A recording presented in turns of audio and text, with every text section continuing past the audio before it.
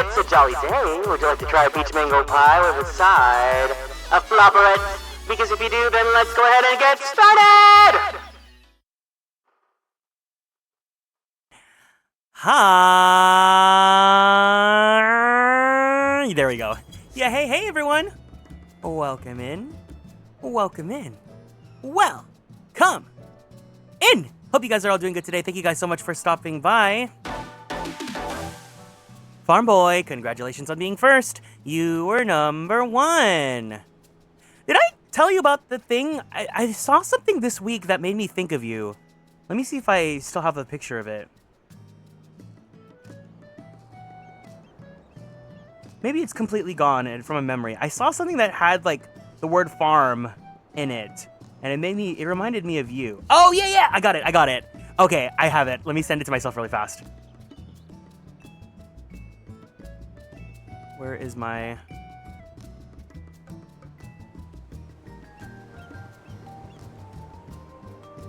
Ooh.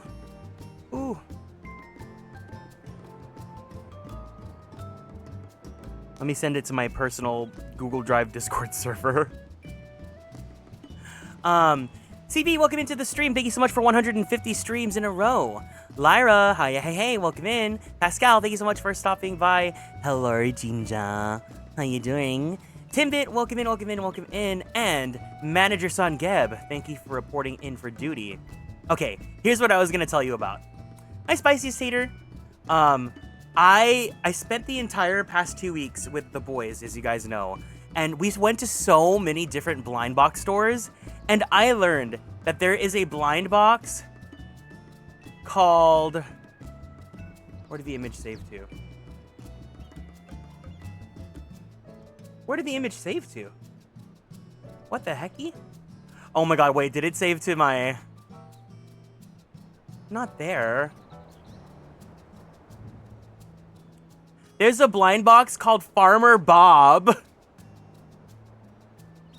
It's actually really cute, but I saw Farmer Bob and I was like, Farm Boy. Farmer Bob. Boy Farms, exactly. Hi, Evan, welcome in. Doing my grocery shopping right now. I didn't know you'd be streaming by the time I got home, so I must check in. Well, you're here. Farmer Bob boy. Sponge boy, me Farmer Bob. But before we get into it, the housing lottery ended today, and it's time to see if I got a house or not. No! We lost!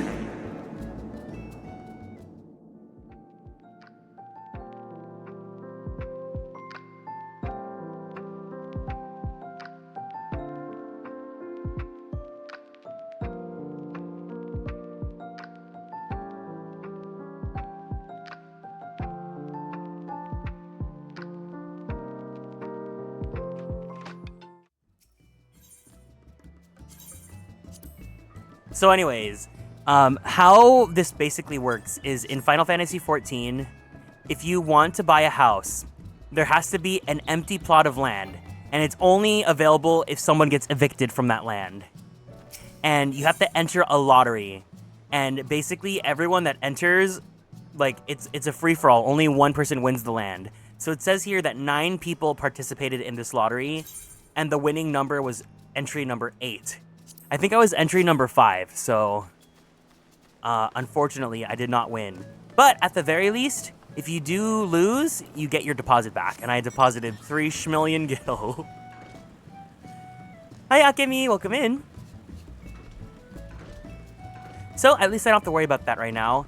I don't think I can enter any other housing lotteries at the moment. I think I have to wait until the next lottery period. But until then, Garrick does not have a house. It's time to go to the moon, though. Why is that too? I know, why are we simulating the real-life housing market in Final Fantasy?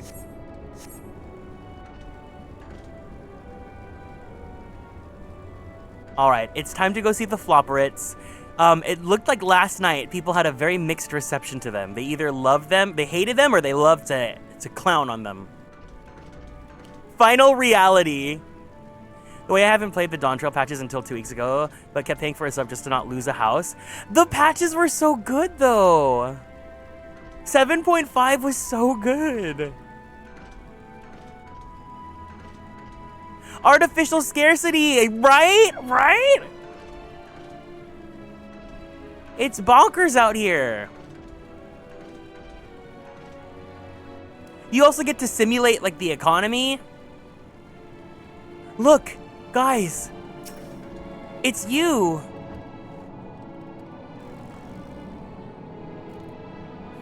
Me?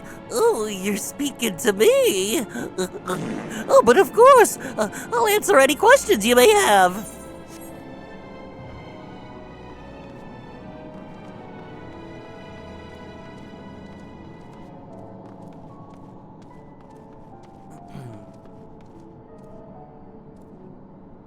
What cracks me up is that everyone can have an island now, but they haven't figured out housing. I think they're just trying to keep the scarcity artificially. It incites, like, incentive, and people, like, you know, fuel the economy in this game or something.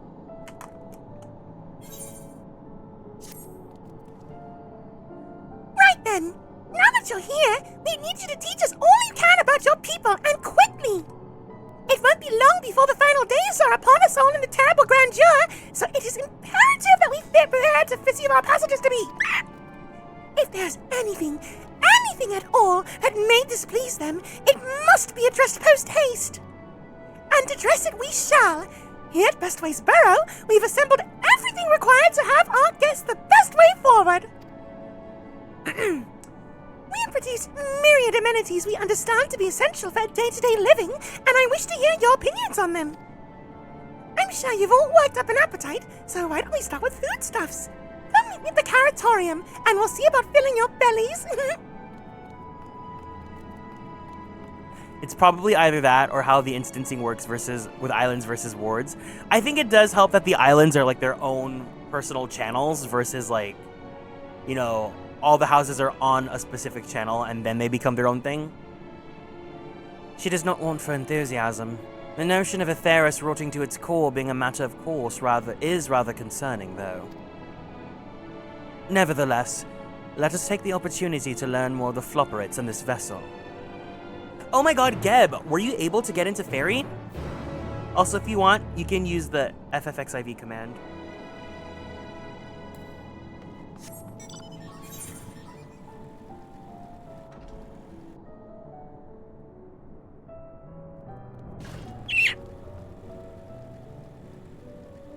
That makes too much sense. You know what? It's fine. I have been pumped. Like, I just keep thinking about how excited I am to play Final Fantasy XIV right now. Currently nursing a headache. Oh no, I'm so sorry to hear that. I didn't know that even Gebs get headaches.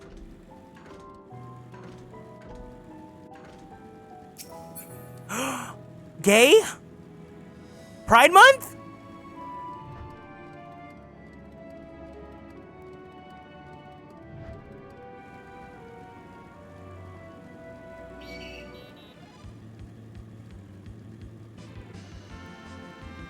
That's so funny that they just straight up use the Final Fantasy IV battle music.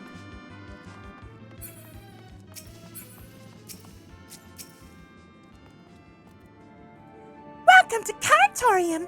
Here we create prototypes of the various sundries required by our soon-to-be passengers. Allow me to introduce the head of foodstuff production. Cooking Way, pleasure to meet you all. Our work has involved no small amount of trial and error, but after many cycles of painstaking labor, I dare say we created the finest cuisine our guests could ask for. I've learned all about the essential nutrients for a healthy and balanced diet from the reference materials we received. Why, I practically won the words from those invaluable pages. Naturally, we've also considered ease of growth and production. We will not want for ingredients. I must insist you try some. We have fresh stock recently prepared on account of, because we just woke up and we were all quite famished. Hop away to the platforms here, and you'll find a storage unit full to bursting with delectable delights. Help yourself to anything you like.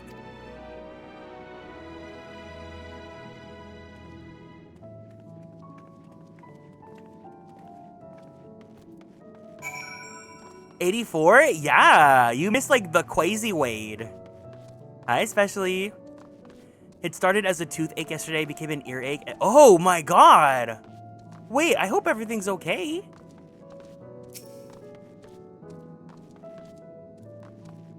An ache into an ache into an ache is not right. Hi, Sakura, welcome in. You open the storage unit, and there's a rainbow carrot! Okay, what color carrot are we getting? The unassuming orange carrot, the peculiar blue carrot, the bright, vibrant yellow carrot, the ominous crimson carrot. Wait, hold on, before we do it. Ginger? I think you know what I'm gonna ask you. Ginger? Would you like to do the honors?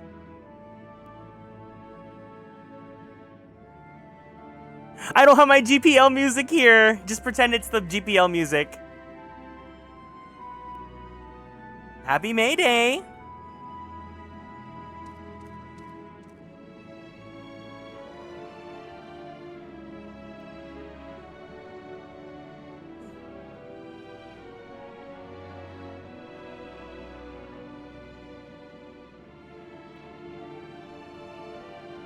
Carrot. You researched Tweeting Way? Yeah, they basically had like a Floporrit take over as the Twitter voice person.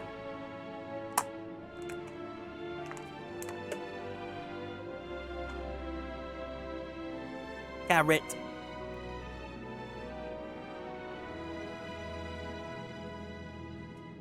What if I use the elimination music? Hold on. There we go. Does this incentivize? Yep, the votes are coming in. Eliminate the carrot.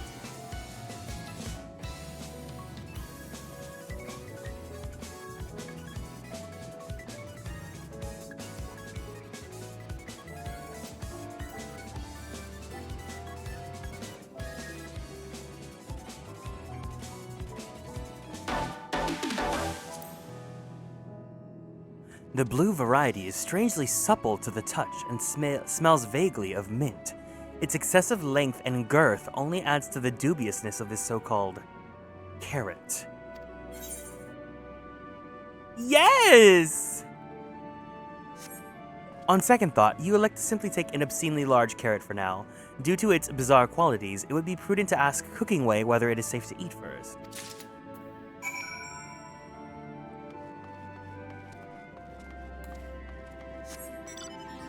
The way that they use the word girth to describe a carrot. So, did any of our selections set your mouth to watering?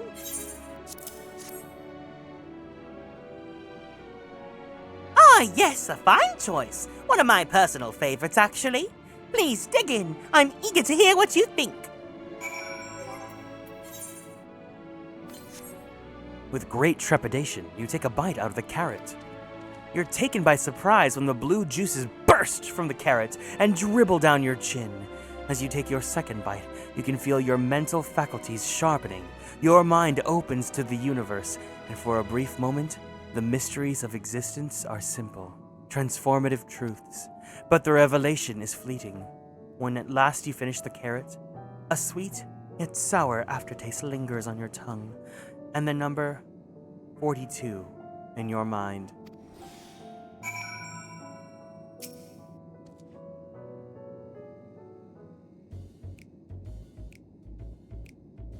Well, what did you think? Unlike anything you've ever tasted, yes?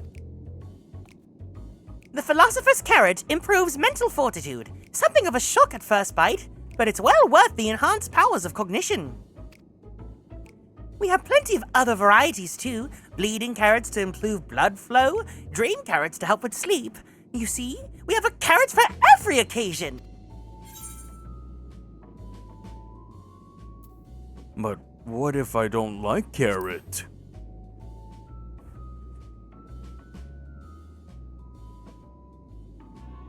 Oh, you don't like carrots? Oh, you must mean you don't like them served in this fashion. Worry not, we have pureed versions on hand if you haven't the time to chew. I take it you two have had a wide assortment of carrots to choose from and naught else.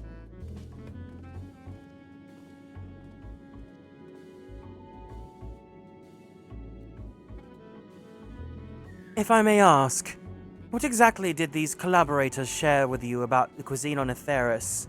Surely you are aware that we have an abundance of dishes and foods you could emulate.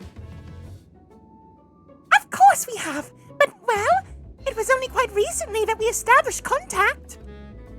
Even holding a conversation was a struggle at first, so imagine our surprise when we were sent a mountain of books and documents with no clear instructions. The sheer amount of information was overwhelming. If it wasn't for that encyclopedia I found, we would have been at a loss for where to begin. And so we decided, rather than divide our resources to prepare a variety of middling and potentially unsatisfying meals, it would be more efficient to devote our efforts to the production of a single perfect food. That's all well and good, but man cannot live on raw carrots alone. Have you considered cooking them? You mean steaming, roasting, boiling, and all the like? I suppose we... Oh, you mean steaming, boiling, roasting, and all the like? I suppose we could prepare the carrots in other ways. You guys like carrots? Shout out to carrots. But our primary concern was efficiency. And what's more efficient than sinking your teeth into a carrot fresh from production? A rather strange approach to take for one named Cooking Way, isn't it? Well, Well, technically speaking, Cooking Way isn't my given name. When first created, we were all named in the old tongue.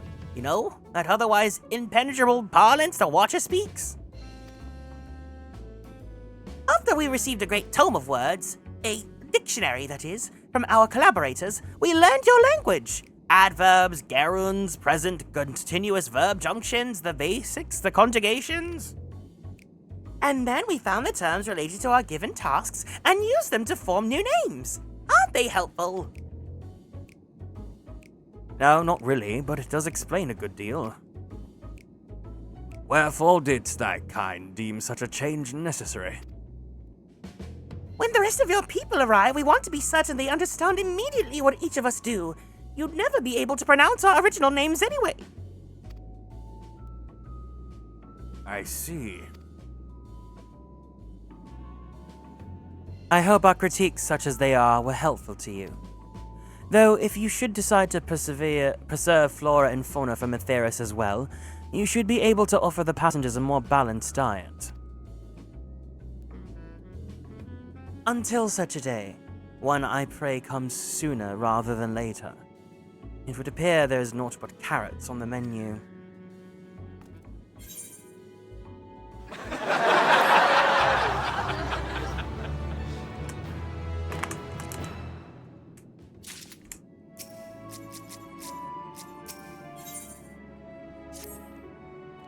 I think we've had our fill of carrots for now.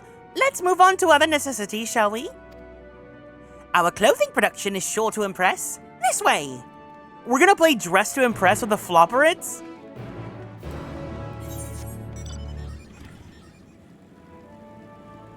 Hi, Osaf, welcome in.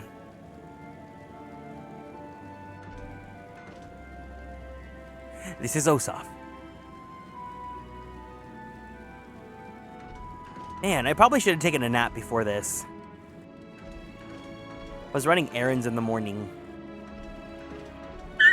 Let me up! Let me up! Let me up! Let me up!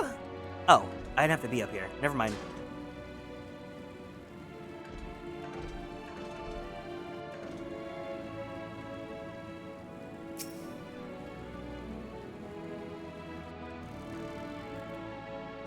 One second.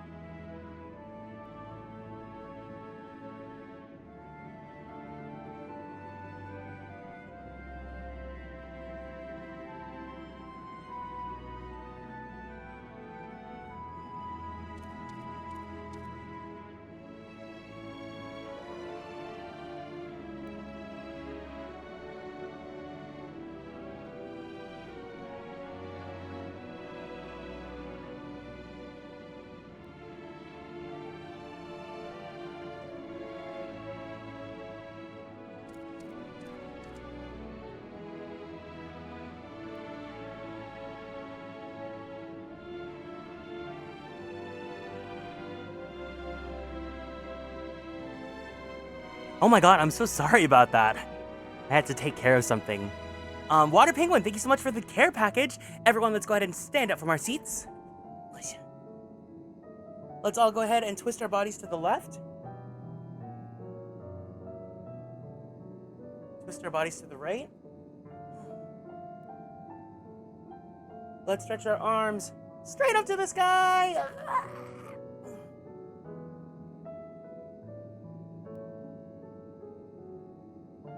Let's take a deep breath in.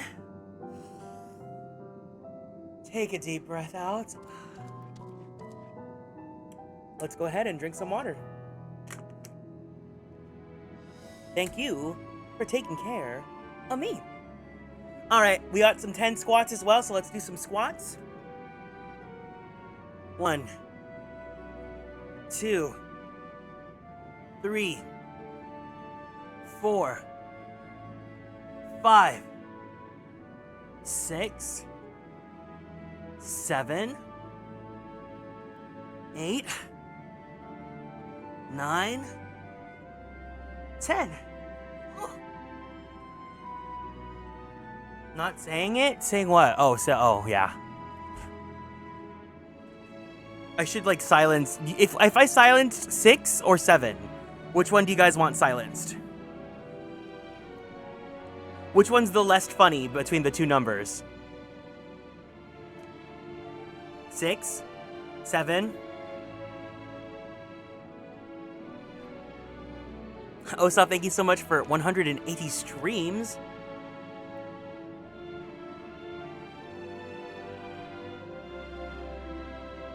Seven is my number.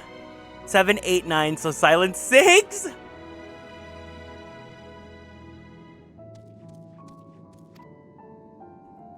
We've chosen to employ more traditional methods for this task. Creation magics. Heidelin, in her infinite wisdom, blessed us with the self-same affinity for her magic her people possessed. We have other amazing talents, of course, and I know you're dying to hear about them, but I will regale you in the details at another time. That said, we did run into a spot of trouble at first. Our magic alone was not sufficient to see our work done. We've gone so far that we're eliminating no. Oh, we should have done a poll. Ginger, do you want to do a poll? Which one are we eliminating, 6 or 7? In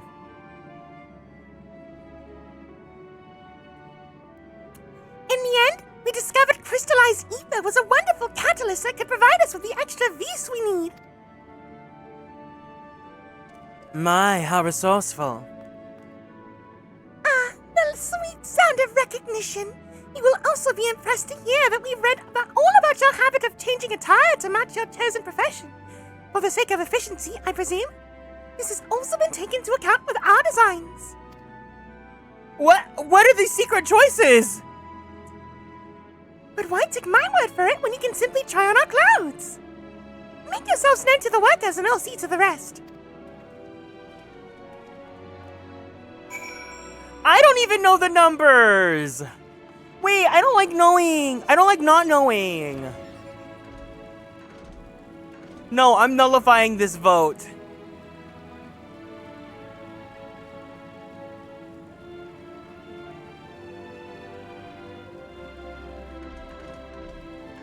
Wait, how did suddenly 7 start winning?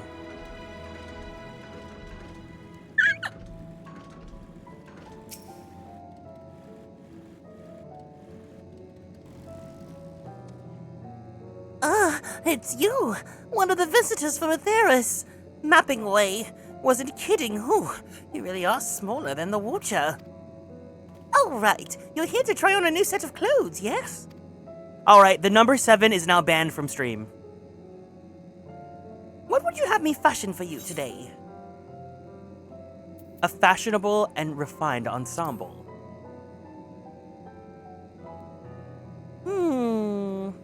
Fashionable. Right. Well, I first need to expose the producer, so please give me one moment.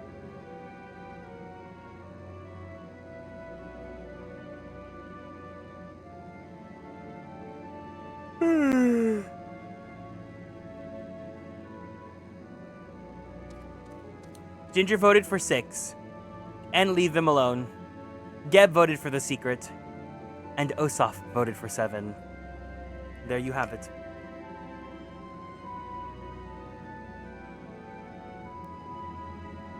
You'll take a nap? I want to take a nap.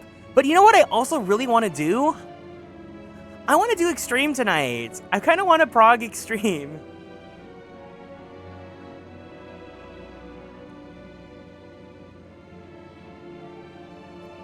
Well, it's still like new and fresh. I don't want to watch a guide. I just want to do it.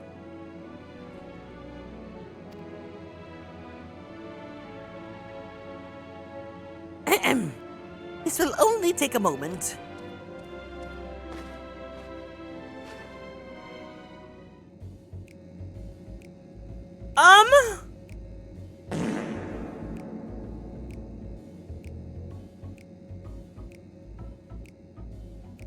There we are, all finished.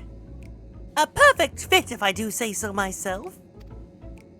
I'll be honest, I know nothing of fashion, let alone fashion on Atheris. But I'd wager no one down there has ever worn anything like this fine ensemble. Perhaps you can start a trend. Timu Asian? Would you look at that? Speechless. And there I thought you may not like it. If you've a mind to try something else, why not speak with my fellow artisans? I'm sure they'd be happy to oblige. Hi Juan, welcome in.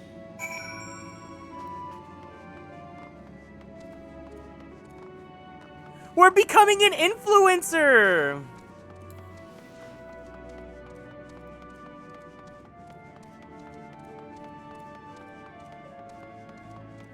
Am I influencing y'all?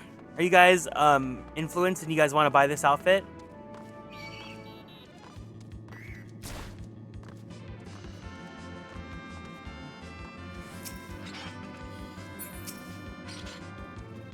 Girl?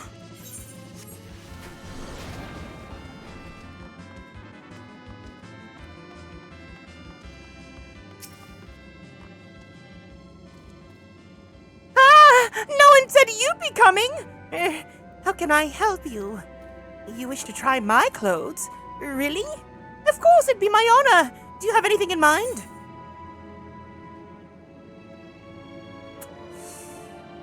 Surprise me. I think I can handle that. Let's see.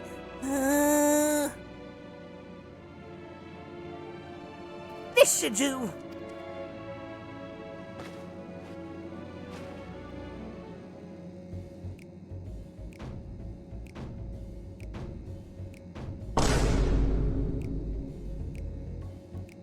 Cheetah print? Some of my best work yet. It's a relatively new concept incorporating an idea that's never been tried with clothing before. Fragrance. Can you smell the carrots?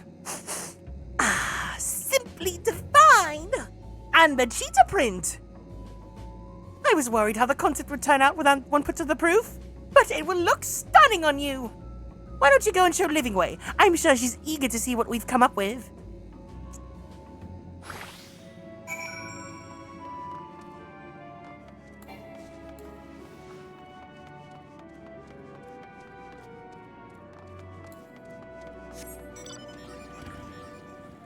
I wish they let us use these guises more. Guises are cool. They're basically like mini glamours. My, don't we look splendid? The result of much trial and error, but I know quality work when I see it. Shh, you needn't speak. I can see your adoration for the moon and we Floporrits in your eyes. No doubt your friends will feel the same having sampled our creations.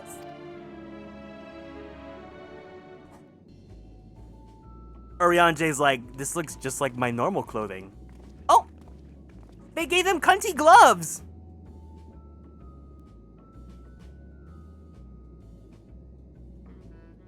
Sorry to have kept you waiting.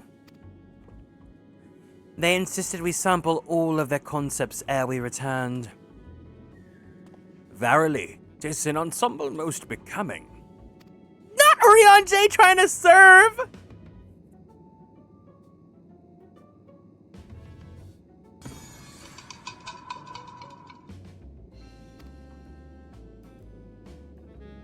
I think it's past time we return these clothes.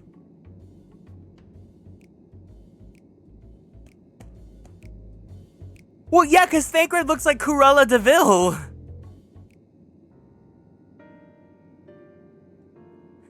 I was so confident our garments would meet your approval. Whatever are we doing wrong? The Watcher taught us that in his time, everyone wore the same robes. To do otherwise was against the social etiquette. We thought we could appeal to modern taste by tailoring their robes to specific professions, but... Please, you mustn't be so hard on yourself. Should we resort to evacuating the people of Atheris, they will most certainly have need of your attire. 'Tis clear you spared no effort in addressing our needs, but you must understand that we are not so... homogeneous. Speaking for myself, what I wear now better suits my tastes, even if it is of inferior make.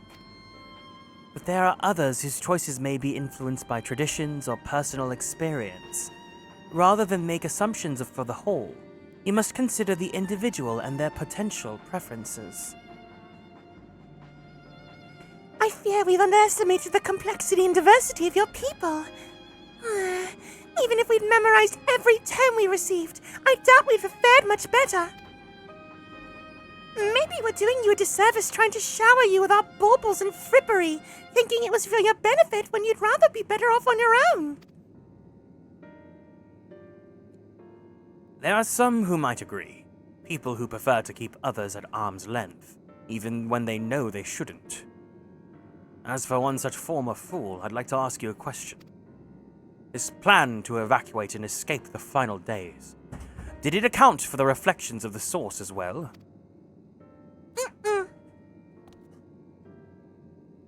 Not that I'm aware of.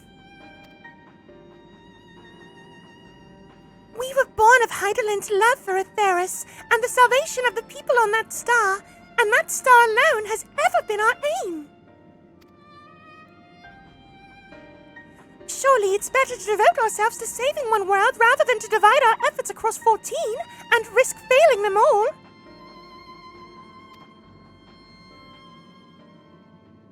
I suppose you're right. Livingway, might we have leave to explore the Bestaway burrows unattended? You've given us much to think about. Why, certainly. Until later, then.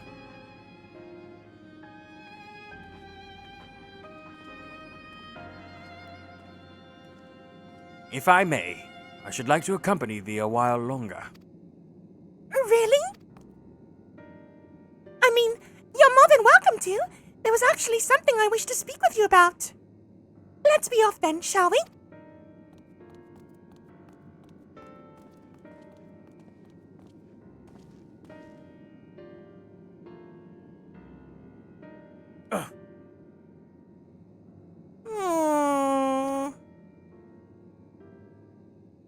This isn't even the Floporrits' fault, it's whatever flops are contacting them.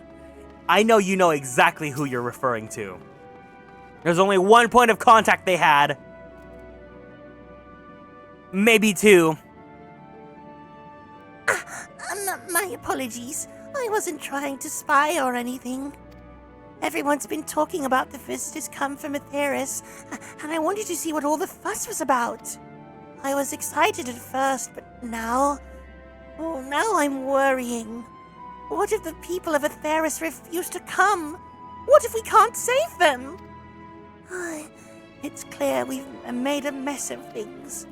Oh, but wait. You still haven't visited the domiciles. Once you see them, you'll understand how wonderful the moon truly is. I'm sure of it.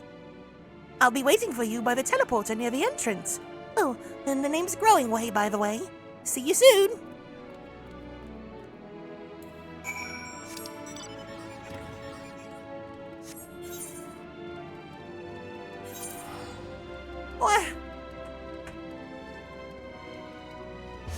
I need coffee. I need caffeine.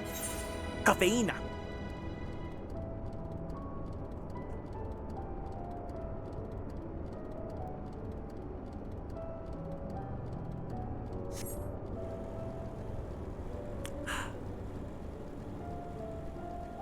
I got my appy juice. It's very yummy. You're here! You're really here! Thank you! Thank you so much! Sorry, what should I call you? The appy juice? Yes, I got the appy juice. Garrick Arkwright, eh? Crikey! Crikey! Even your names are amazing. Ginger. Crikey! Even your names are amazing. Well, Garrick, we'll be using the teleporter to enter the residential area. Whenever you're ready.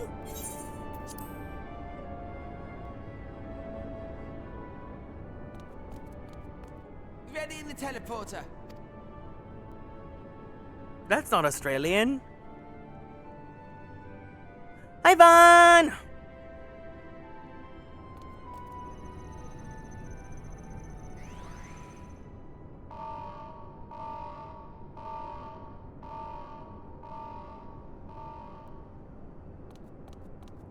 Hold on one second.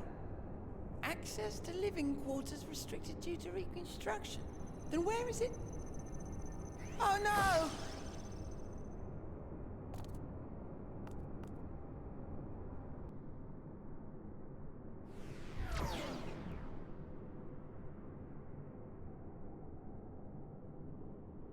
A private audience, as thou didst request, for reasons I know not.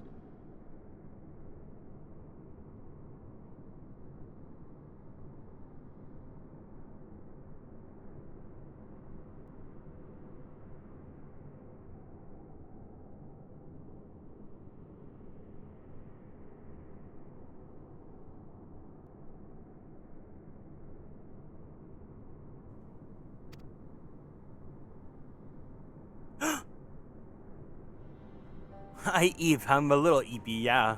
Just a precaution. I'd rather I didn't have to ask the question at all, but I take my responsibilities very, very seriously. Do you and your friends, by any chance, find our accommodation wanting? Be honest, brutally even. Oh no! We're gonna give their Airbnb an awful rating! Hi, Seraph. 'Twould be ungracious of me to belittle the efforts of thee and thine. Lovely sentiment, really. But the disappointment is writ plain on your comrades' faces. It's all the more frustrating since no one will come out and say what they find wanting. Oh my god! It's Instant Hotel!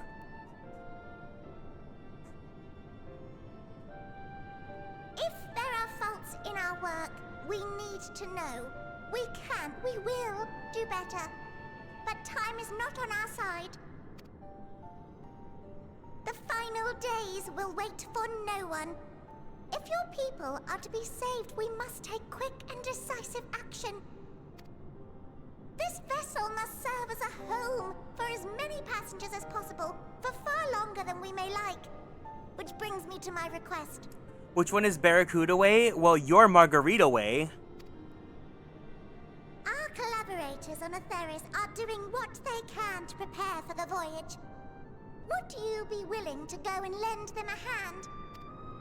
Having seen the moon for yourself, you could speak to its many splendors, learn what else they might require, and assuage whatever concerns they have. Don't you know who I am? I'm Big Beefy Boy Way. Wherefore wouldst thou entrust me with such a task? Hi, Angora. How to put it? You're the only one who appears not to be wholly unsatisfied with our work. Oh, quite good at pretending that's the case, at least. Calm, collected, tactful to a fault. Very particular with your words, too. You understand that, in the face of great danger, one cannot pursue perfection at the expense of practicality. The difficult choices must often be made for the greater good.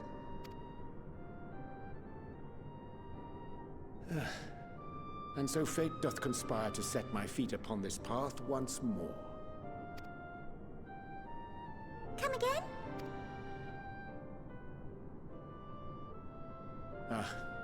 Idle musings. 'Tis no trifle, thou dost ask. Yet full well do I understand the urgency and necessity. Oh, dear me! Dear me! I was terribly sorry for the mix-up. It's a bit of a malfunction. I hadn't realized the residential quarters were inaccessible, you see. But you're still in one piece. So, all's well that ends well, yes? Won't happen again. I promise. Oh my god, is this the Jonathan Bailey rabbit?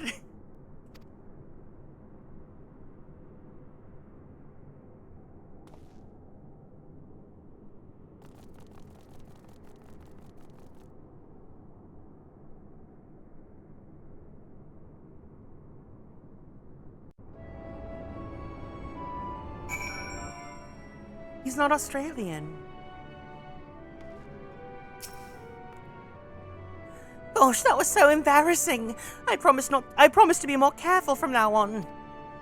Since the residential quarters are closed for now, I've rerouted the teleporter to allow travel between floors instead. Hopefully it proves useful in the meantime. A shame you couldn't see it, though. You really would have liked it. Hi, King Weakfish. Welcome in.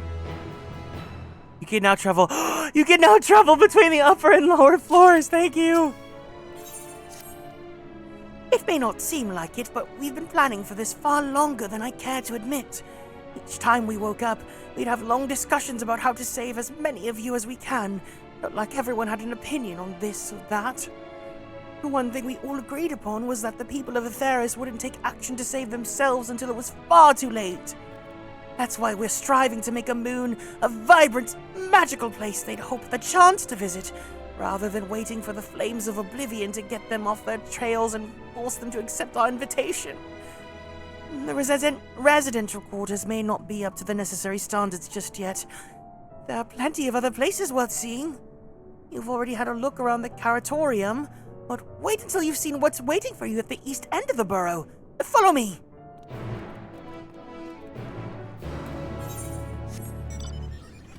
Wait, so I can just teleport between up and down? Oh.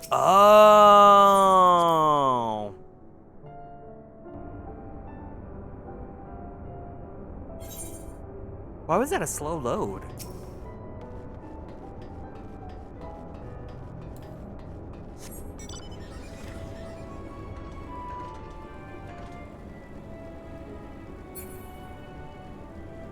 I'm so eepy, but I'm also thinking about doing the extreme trial.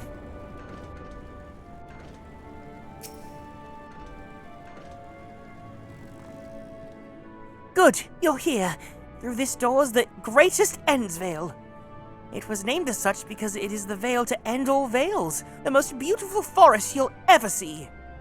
We understand the people of Theris enjoy taking leisurely walks through the natural spaces and the like, so I'm sure you'll enjoy it.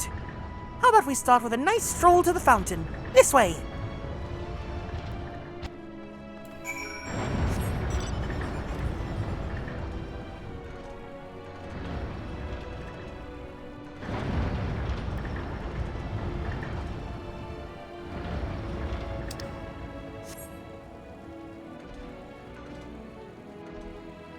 It is kind of giving Disneyland.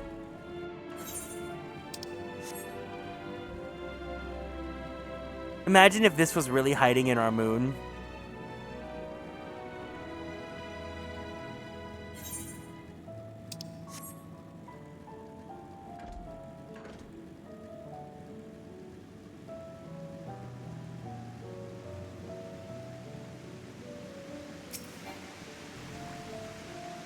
So, what do you think about the forest?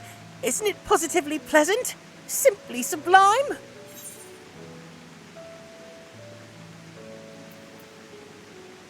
Tis as transcendent as burying your face in a chocobo's plumage and taking a good long whiff. You really think so? Oh, truly? Hearing you say that means more to me than you know. Personally, I'd say this place is the pride of the Barrow. Ha ha, ha ha. Be who you are for your pride. Building this place was a challenge, let me tell you. Since we were born here, we've never seen trees in person before, let alone a forest. The information sent by our collaborators was quite enlightening, but after much deliberation, we decided to use crystalline constructs in place of living trees. And thanks to our atmospheric circulation system, this place produces air as clean as that you'd find in a forest on a terrace. The fountain here behind us, powered by the rather large crystal adorning its top, plays a vital role in supplying us with fresh water. Much time and effort was spent making it the most spherical of spheres, and I dare say the unparalleled roundness speaks for itself. I enjoy nothing more than a nice, long stretch and a spot of relaxation whenever I come up here. You look like you could do with a stretch yourself. Finally got the game to open? Yay! I'm sorry to hear that you were having some black screen.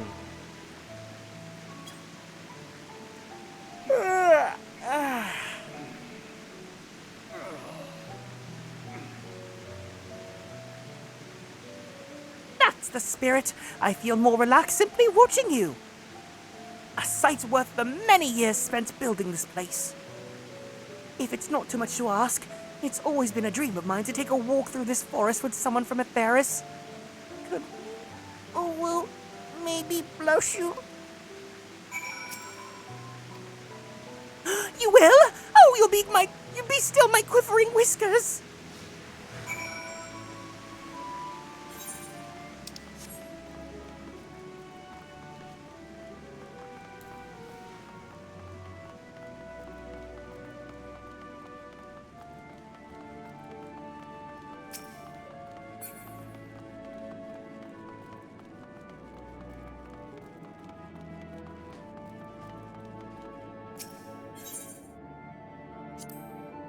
What?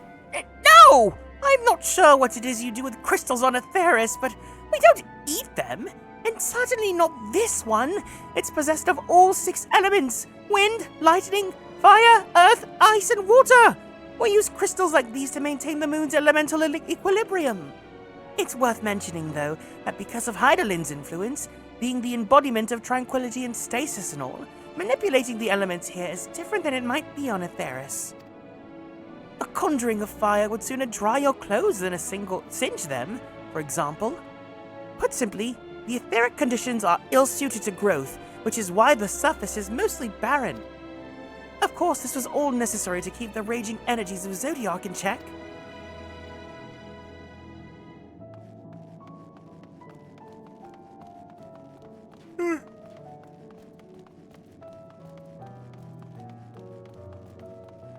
I think it's because the music just is so lullaby coded. I was thinking, Garrick, that I could be more helpful to you by teaching you a little about the moon and what it is we do. When we were first created, the moon's sole purpose was to hold Zodiac, and there was absolutely nothing to be found here. Eventually, Hydaelyn gave us our first task: furnish the moon with propulsion systems capable of facilitating travel to other stars. It sounds impressive, and I suppose in some respects it is, but it was only possible thanks to all the knowledge Hydaelyn shared with us. We also had a lot of time to get it done. 6,000 years, give or take. But anyway, let's keep going.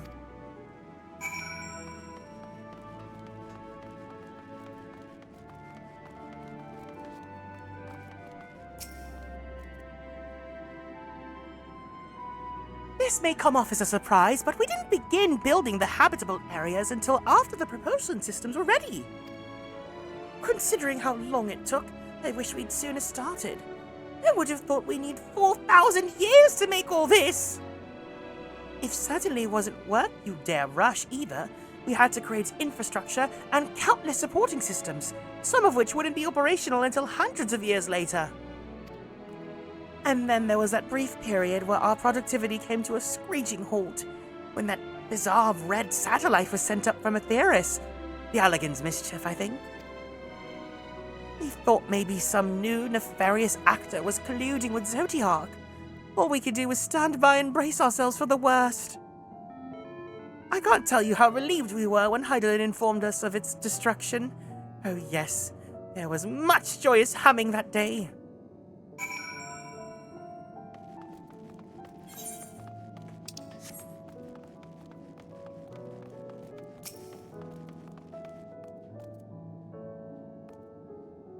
Say, do you notice anything peculiar about the treetops?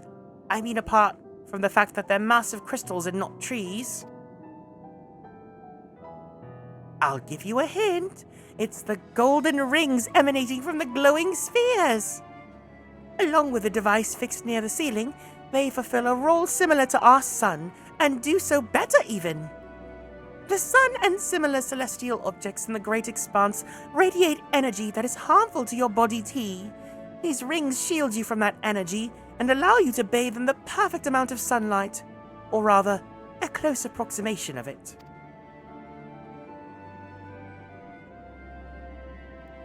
Pretty impressive, wouldn't you say? Oh, and if you look closely, you'll see different types of trees that have ever so slightly different curvature. Yes, indeed, this forest truly is the greatest. The Floporrits singing and laughing during the ARR trailer? No!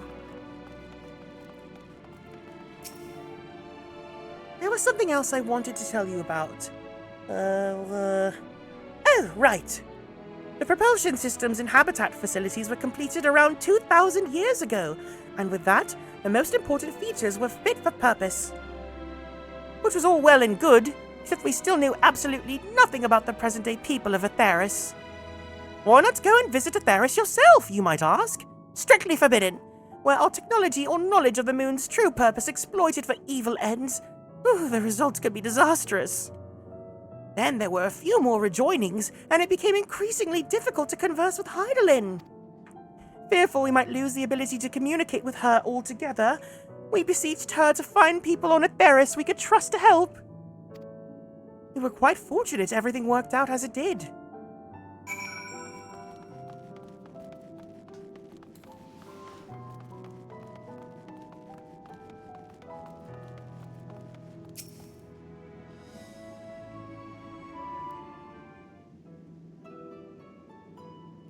With the exception of routine inspections and maintenance, we remained asleep and waited, hopeful Heidelin would find someone who would help us.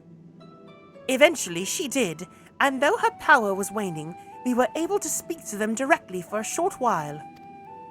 We shared with them everything we could, including our knowledge of the heavens and a means to travel here to the moon. They certainly didn't waste any time with what we taught them. No more than a few years after that, our collaborators found a means to convey messages and supplies to us from down below. With all the letters, books, and other resources they sent, we learned enough to start making more meaningful changes to the moon. And now you're here, hopefully enjoying yourself as much as I am. Happy! I knew you would like Greatest Endvale. I knew it! Thank you again for coming here, by the way. I know it was just a walk through the forest, but it meant a lot to me. There you are. I take it you've already I take it you've already received the Grand Tour. A shame we missed it. Rowingway, I've been looking all over for you.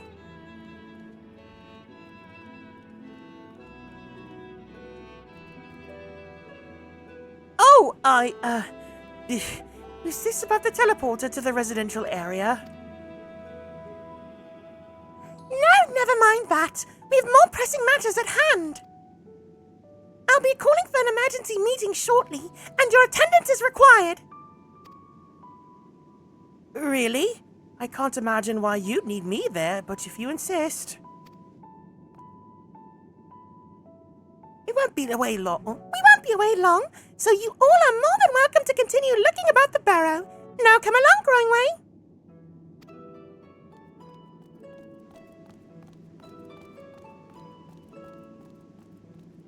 Before we arrived, you seemed to be in the midst of a rousing conversation with your guide. Did you learn anything of import?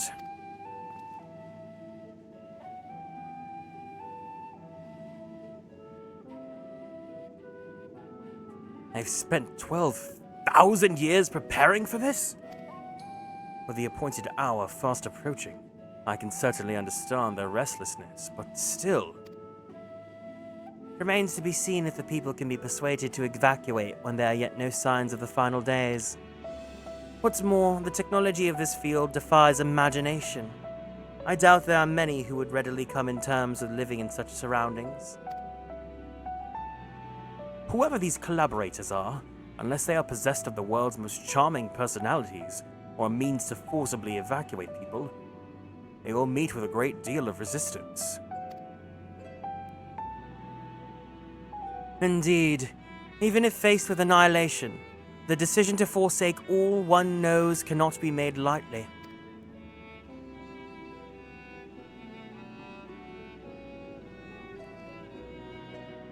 Forgive me, friends, but I must beg your leave. There is another matter which yet begs for mine attention.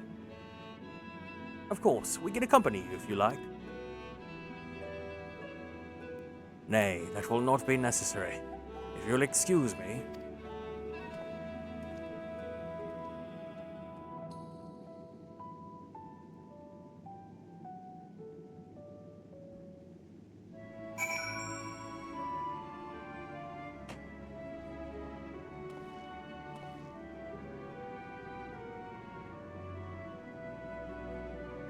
Urianger. 'Tis clear now that difficult decisions lie ahead of us. Preparation for the evacuation of Atheris is indeed crucial, but I am not yet willing to forsake our world and its reflections, and I trust I am not able to alone in my reticence.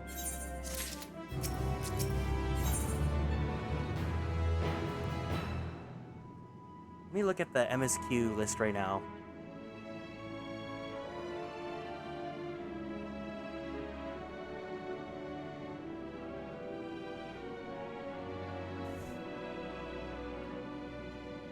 Oh, we're kind of close-ish to the next dungeon. Oh my god, Urianger has such a fun, you never know with him. Did Urianger seem strange to you? More so than usual, I mean. I know he's a penchant for keeping his own counsel, but I'd be lying if I said I wasn't worried. To go and see if he's alright. Y'shtola and I will remain here and see what else we can learn about the final days. You hurry, perhaps you can catch up to him.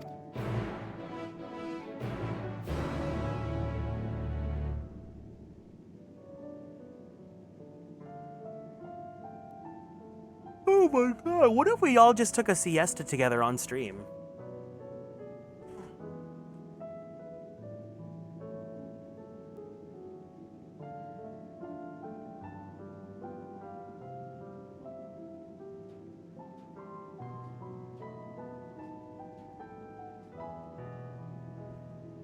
Slumber party. Slumber party.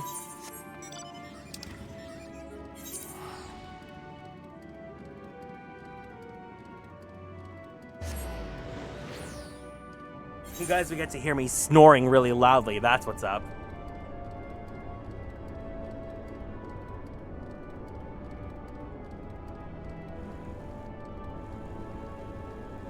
Yeah, I'm really eepy. But I don't want to end stream so soon.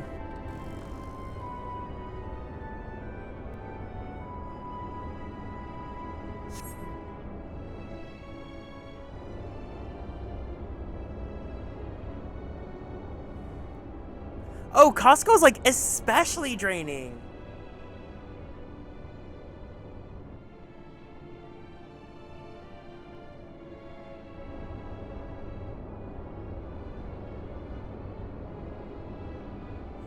Urianger appears to be heading towards the entrance to Bestway's burrow. You're only halfway through your shift? No!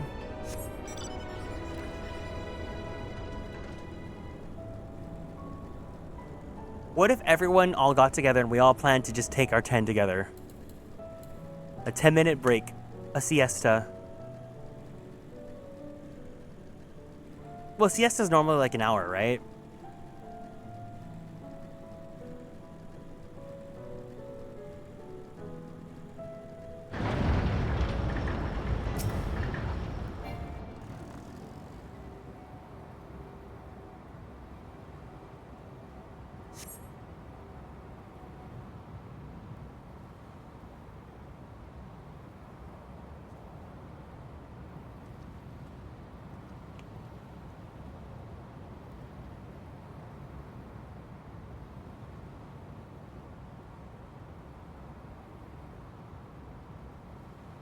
Rianger ventures off into Mare Lamentorum for reasons unknown. You must tread carefully. No, not the sneaking mission!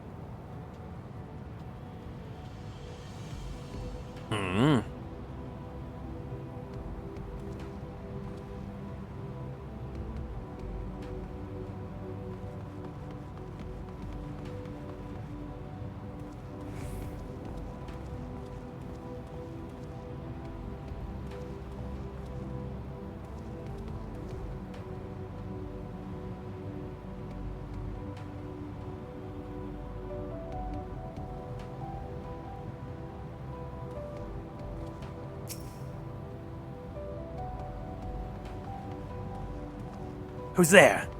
Oh!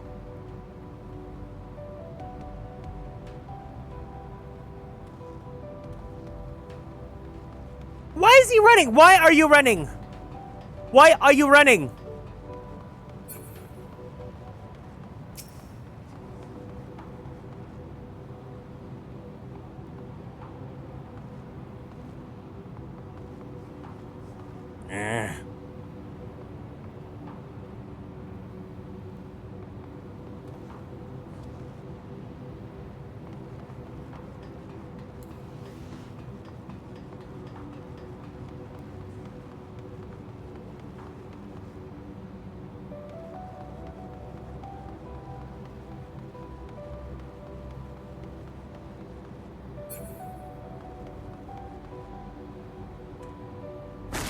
This is what a superstar looks like.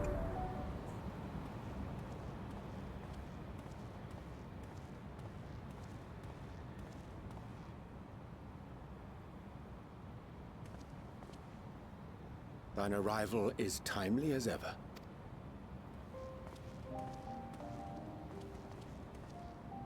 Thou didst chance to overhear my conversation with Living Way, I presume?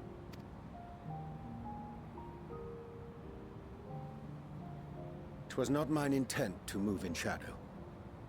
Nevertheless, I have been asked to do that and more yet again.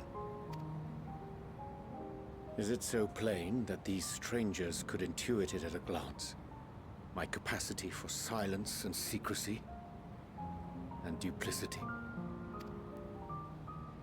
When Grahatir did contrive to deliver the first at the price of his own life, I was complicit in the scheme. A sacrifice averted for a mercy. Would that I could say the same for Minfilia. One life for one world. And by that bloody bargain, brokered by my hand, were the scions robbed of a dear comrade, and Flamine her beloved daughter.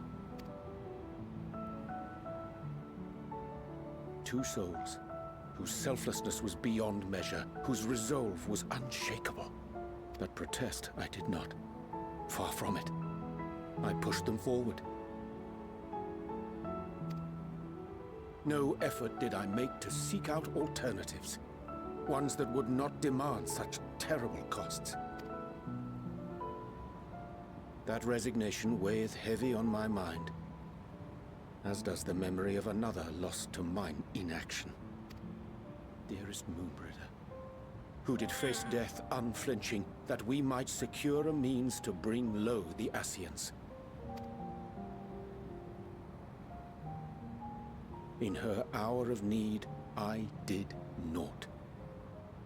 Dutiful disciple of Louisoix, ever looking to the greater good. Had I shut mine eyes and bid her live instead, mayhap she would be with us today.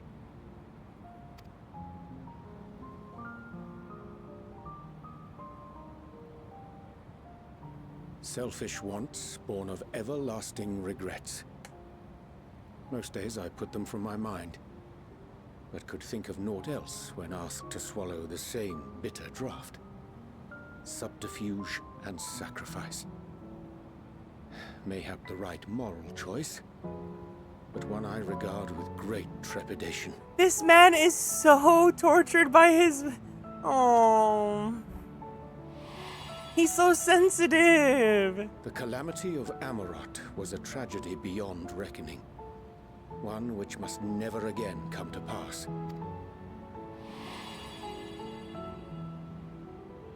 Thus must we struggle, haunted by ghosts of those we have lost, clinging to those we pray we can yet save. But what of those we cannot? How do we make peace with the dreadful algebra of necessity?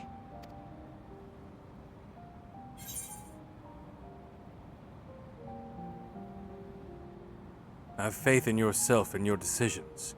Take heart, and protect well those you can.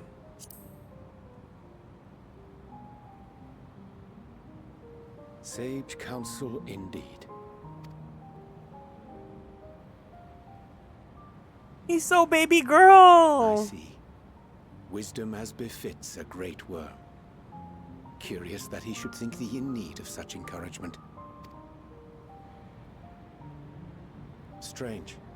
Scarcely can I remember when last we spoke alone, and so candidly.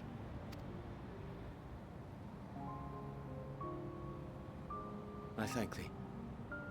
For all my supposed skill with words, I find it difficult to express such private thoughts. As for the Floporrits proposition, I will take time and consider how to respond.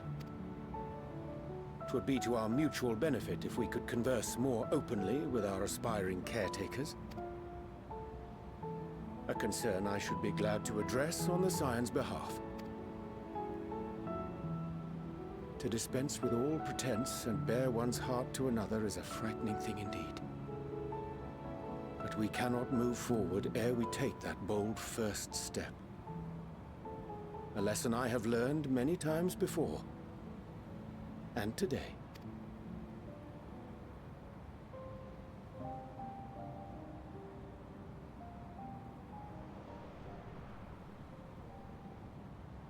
What are they saying? Curse these ears! Bugger. No matter.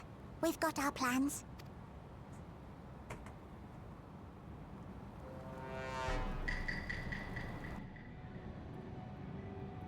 The Floporrits, they're evil.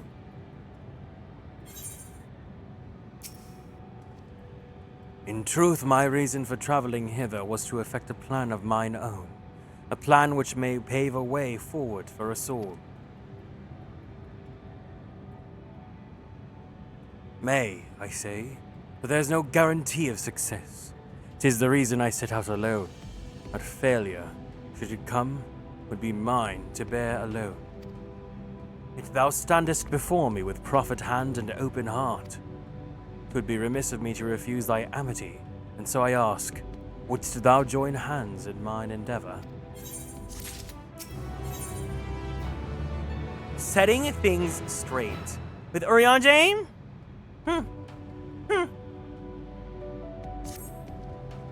I thank thee for accompanying me. 'Tis a simple plan, in truth. We shall not be long away from Bestway's Barrow. Difficult decisions must needs be made in the coming days, but I nevertheless believe that we are all of one mind in our desire to save the people of Etheris. To make clear our resolve of the Floporrits, I would offer them a gift, but its making doth require a most singular ingredient.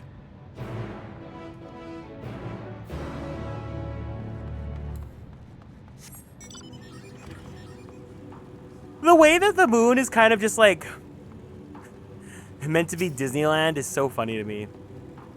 A Disney resort, a Disney World resort. Ah, an abundance of sponge-eye. Excellent. I decided to spy this aggregation when crossing Zodiac's erstwhile prison. Using a spell taught to me by the Numo, I believe these shall suffice for the gift I would fashion. The magic requireth considerable concentration. However, might I prevail upon thee to stand watch while I perform the incantation? Disney tried a space resort and it failed. I was gonna be like, really? And then I realized you would have been like, just talking about this.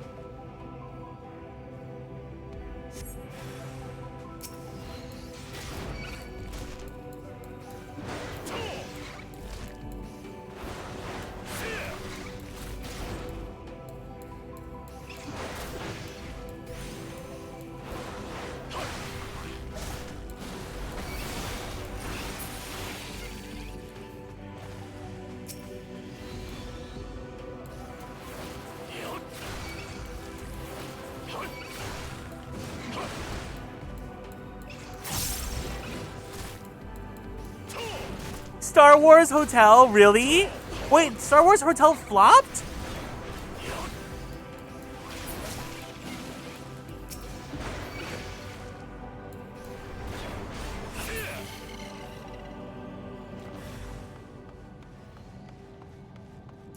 Wow.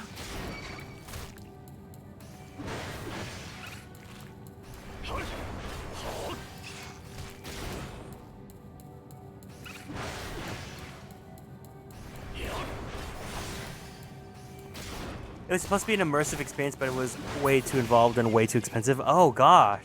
I thought you were just joking with me.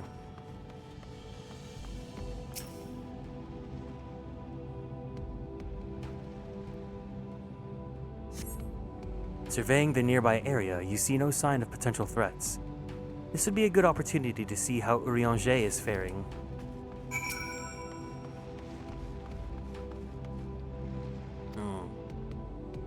Urianger remains fixated on his work.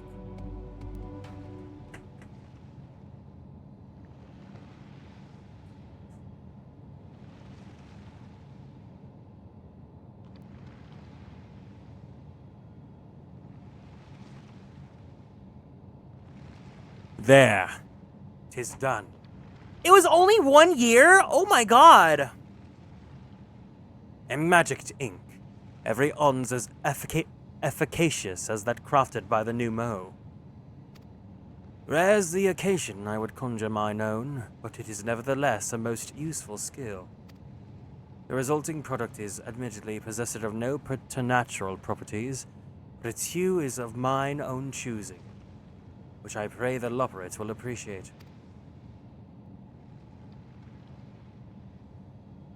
Eric! Urianger! Thank goodness! I thought you'd been eaten, or perhaps fallen into a crater!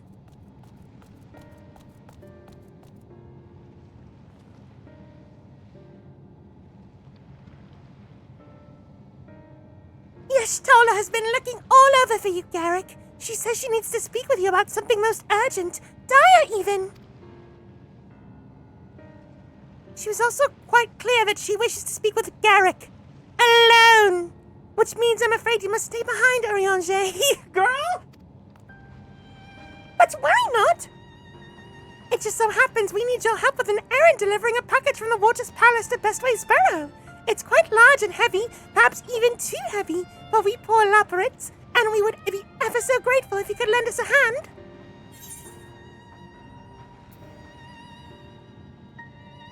That's convenient. Suspiciously convenient. Are you insinuating I'd betray the trust of Heidelland's Chosen? Or worse, do anything to risk getting on Y'shtola's bad side? She's clearly not one to be crossed nor made to wait. Now off with you! Worry not, Garrick. I shall not be long. I'm gonna take a break after this so I can go lay down for like a minute.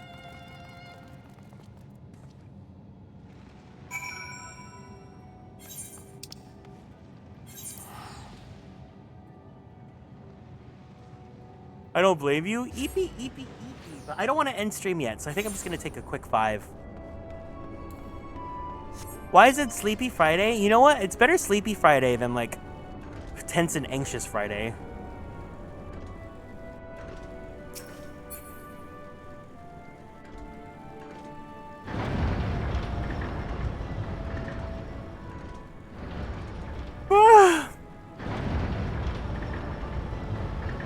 I like take a nap and then like suddenly it's an hour later and the stream was just still on.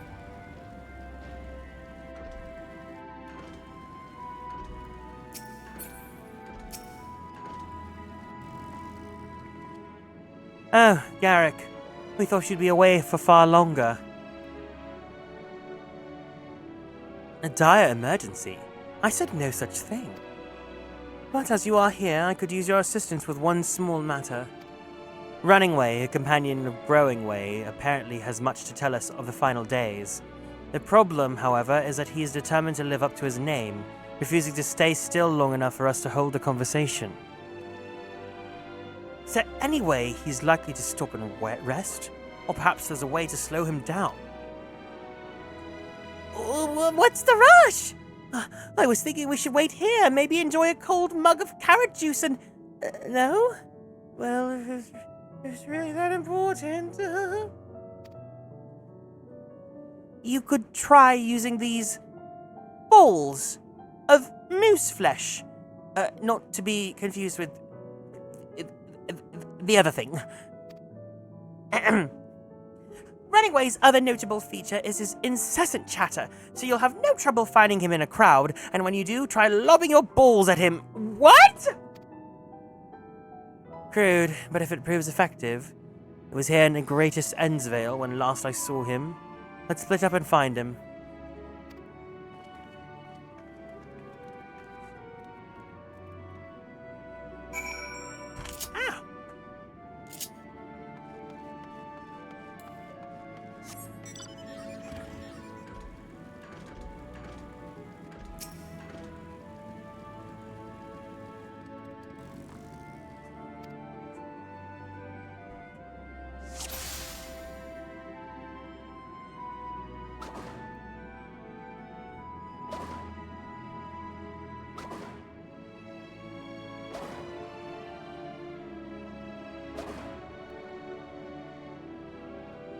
What happened?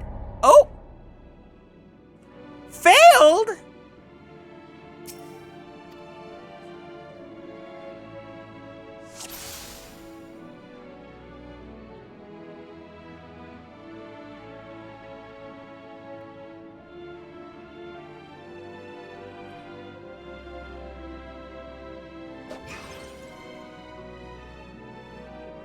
Ow, that's smart! If this was meant to be a joke, it isn't funny!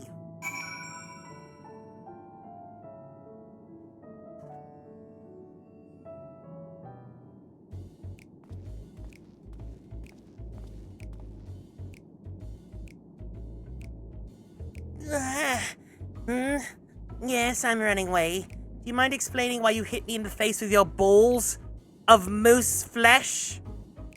Why did they do this? Why?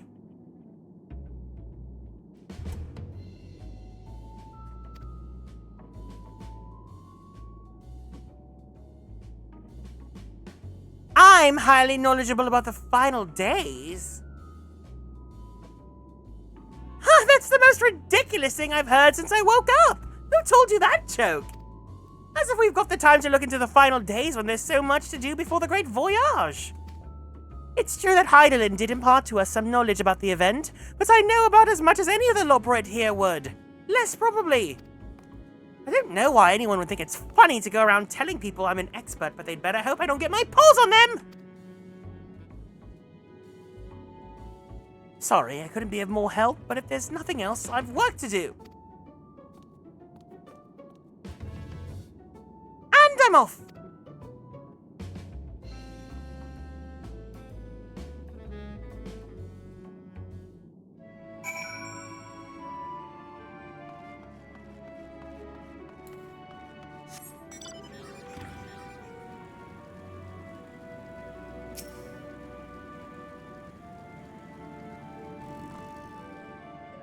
Why did we throw our balls at that rabbit's face? I could find neither hide nor hair of him. How did you fare?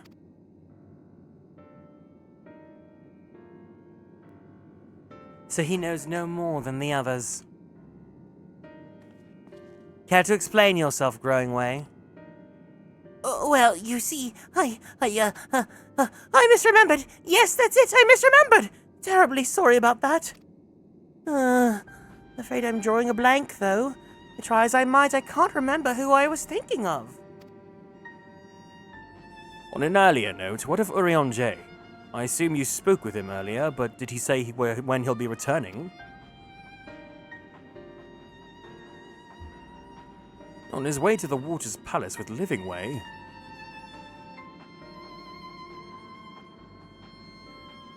Between Growingway's sudden lapse of memory and our other lack of leads, maybe our time would be better spent lending Urianger a hand. What? Now hold on a moment! It's all coming back to me. Yes, I remember! The information you're looking for is in the archives. Yes, that's where you'll find all sorts of useful knowledge, including that pertaining to the final days.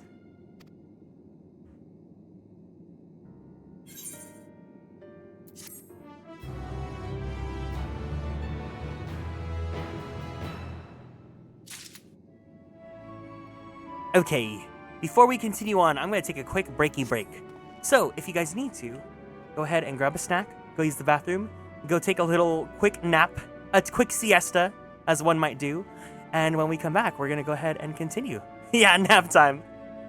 I'll see you guys in a bit, okay? BRB.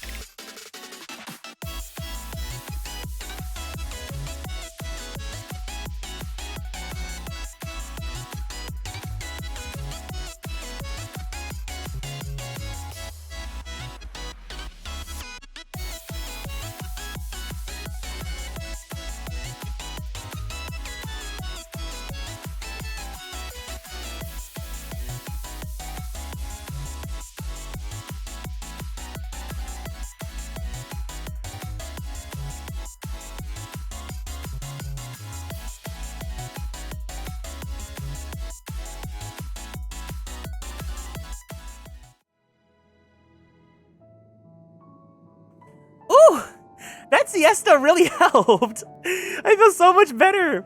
It's like when you're on The Sims and you go to the bed for like 5 minutes and then suddenly like your energy's recharged. I'm back. Let's do this.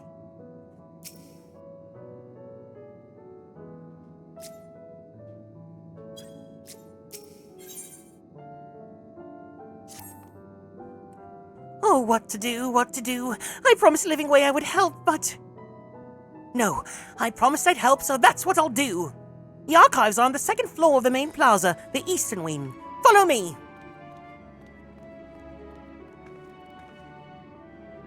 I suspect the Floporrits are up to something, but if there's aught to be learned the final days, I think it's best we play along. For now, at least.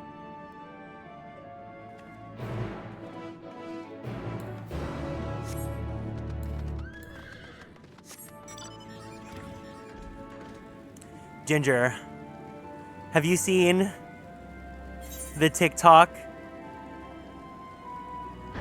of the drag queen recreating the Kelly from Dance Moms rant?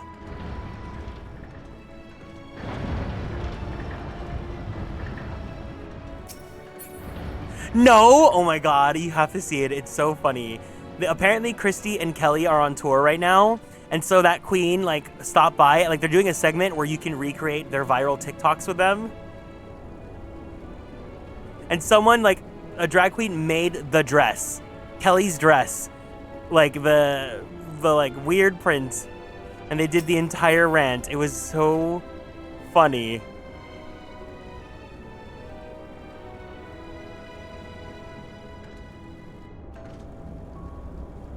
Please look it up.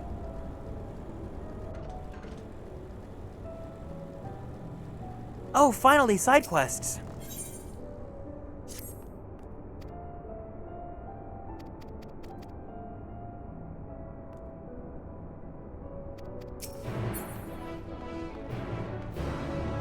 Why can't I use the teleporter now, though?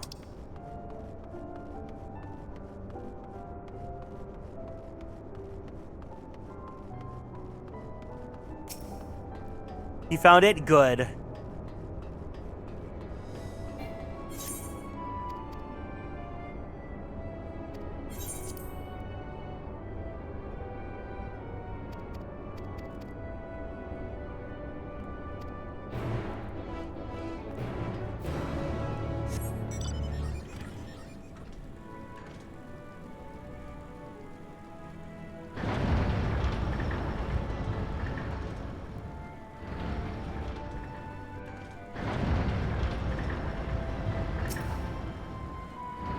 Yawning Way, that was me.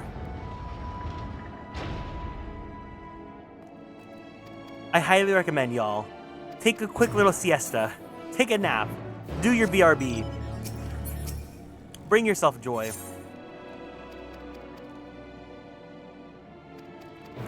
Oh my god, the blue carrot! That looks so unappetizing.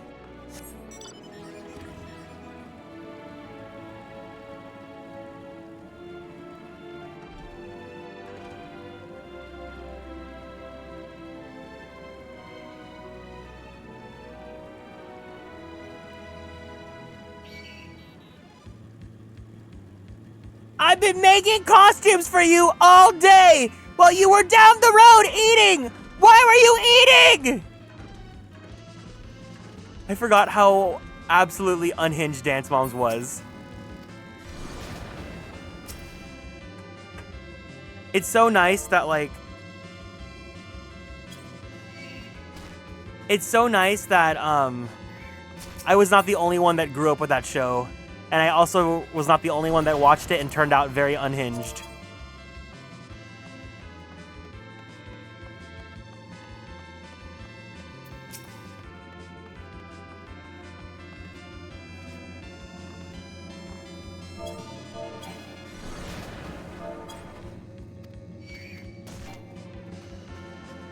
Girl, leave me alone! No one wants you here!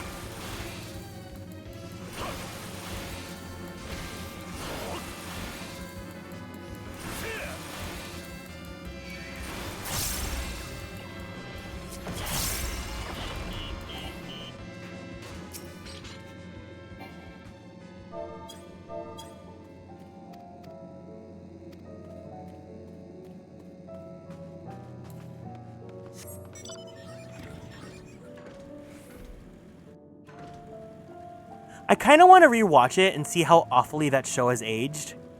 But at the same time, I think maybe just sticking to the TikTok clip compilations is good enough.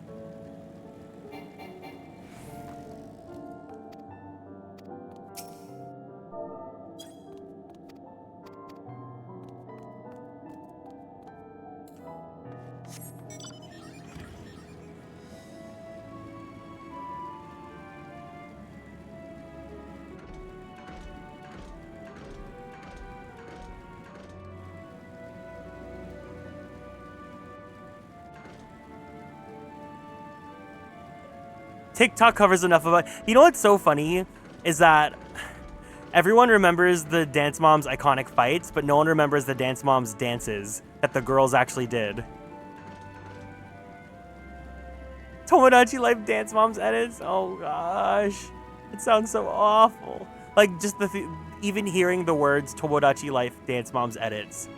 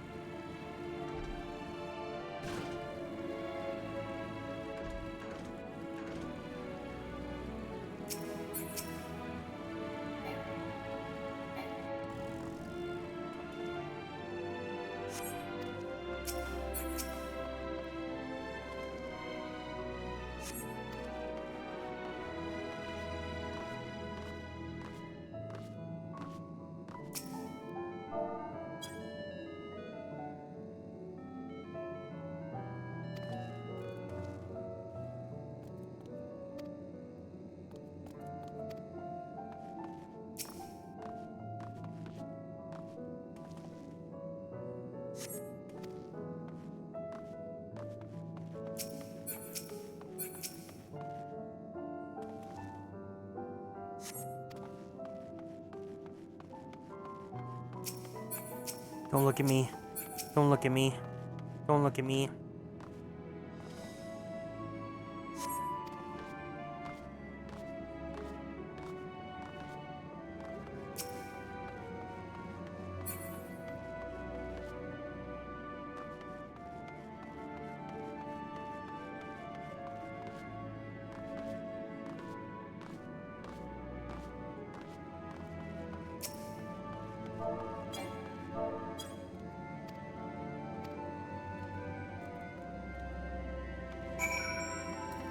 So that one is good to go. I gotta do these side quests so that way I can get my flying.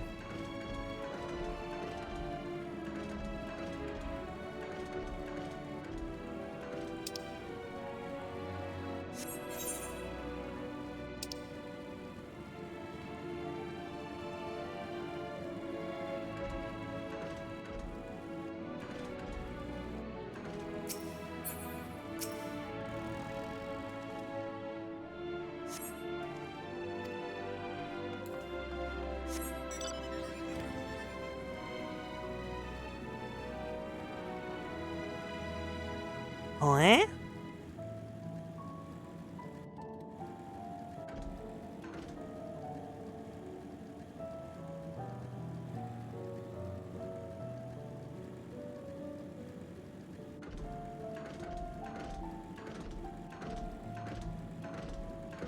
Going up these stairs is so awful.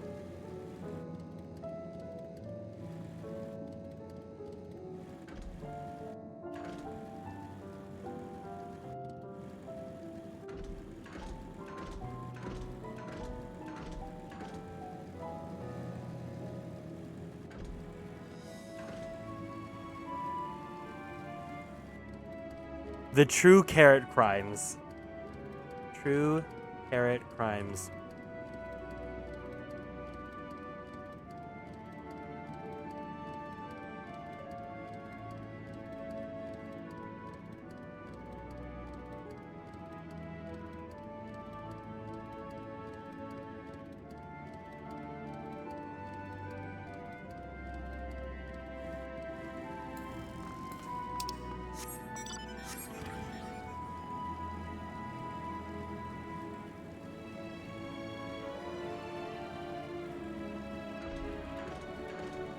Ten 11.9.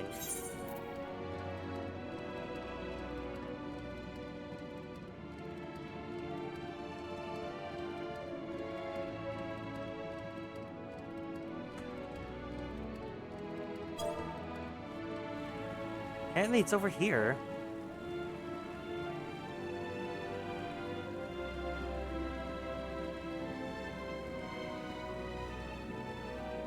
Oh.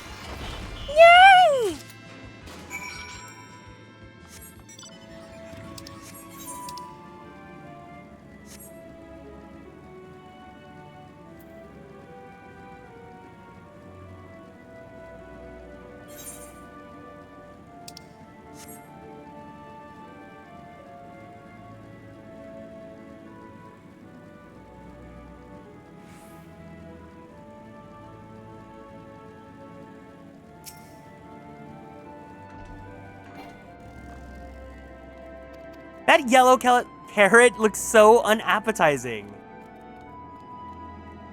But I'm also just not a carrot person. I think they're like okay.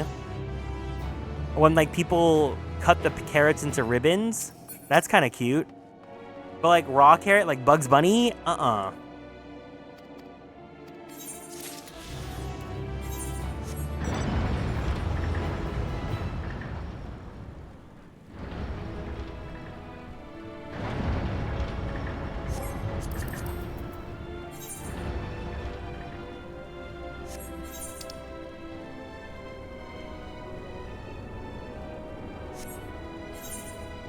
Raw carrot and hummus or ranch? I don't know. Raw carrot just sounds so like dry and sad.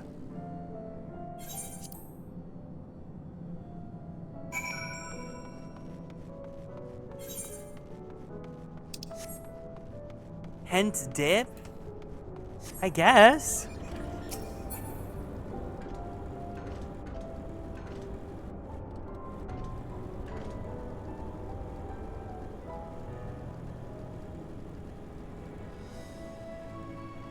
Hummus and ranch are like two very different consistencies though. Because hummus is very thick and like gloopy, and then ranch is kind of like, I don't know. It's very thin and like, it's two different textures.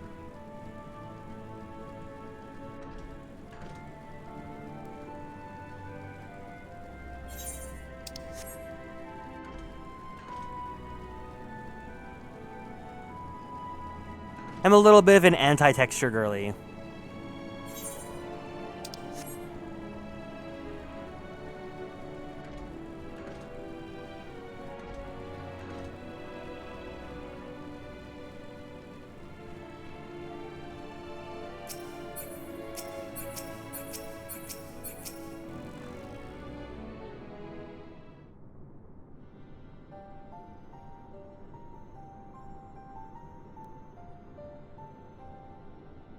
The archives are right through this door, but it seems to be locked.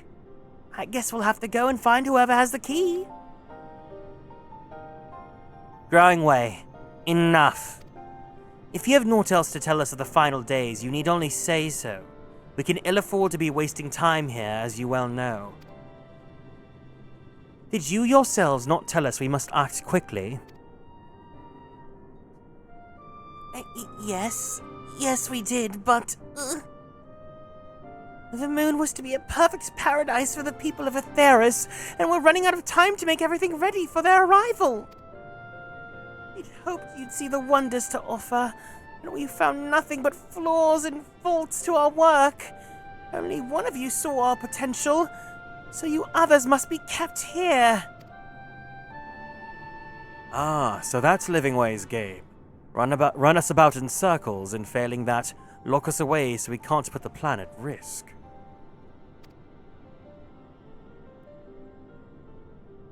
Everyone except Urion J. He understands what is at stake, what must be done. I fear you've misjudged, Growing Way. Never have we decried the notion of using the moon as a means of escape. That said, my heart breaks at the thought of abandoning Atheris and her reflections to their doom. If there's a way to avert the final days, I wish to find it. We all do. We may fail, but our efforts would never be at the expense of your plans. But why would you take that risk? There's no room for ifs and maybes now. The people of Atheris will escape here to the moon. They'll be safe, and we'll finally get to see all their happy, smiling faces. I'm sorry, but we can't let you leave. We just can't.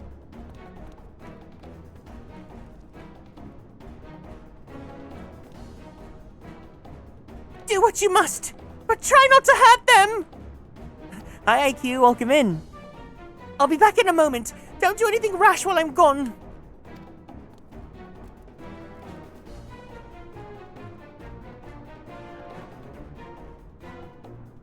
If we dally, they'll overwhelm us with sheer numbers. I say we knock these ones up, split up, and make our way to the exit. Thank you for the care package. Everyone, let's go ahead and stand up from our seats.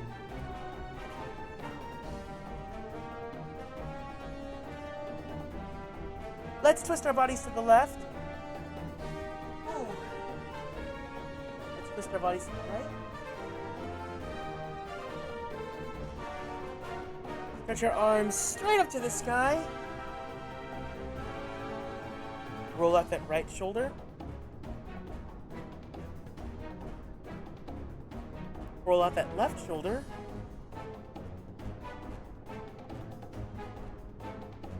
Very slowly, very gently, roll out that neck.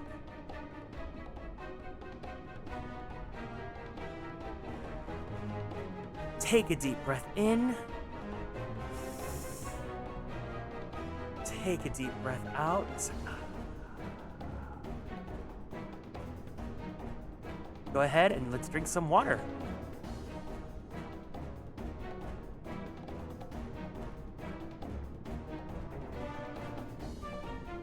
Thank you so much for taking care of me. And then we got the group squats, so let's go ahead and do 10 squats.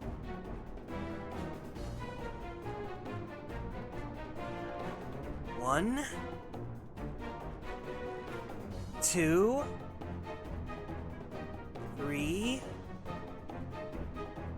4, 5, 6, 7, 8, 9, 10. Nice.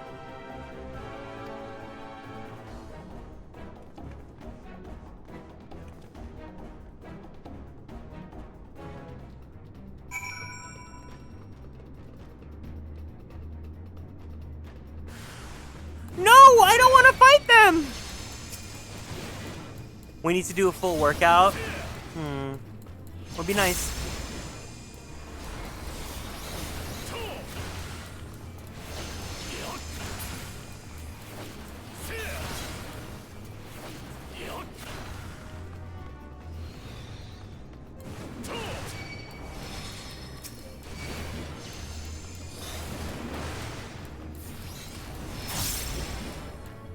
Me, like right now? Do it!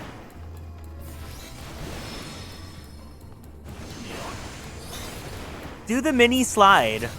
Remember when Minnie was owning Valentine's Day?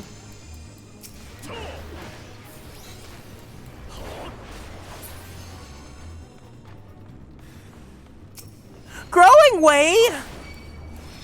Please, come quietly!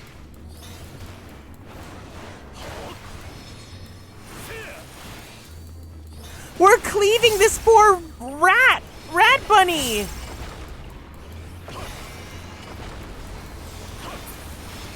We have to save them.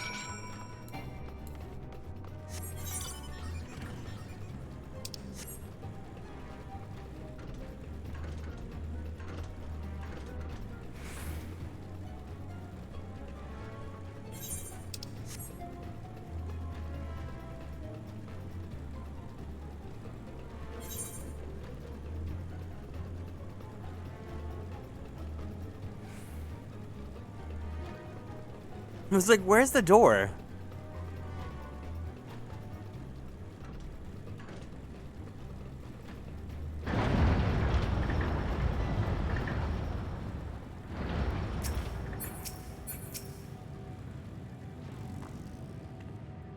Good, you're here. We must hurry to Watcher's Palace and find Urianger.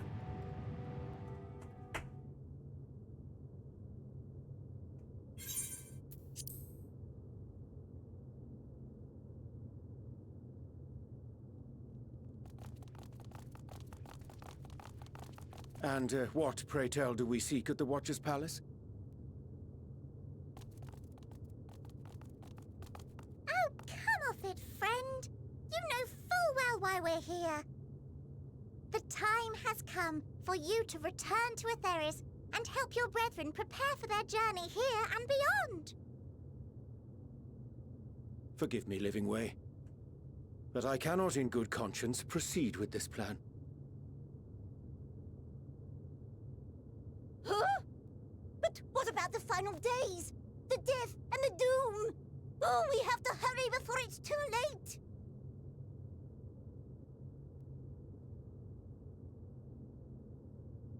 Your unflagging commitment to your duty is endearing, to say the least.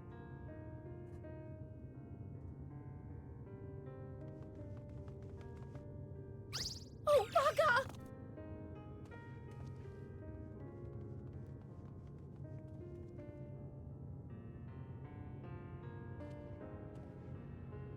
Be at ease. They bear you no grudge, nor do I. How could we, having come to understand your purpose? For millennia, you and yours worked tirelessly towards the singular purpose of this heavenly vessel's construction. An arduous feat by any measure. It is clear you have spared no effort.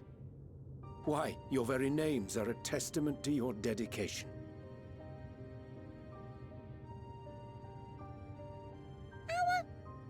Our names? I'm not sure I understand what you're getting at. Names are an expression of the self, a declaration of one's hopes and aspirations.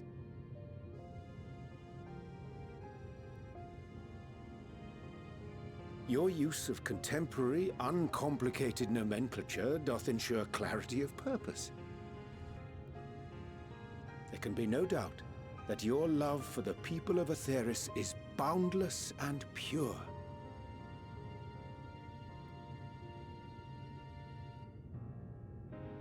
Yes! Yes! A most mellifluous phrasing!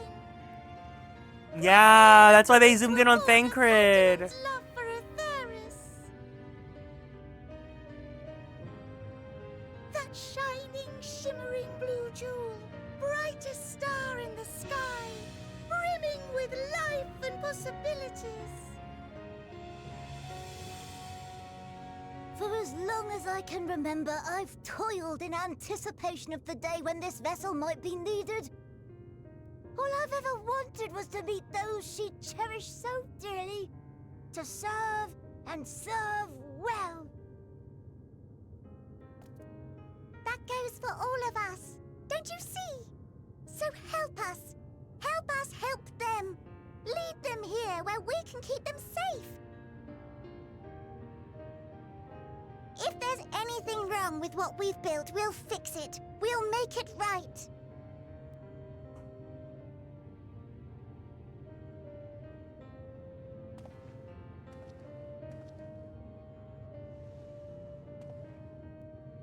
Your works want not for repair. Yet there remaineth much for you to learn of men, and your own kin besides. Singing Way, thy name bespeaketh more than the simple marriage of rhythm and rhyme. The songs of Aetheris are beyond counting, and span the length and breadth of emotion. Maps are monuments to man's pioneering spirit and his devotion to charting the furthest reaches of our star. Many have devoted their lifetimes to exploratory pursuits, to venture unto the highest mountains and the deepest oceans in search of unknown frontiers. And thou, my friend, I do not think we've met. My name is Puddingway. Pudding? Puddingway? Yes, indeed. A name of deep and abiding significance, I'm sure. But one perhaps better communicated through delicious deeds than tasteless words. A judicious application of fey magics at a later juncture may be appropriate.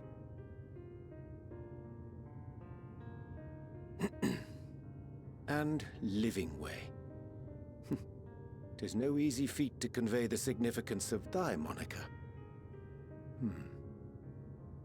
When I was a bookish boy, a dear friend of mine was fond of peppering me with questions as I read, to my occasional annoyance.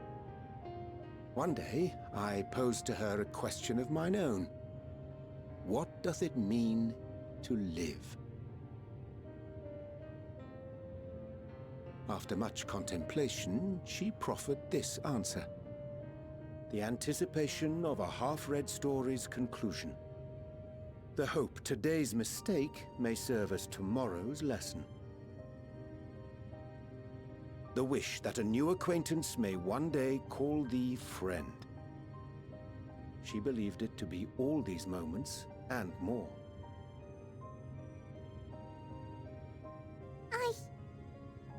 want to understand, but I, too, still labor to find mine own answer. 'Twould be my pleasure to assist you and yours in embarking on a journey of self-discovery and enlightenment.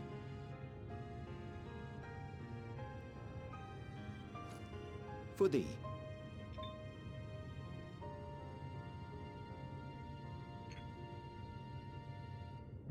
Ink as blue as the waters of Aetheris. Made in haste, though I assure thee, the quality has not suffered for it. I thought he gave the rabbits a margarita. A blue margarita. The people need not be persuaded by honeyed words. Nay, I have faith they shall do what is right in due course. Until they do, I beg your patience, friends. And with that ink, let us fill the empty pages of Living Way's compendium. An open exchange of ideas will surely afford you all a better understanding of modern man, and with it, ideas for improvements and renovations. But more importantly, it shall empower us to together find a way forward.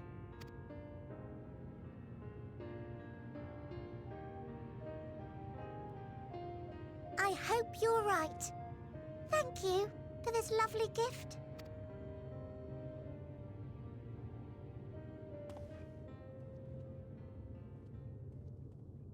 There you have it.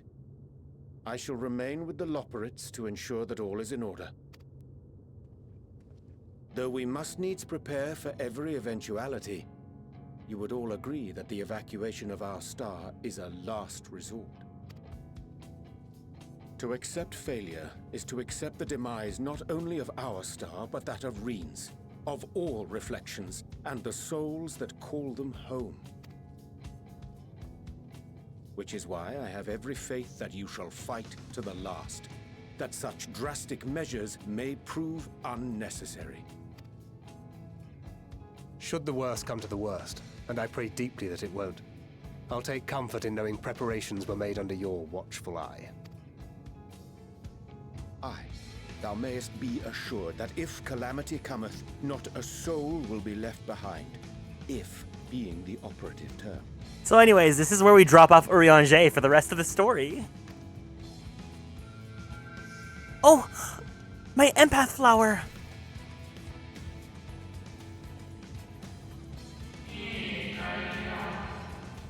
That flower.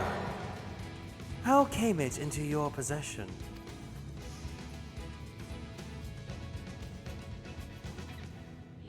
How very like her.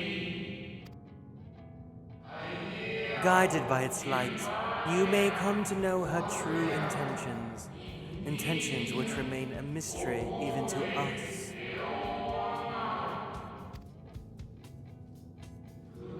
In our time, we called it El Piss. You would do well to remember the name. Okay, so during the original Endwalker playthrough, the gag was every time they said it, we have to say El Piss. Spelled just like this. So now you guys have to continue that tradition. I hate to interrupt, but I feel like I need to make amends for all the secrecy. Think nothing of it. We haven't been the most gracious of guests. Do convey our apologies to Growing Way and the others. But of course! And when next we welcome more guests from Aetheris, we'll have learned to be much more hospitable hosts. Oh, and circling back to the matter of inappropriate secrecy, we ought to discuss our benefactors. Agreed. The Charlayan Forum, yes? What? How did you know? The more I heard, the more obvious it became. The Forum's aims align closely with those of your anonymous patrons. A telling coincidence would be an understatement. Though had we not taken it upon ourselves to peruse certain restricted tones in Labyrinthos, we might still be unaware of their plans. But let us continue this discussion upon our return. I dare say we have kept Alphino and the others waiting long enough. Ew! The Forum! They sponsored this vacation? No wonder this Disneyland is a flop.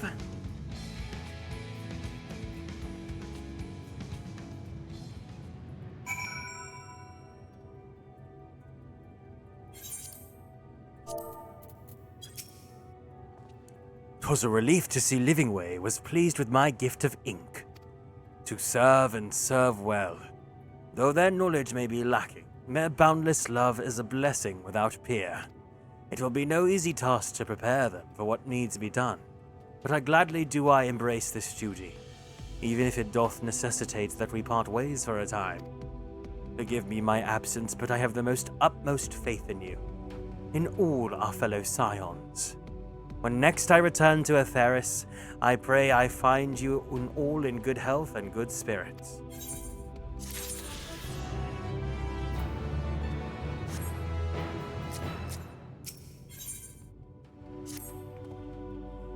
With the Floporrits in Orionje's capable hands, we needn't worry about affairs here in our absence. Knowing now the face of their earthly collaborators, there's much to discuss with Alphino and the others. Let us return to the Tower of Babel. Our battle for the star will soon begin in earnest, and we must be prepared.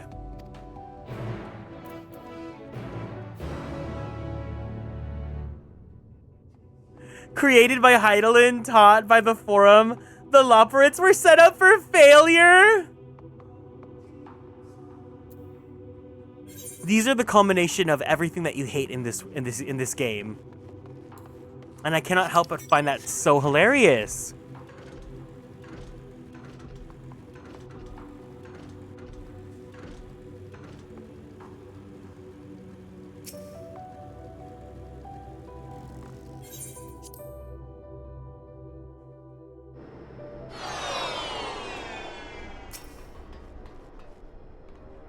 Gods, I can scarcely believe we went to the moon and back.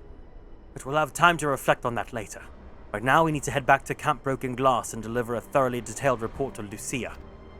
I'd like very much to know how everyone is going on here as well. They'd only just begun to treat the tempered prisoners when we left. I share your curiosity, but warning our allies of the final days is of greater importance. I speak not only of the contingent, of course. The heads of state of every nation must know what we've learned. We know not when or where or in what manner the final days will begin to manifest, so we must see that everyone is prepared.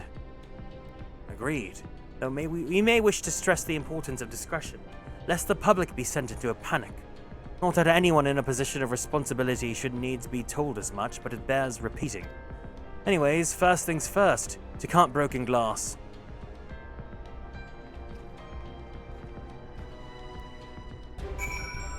I didn't like them at all when I was doing that part. I wanted it to end so badly.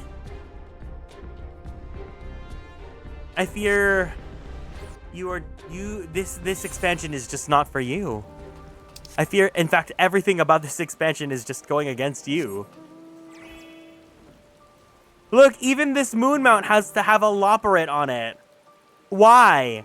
Let me just sit on the moon pretty.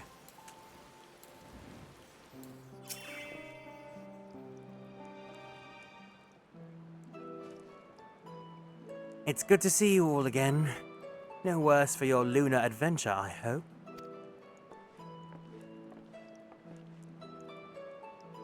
We've done about what we can for now, and believe me, we intend to tell you all about it.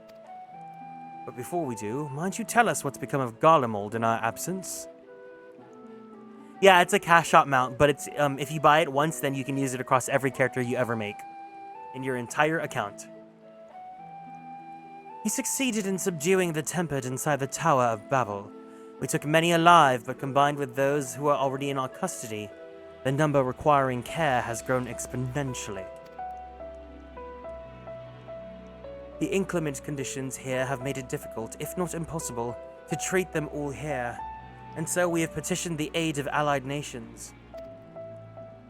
Can you be every job on one character? Yes, there is no limit.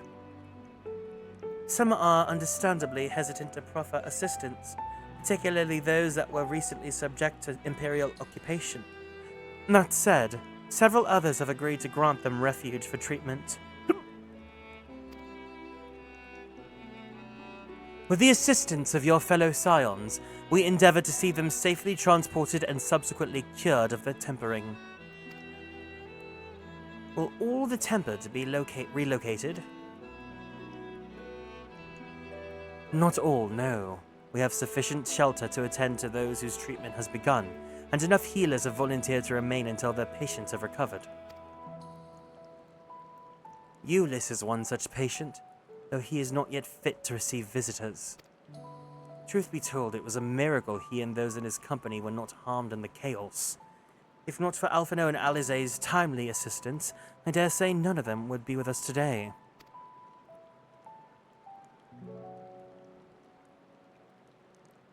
In light of recent developments, have the Alliance leaders come to any decisions regarding Garlemald? Given the tremendous ramifications of what has happened here, it will take time to determine what must be done. In the meantime, they intend to work with the Eastern Alliance to keep a close watch over the provinces. We have other news to share. Shortly after Anima was defeated, we received reports that each and every tower has vanished. For a mercy, the process was apparently not quite as violent as that you experienced in Thavner. Those who were trapped within them have been rescued and receiving treatment. To hasten this endeavor, the beast tribes have received instruction in the magics needed to cure tempering. Master Matoya is no doubt thrilled the Mother Porksy affords us so many visitors. Yes, we are grateful for her ongoing efforts, as well as those of our comrades near and far. As for the contingent, several of our members have been granted leave to return to their homelands after the transfer of Tempered has been completed. Lucia and I will remain, along with a small force to continue offering aid to those here in Garlemald. The Empire may be no more, but there are yet those who call these lands home. I believe that accounts for recent events here. So, what of the moon and the Telophoroi?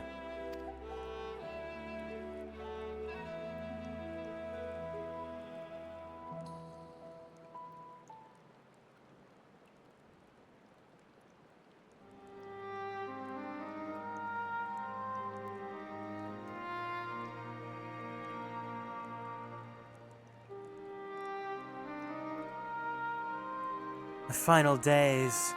Gods, I prayed your victory would mark the end of our troubles. There's still much we do not know, but the Alliance leaders must be told.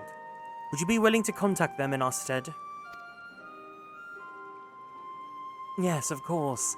I will send word forthwith. We will also release your fellow scions from their present duties, that they may return to Sharlayan. Your energies are better spent finding a means to avert the coming apocalypse.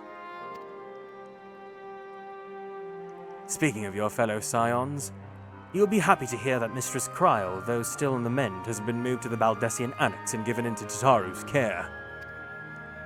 Thank you. I look forward to seeing them both upon our return. Let us be on our way, then. One last thing, if I may.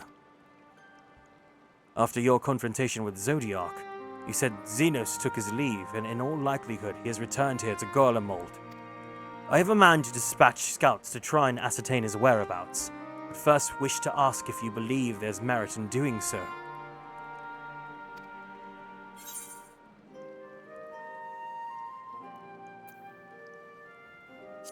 If they found him, they would not likely live to tell the tale. I suppose you're right.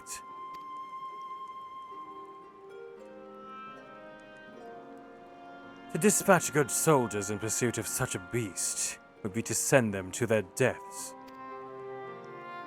Pray forget I entertained the notion.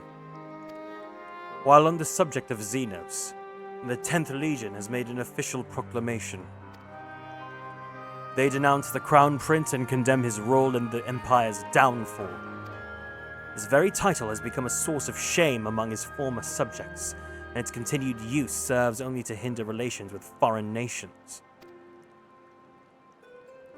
For this reason, he has been declared as Xenos Viator Galvus, outcast and enemy of Garlemald.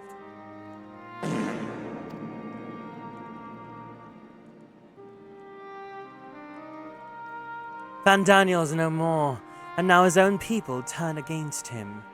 Seems he's naught but his bloodlust to keep him company. Better that than an army to see it sated. At any rate, I will not keep you longer. I pray your safe passage back to Sharlayan.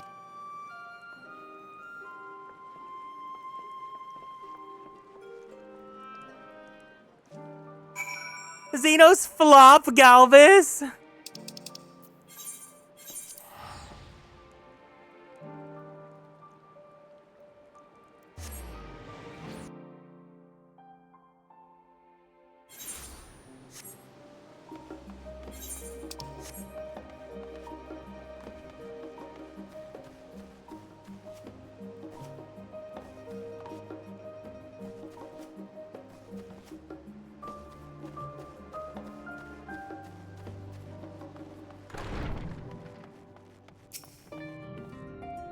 Welcome back, Garrick. I was so terribly worried about you. Though it is plain I caused my own fair share of worry, and for that I apologize. Hydaelyn called to me that day when you entered the Tower of Babel. Her pleas were faint but desperate, and I knew at once she required a vessel to carry out her will. What came after feels like a dream barely remembered.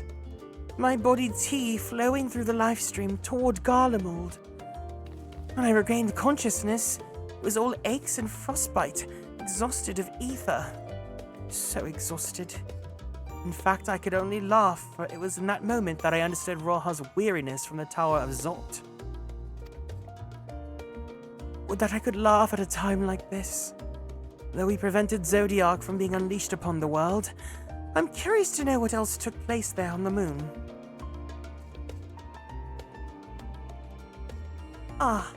Perhaps we should wait for the others to join us before you give your account. Let us reconvene in the main hall once they've arrived. You know, she smells like durian? No!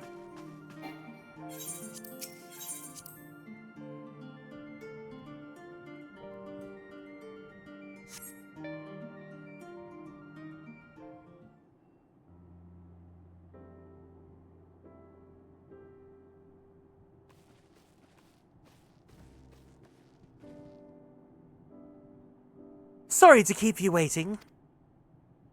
Not at all. We understand you've been quite busy. Will Orion J be joining us? Duty keeps him away, I'm afraid. Though Garrick can explain why better than I.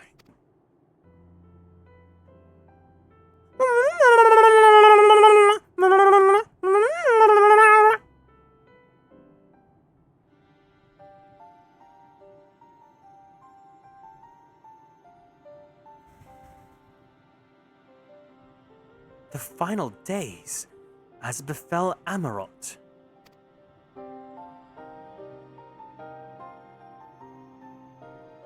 And we're to escape via the moon. What of the source and its reflections? I have no intention of standing by while the world falls to ruin. So, how do we stop this? Unfortunately, we have no answers at present. If the celestial currents have grown stagnant, as was the case in time of the Amarot, the solution would be to alter the flow of ether throughout the entirety of the star. The ancients accompanied this by summoning Zodiac, sacrificing half the star's population in the doing. But it should go without saying that such a sacrifice must not, cannot, be repeated. Which leaves us with the daunting task of identifying the underlying catalyst for the final days, a feat in which even the Amarot teens could not accomplish. Unfortunately, we found no clues in Mare Lamentorum. There's still much we do not know about the catastrophe itself, let alone what may have caused it. The final days were marked by the corruption of the Amarot teens' creation magics. we command no such power. Which invites the question, what havoc is in store for us?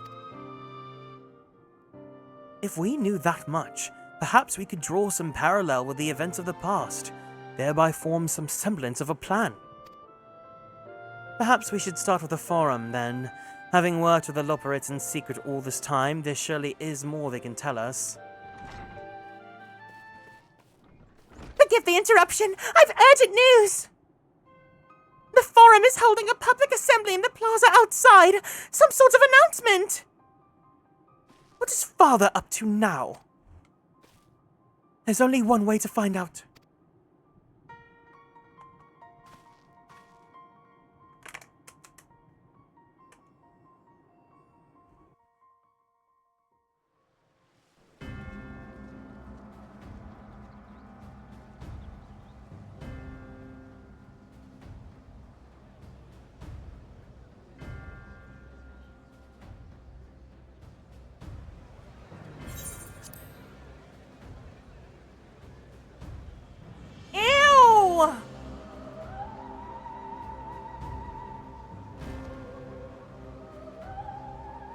Ew! Kill her!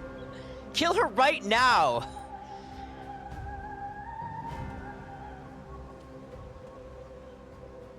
Order! Order, I say! Ew, who's this?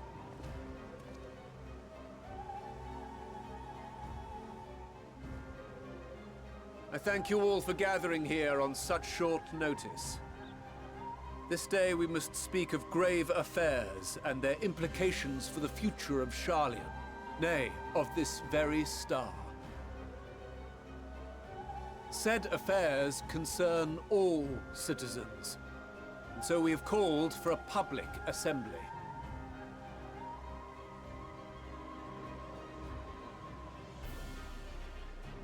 You may have heard rumors of the Talofferoi and the havoc these madmen wreak abroad.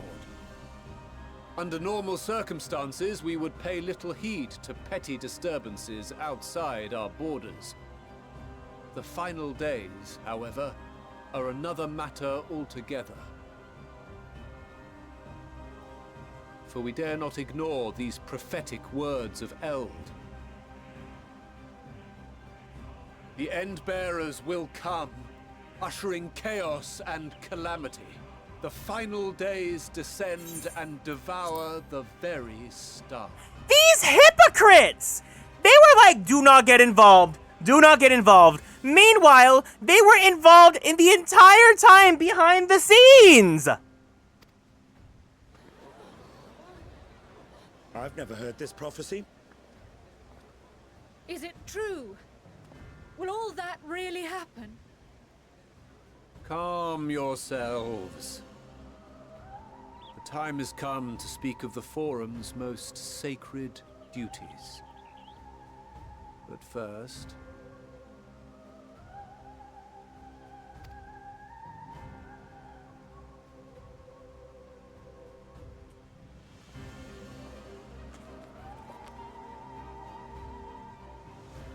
Give voice to the voiceless. Let bindings be unbound. By unanimous decree, I declare the enchantment broken.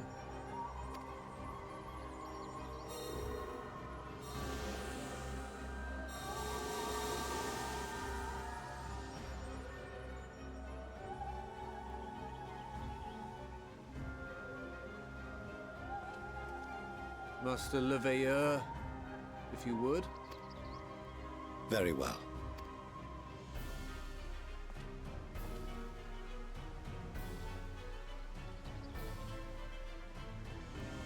"270 years ago, our forebears began an expedition in the Dravanian hinterlands, in search of a route to access the ethereal sea.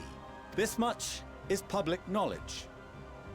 Their findings, however, would become the Forum's most closely guarded secret.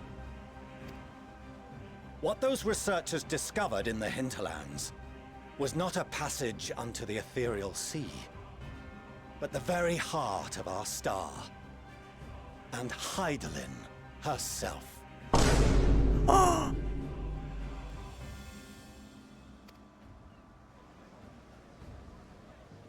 She spoke to them of a calamity that would extinguish all life, and of a means by which we might be spared. The moon. 'Tis in truth a gargantuan vessel built to serve as sanctuary for her children and deliver them from this doom. Much like Njunkref's hope in ages past, it will bear the people of a world in the throes of death to a new home. Needless to say, this will be no small undertaking. To facilitate the great work, the Forum has maintained close contact with the servants of Hydaelyn, who presently reside on the moon. This is like the equivalent of like the American government being like, actually aliens do exist and we captured a UFO and we communicated with them. Convinced that the foretold end was all but inevitable, we began amassing a wealth of knowledge. Not merely for the betterment of our nation, but in preparation for the journey to come. You reveal this to us now? By the gods, how long do we have? 30 minutes. 30 minutes. Do you realize you have 30 minutes? 30 minutes. While we cannot say with certainty, we believe the hour to be nigh. We received a transmission from the moon suggesting as much not long ago. Which is why we must in earnest begin preparations for the great exodus. For his impressive contributions and the leadership he demonstrated during our withdrawal from Dravania, we have elected Master Leveilleur to oversee this initiative. Boo! Tomato, tomato, tomato! Hi, Yukio. Welcome in. Would you like a tomato to throw at him? Fellow scribes and scholars, my countrymen, we face a threat of unprecedented scale. Yeah, it's your line of durian perfume. We must challenge the trials before us with composure and conviction if we are to find salvation. The wisdom of Sharlayan has ever been a shining beacon in the darkness, and so it shall continue to be. It is our solemn charge to see our heritage preserved for future generations. For those who will come after, what? We will brave a new frontier. Expedition 33!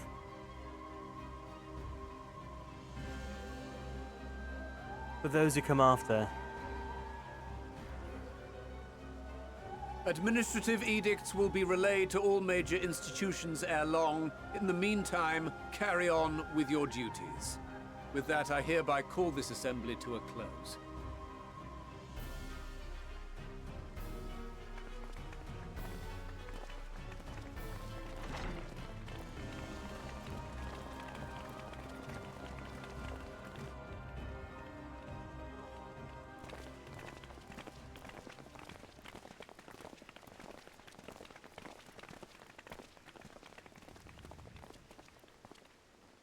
Do you remember what Mother told us when we visited home?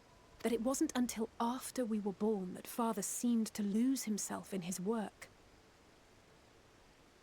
If that great work of his was the evacuation of this star, then... Yes. It wasn't for his benefit.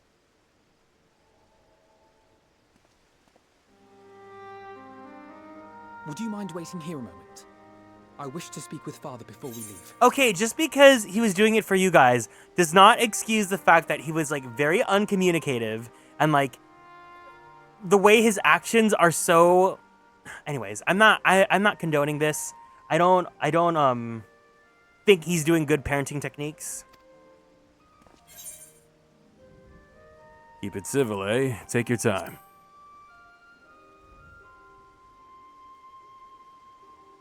Thank you. I shan't be long. If it's all the same to you, I have a few choice words to share with Father as well. Oh, you better deliver them, Miss Alize. You better.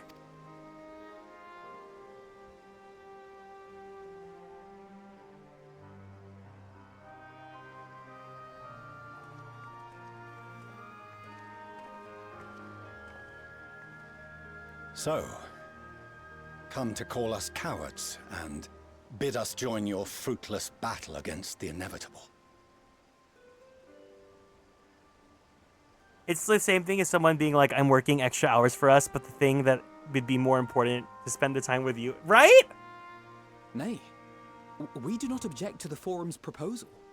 On the contrary, those who wish to flee have every right to do so. It really is American government hiding the fact that they've contacted aliens. Urianger is cooperating with your associates on the moon to ensure that all is ready should evacuation be our only recourse. Then whatever your business, I suggest you be brief. You are such an asshole! Though we cannot boast the boundless wisdom of Charlian, we have first-hand knowledge of foreign cultures and have conversed with no small number of peoples. These experiences have taught us fundamental truths that cannot be recorded in any tome, nor charted on any map. The beating heart of this planet is its people, many of whom would give anything, even their lives, to protect the lands they love. Many may choose to join you in the end. But what of those unwilling or unable, for whom escape will never be an option? What would you have them do? To ignore the plight of those one might conceivably save is not wisdom, Father. It is indolence. This is why we choose to fight. We'll not ask for your understanding, Father. Only that you don't turn a blind eye to the good we have done, that we can still do. We're not children in need of protection. Hold fast to your principles and let the world burn if it please. But we believe there is still another way. And if there is, we will find it. You see if we don't.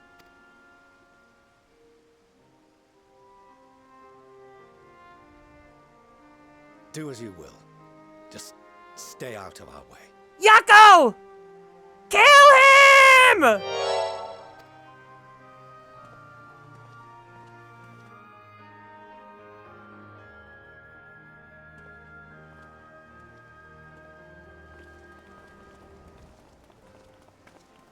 Were he not so consumed with self-righteousness, he might tell you how proud he is of you both. Bold words call for bold action. And there'll be no turning to your father should plans go awry. He turned around. We can kill him now! As if I ever would. So long as there are those who wish to stay and fight for this star, we have to do what we can to help them.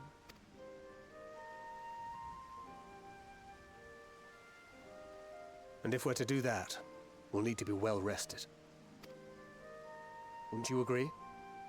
And having triumphed over what we once thought to be the source of all evil, I can think of no one in greater need of at least a dozen winks.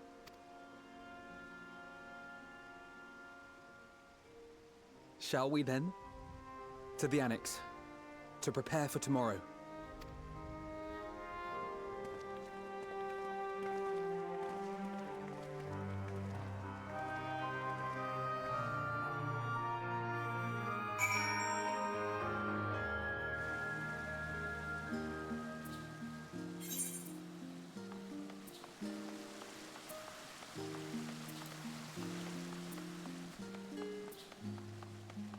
Wow.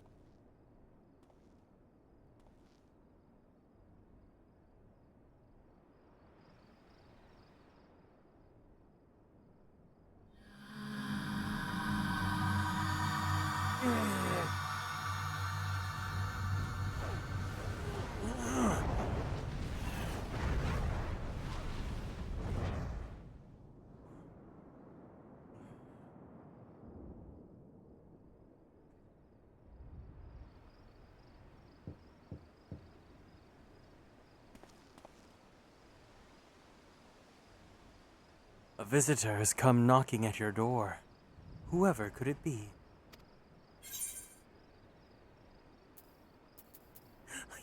You can choose who's gonna come in! Thancred? I should have chosen Alize.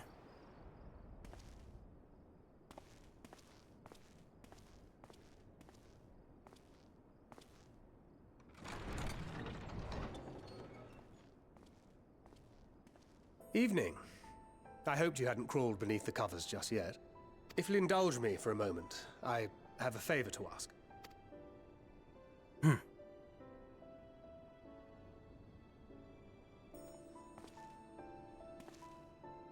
Don't worry. Nothing desperate or dire, if that's what you were wondering. Not yet. You know, we may have quite literally entered our final days. The ancients went so far as to call it that for a reason. If so, then everything we did for Reen, for the first, will have been meaningless. And I can't accept that.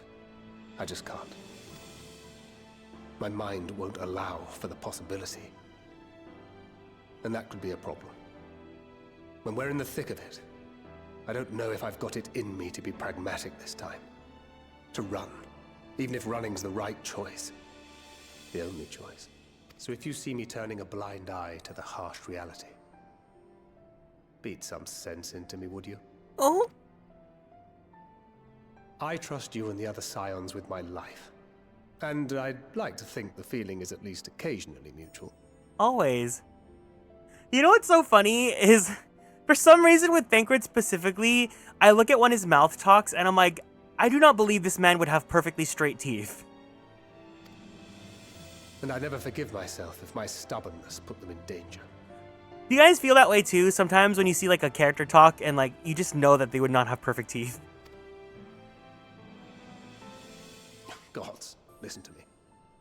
Beginning to sound like the father I never had. So, can I count on you to keep me in line? I can think of no one else more eminently qualified. This is like a choose your own ultimate game moment. Excellent. Now I can breathe a bit easier. Which isn't to say that I will, given what we're up against. Let's keep this little chat our secret. I'd rather not have anyone scolding us for burning the midnight oil.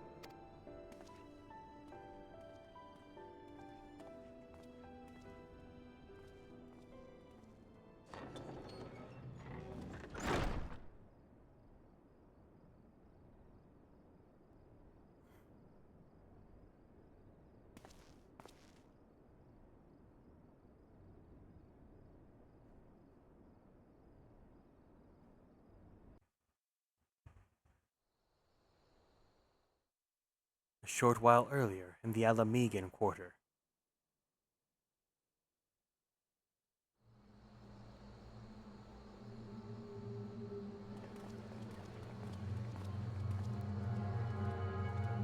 Zaruntia! Zaruntia! Thank the gods that tower is gone. The sight of it was enough to make me sick. Thank the Ilsabar contingent, more like. Word is, they fought their way into Garlemald and toppled the bloody thing themselves. Not just the one, neither. All the towers have up and vanished. Aye, I heard the same. Commander Aldin and his troops helped keep casualties to a minimum too. So funny when you can tell that it's like another Scion doubling up on like these NPCs. But is it true? They brought back tempered Garlean soldiers. As Commander Aldin tells it, they've a treatment for that now. But don't you worry. Cured or not, they've no plans to bring them into the city proper. I see. Well, that's a relief then. I know we've brothers and sisters among the lot, but I can't say I'm eager to welcome them home.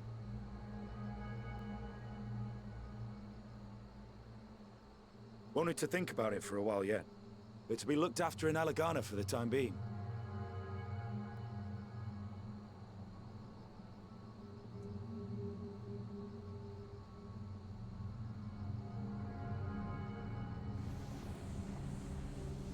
Oh, I saw those stink particles. Meanwhile, in Ishgard...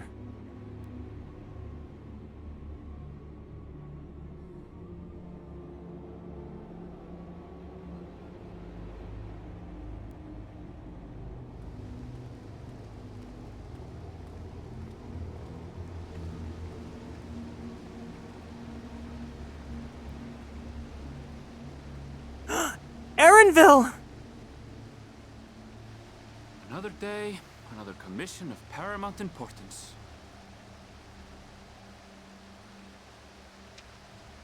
Well, what have we here?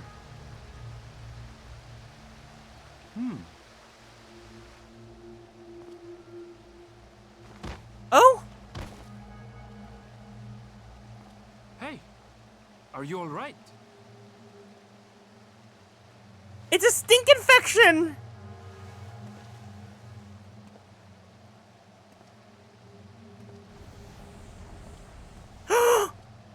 Was that? No. The shadows play tricks, nothing more. Erenville, avert your eyes! The stink clouds! The towers are gone, and the Garlean threat is abated. Yet, why does it feel as though it's about to get much, much worse?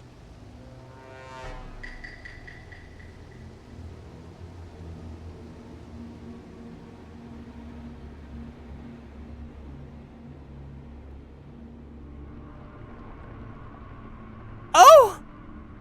The color saturation!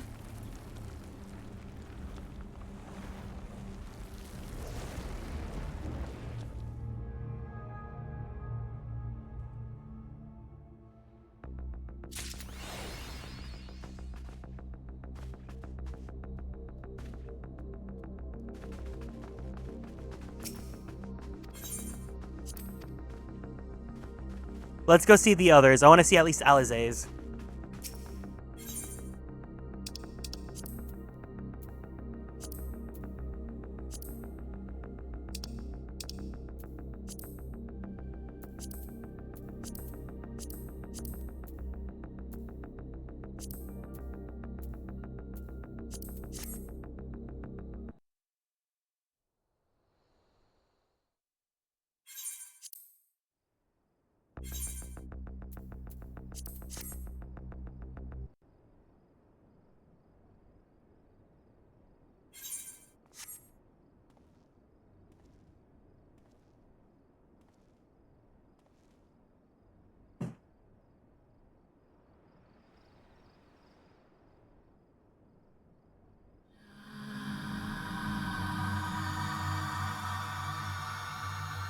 The stink! The stink!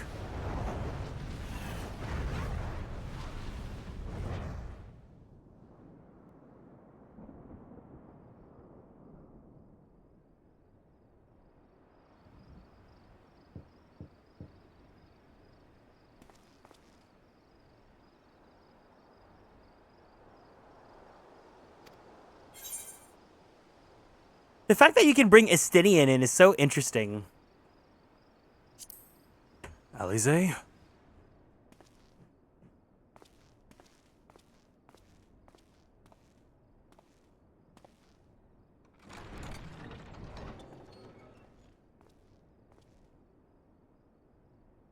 Craving a midnight snack, were you? I did consider bringing a few sweets, but decided this wasn't an appropriate occasion.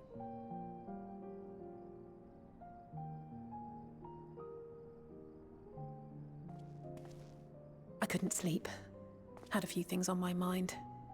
I know it's late, so I'll try not to talk your ear off. It's Xenos. I keep thinking back to Garlemald when he'd taken control of your body.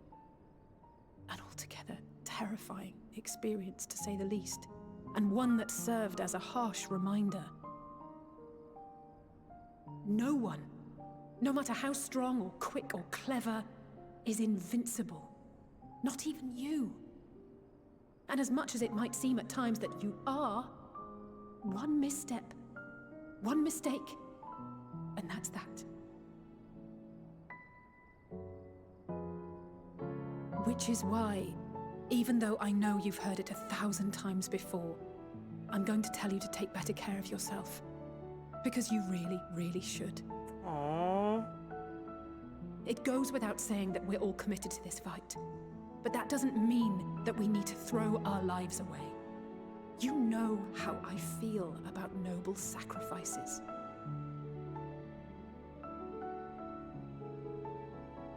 Right, that's settled. We'll be keeping the acts of gratuitous bravado to a minimum. When I looked father in the eye and swore we'd find a way to avert this tragedy, it wasn't a promise just for him. It was a promise for you, too.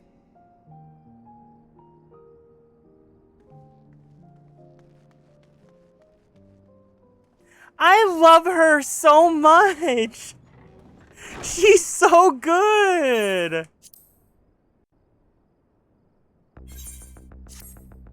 How can you not have her in your top 3 favorite scions? She's just so good.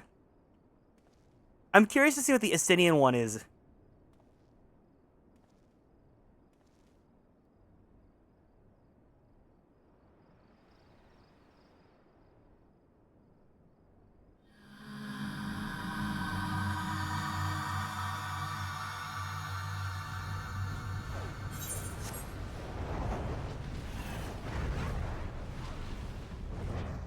She's so good. The Estinian one's a sub quick. How about a chicken teriyaki? Do I still have that on my soundboard? Let me see.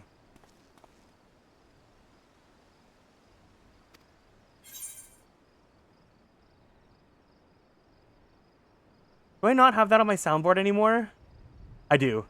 So, what's it gonna be, compadre? What about a little chicken teriyaki? So, what's it gonna be, compadre? What about a little chicken teriyaki?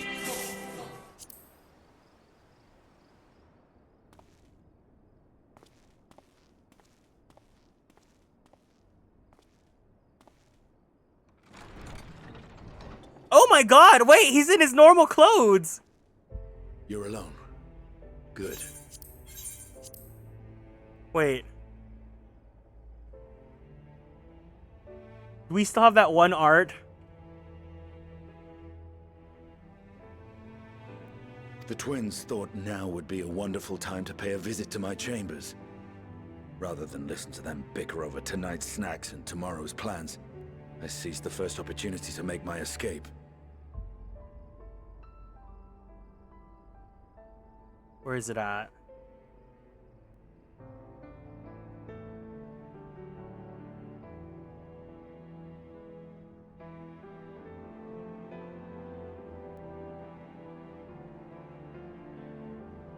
Have you guys seen the one in Estinian artwork? You know which one, right?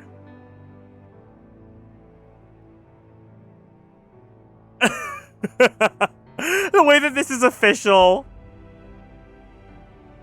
The promo? Yeah! To their credit, they decided against intruding on your peace and quiet.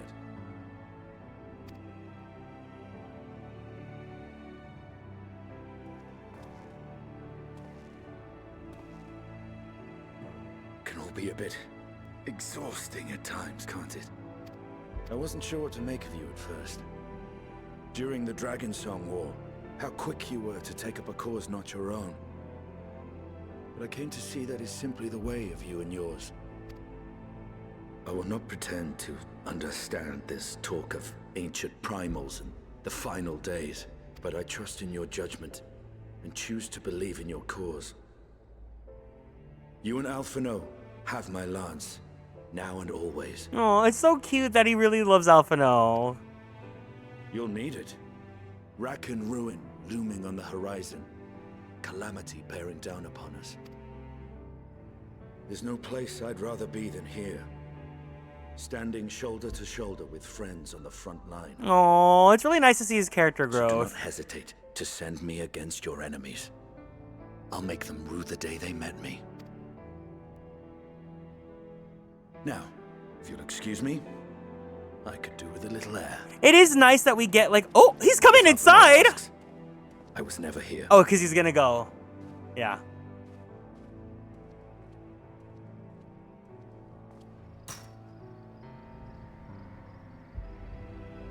Until the morrow.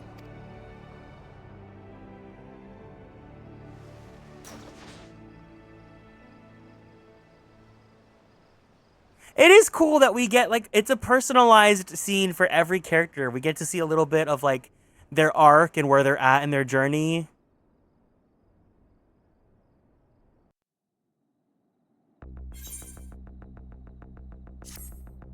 Alright, I'll play the Graha one.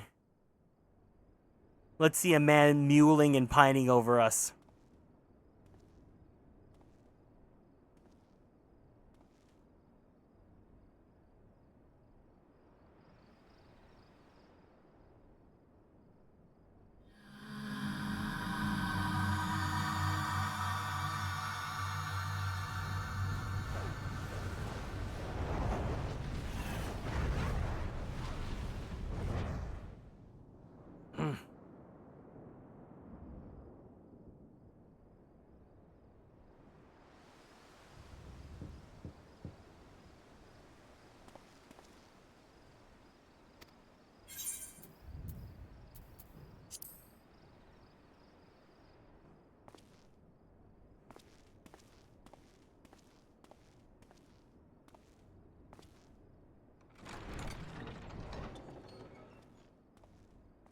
Oh, not his tail. I didn't mean to... If you could spare a moment before bed. Thank you. I fear this may be the last quiet night we have to talk for quite some time.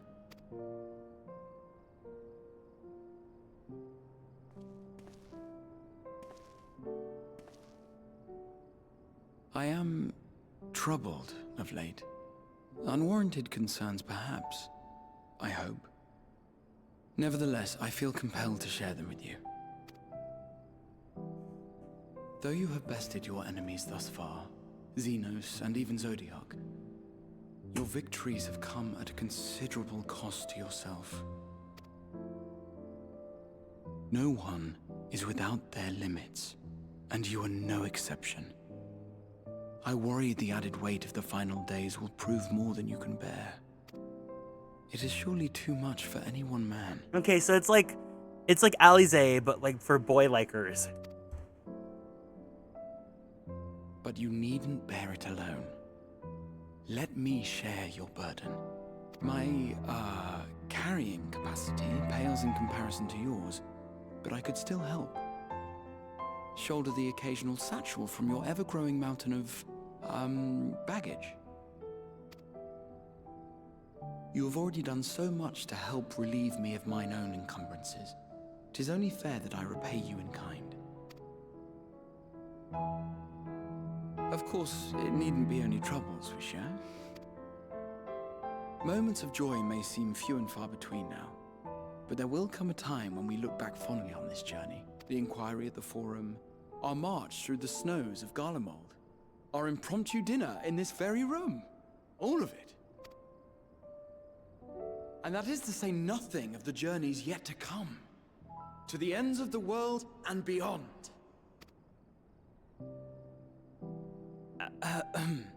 But tomorrow will be no less busy than today, and I've kept you from your rest long enough.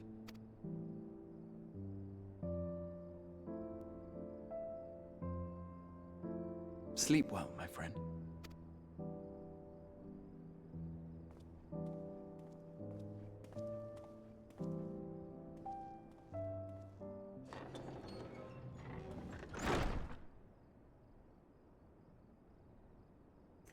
Yeah, I think you can interpret him as being platonic. I mean, it's like, because I'm like that with my friends too. Like, I will go the extra mile, and like for the ones that like really like have that significance to me, like they mean I have a love for them that's stronger than any like romantic feelings. But like, I think in terms of like, you know, this being a video game and like you being the customer that like will buy more if you have the character you're in love with. Then yeah, you know? I think when Ghosty...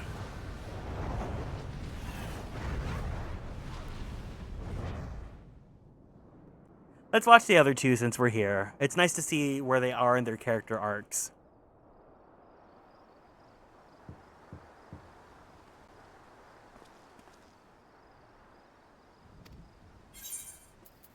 You're still low.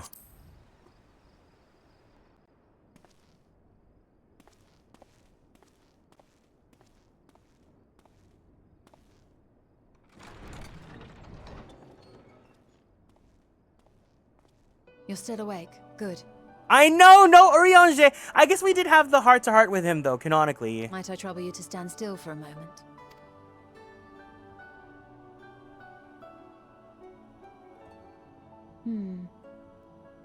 Nothing appears out of the ordinary.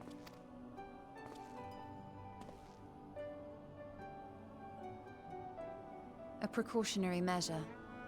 You will recall that serving as a vessel for abundant light in the First very nearly ended poorly.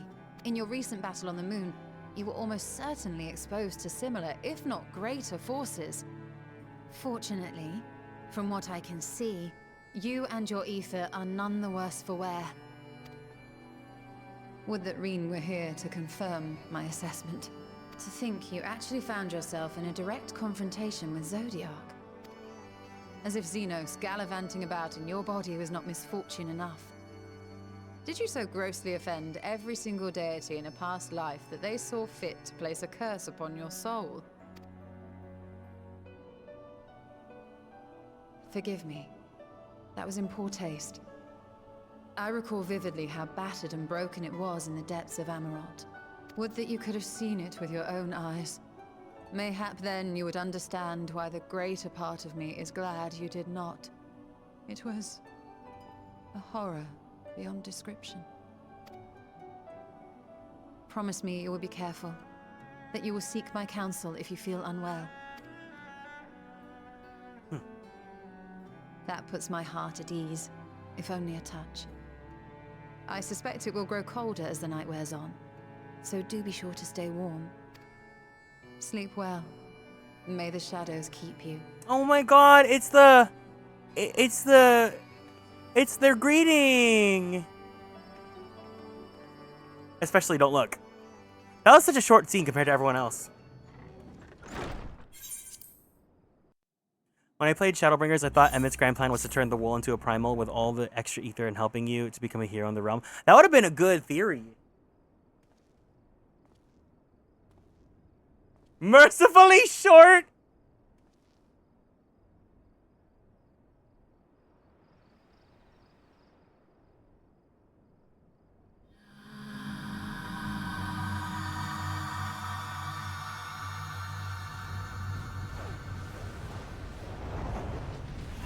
I wish I could just skip to the choice, though.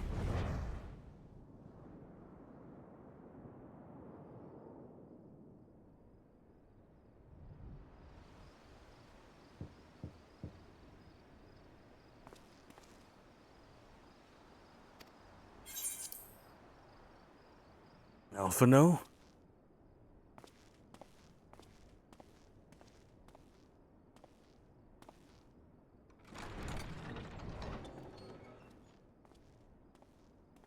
Ah, I hope I didn't wake you.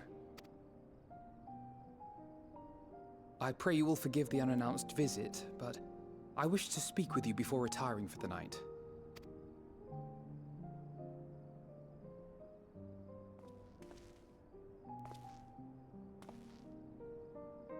About Garlemald, and the time we spent with the people of Tertium, dangerous though it was, I'm glad we had the opportunity to treat with Euless and Quintus.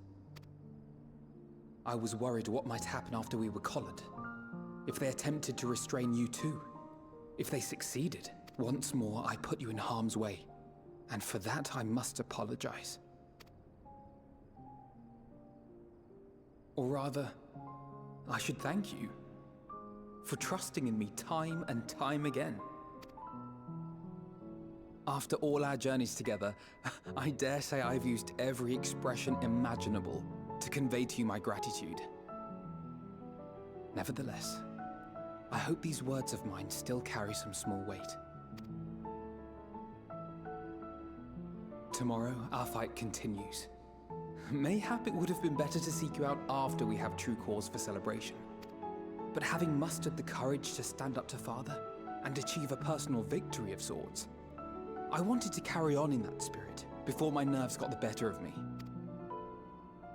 The hour grows late, and you doubtless tire of my ramblings. I have a letter for Orenvold to finish. Third. We'll be off to bed shortly. Sleep well. It's really cool to see that everyone has their different aspirations and motivations. Like, Alphino, you can clearly see, like, he wants to focus extremely on Garlemald. And then, you know, like, you have Alize who's caring about your well-being. You have Estinian who's, like, thinking about, like, Ishgard, but, like, now the greater whole and how, like, it's all bigger than him, but, like, he wants to help you regardless. It would have been cool if you could have talked to Kryl. I would have liked to hear what she wanted to talk about.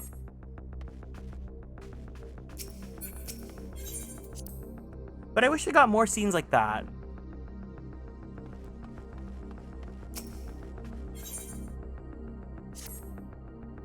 Oh, Garrick, I was just about to call for you. I'm afraid that we've received another call for assistance. This one comes from Radz-at-Han. The others have assembled in the main hall to discuss the situation. You must join them at once. Alright, so we are about to enter a dungeon, so if anyone wants to join, let me know, and I'll switch over to a different data center. Otherwise, if you guys don't, then I'll just stick here in Fairy.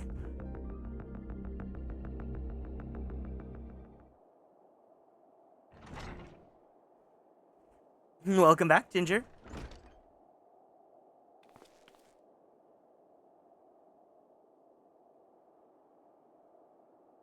Ah, there you are. Ether's filled up? Okay, we'll go... let me know if Crystal's fine. If not, then we'll go to Primal.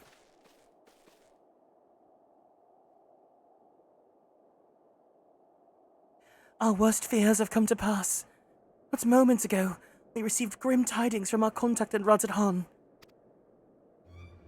Vile beasts have appeared as if out of nowhere, claiming one victim after the next. What's more, they say the very sky burns above them. I do, Penguin Ghosty, I do. Good gods!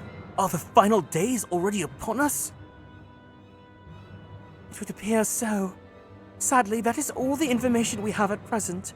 No doubt the people at Radz-at-Han are busy fighting for their lives. Then we must go at once! They need our help! Agreed. Kryl, you best remain here with Taru and gather what knowledge you can. You are in no condition for a long journey, I imagine.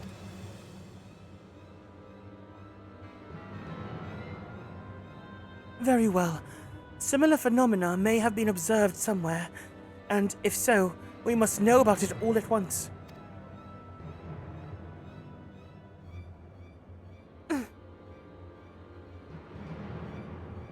Be safe out there, yes? Let us first make to Yedlamad. We must prepare ourselves for what may lie ahead.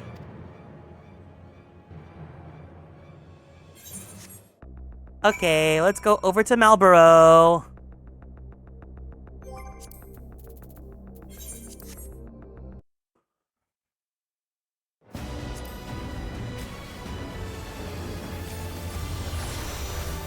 I don't think I've unlocked the Aetheryte at Radz-at-Han yet, though. I think we have to go. We actually have to go to Yedlamad. Ooh, Mateus is full. The girlies are RPing.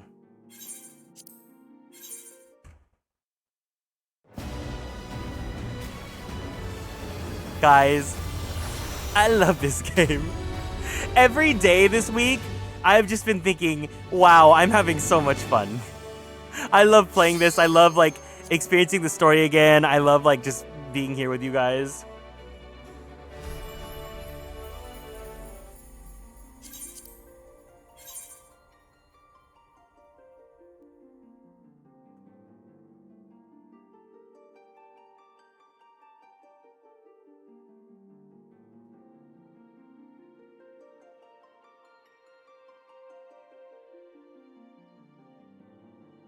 Are you from Mateus? Mateus? Mateus? I thought you were from Marlborough.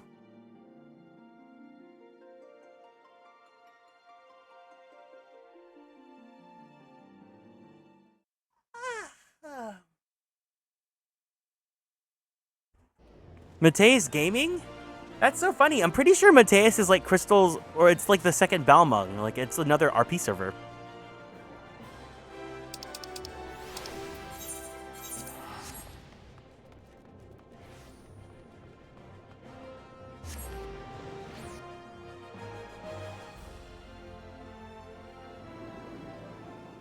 Oh, wait, we get a cutscene? And lo, vile beasts did rise.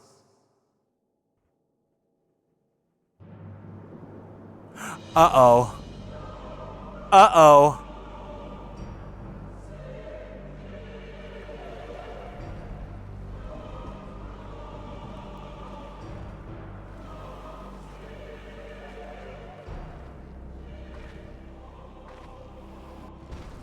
Leaving naught in their wake but blood and ash. Sun scorches earth and boils seas. Ah! And our sins ascend unto the heavens. Three dooms to unmake all we were. Okay, but why do the enemies of perfect teeth? Again!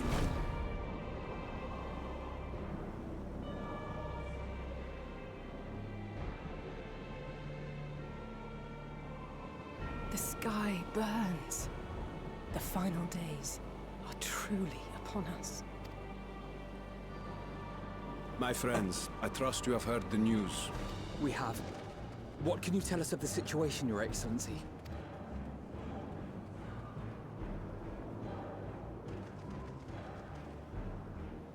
Last night, the isle was rocked by tremors, and the earth itself cried out. Aloft, the heavens began to burn. From all about, unholy beasts, the likes of which we had never seen, came forth in fury and rage. No. To say they came forth would be inexact. The people of Radzatan themselves transformed into these baleful fiends.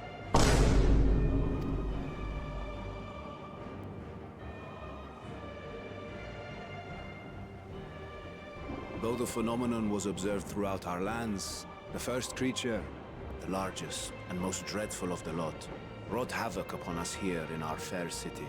Though they bear superficial resemblance to divinities of legend, they are ungodly abominations. The people decry them as blasphemies. The Large One's rampage has since taken it to the northern reaches of the island. I mean to dispatch our radiant host in an attempt to quell the threat. And what of Vritra? Vritra too makes for the north of his own accord, and yet he knows the blasphemy and its minions were but yesterday his beloved people. I pray his boundless compassion and mercy does not deter him from taking unenviable but necessary action.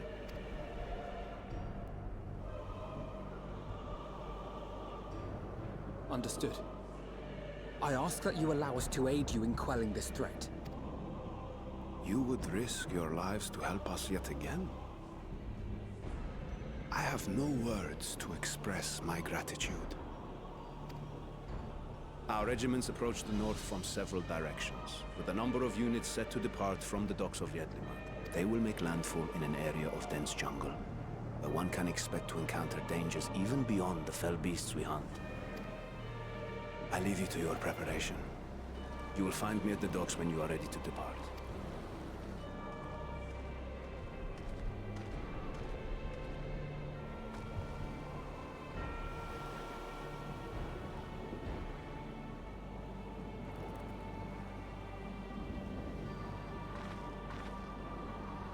We're as prepared as we'll ever be. Let's go.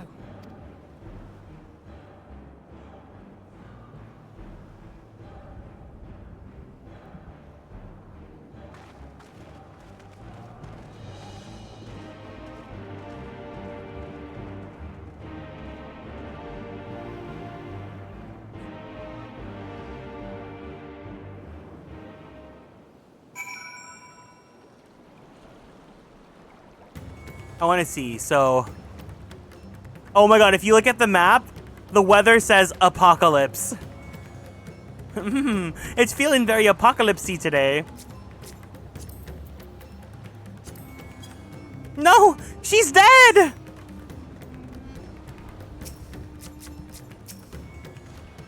So the beasts are not born of creation magics run amok, but rather the altered forms of people themselves.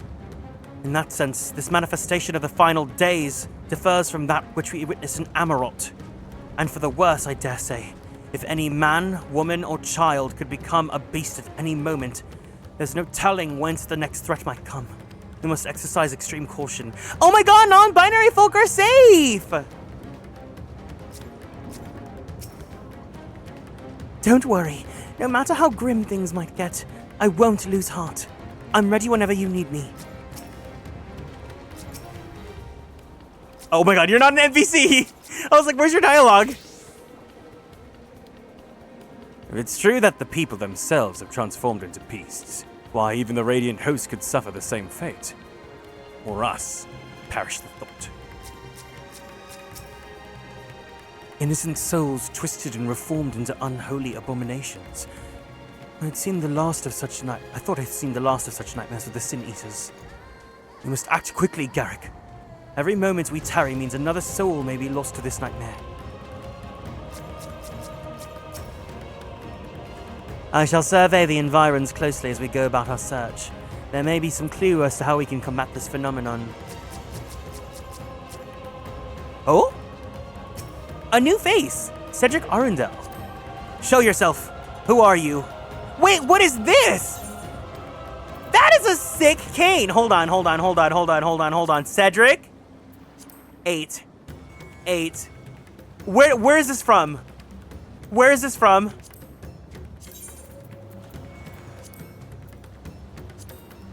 Cedric, out yourself right now. I need to know.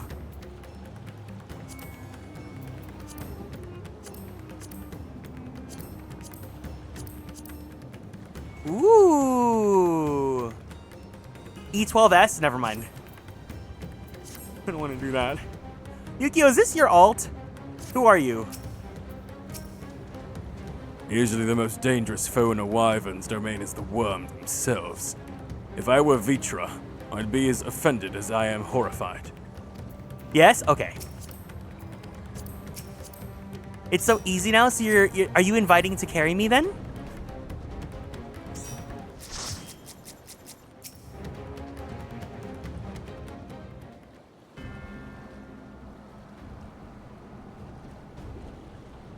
Everyone has assembled, yes?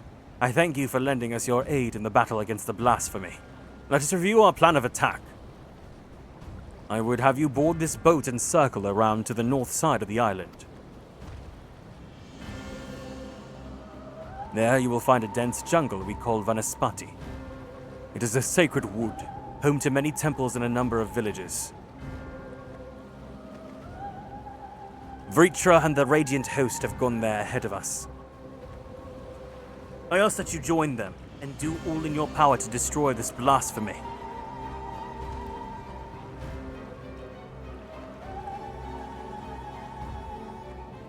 A full party of level 100s take about 2 minutes, so you're offering? Yay! Which one is the raid where you get the axolotl from? We need to do that one. Also, I really want to do the new EX. But I don't think we have enough people here for a full party. P12, oh. I think it's doable now, right? Unsync? Like with people, like you can cheese it with normal people on 100. That is such a cutie mount. It's still kind of hard. Oh, never mind. But I do want to do the new EX. I don't think we have enough people here, though.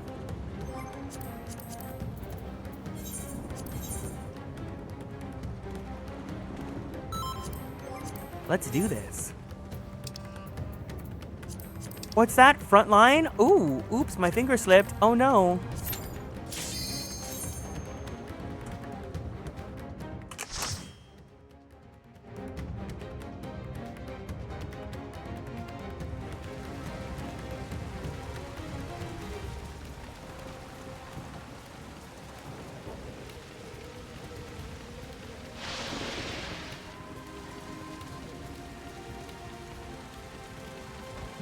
there's 2 sets of teeth!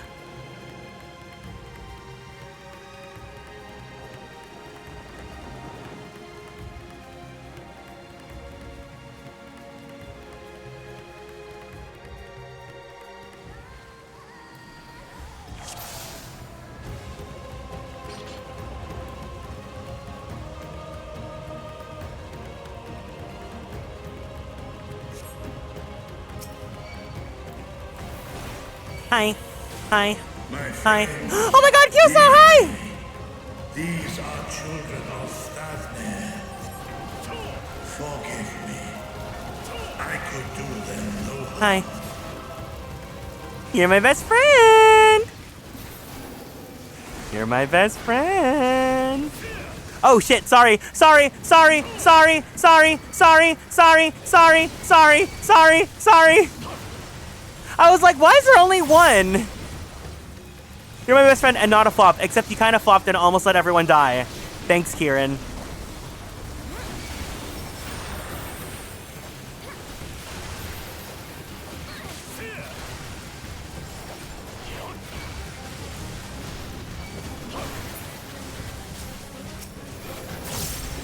Okay, maybe sometimes a flop, and you know what? I'm a flop and I'm proud. I'm proud to serve my country. Flop Tropica. If this is the only way. That first flop. How did it feel? I felt bad for Cedric.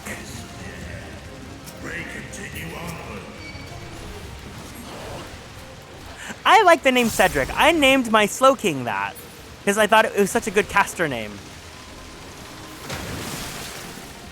A flop from Flop Tropica doesn't count. You're so right, but like, I grew up poor in Flop Tropica. My parents only made 3 billion per second. I think that's like the new meme right now, is that people talk about growing up poor in Flop Tropica and they'll be like, my parents only made $300 billion every 2 seconds.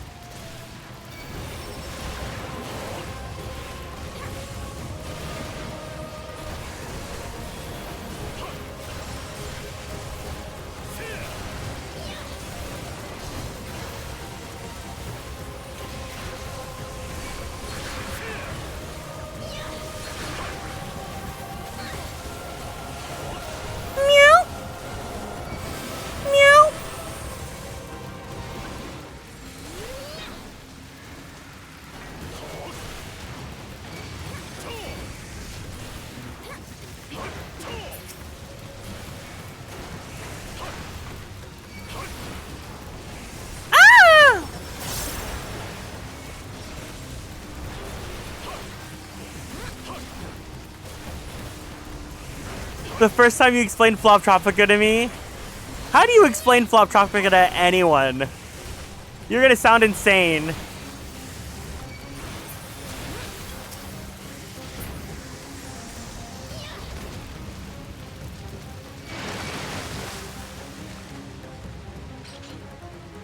A man! Ah, the stink clouds! Ew! It looks like heat from Digital Devil Saga!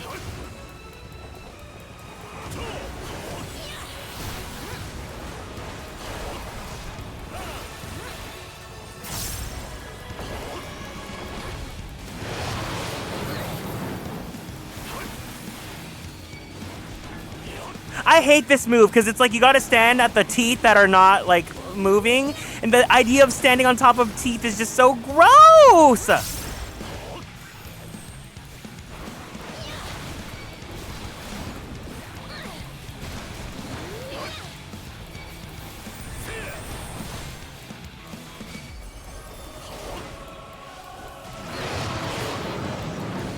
Ew! Ew, ew, ew, ew! I hate this. I did not like that. That was very uncomfortable. I'm very upset.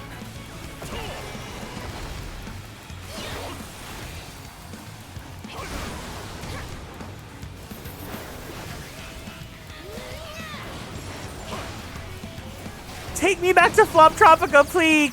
Please!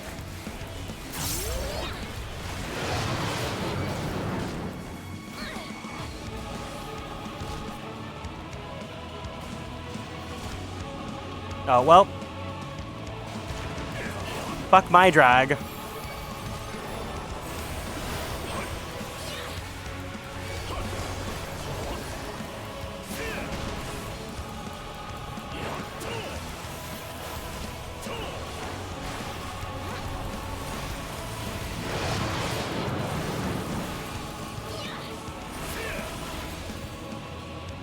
I really wish this wasn't the move. That's so disgusting.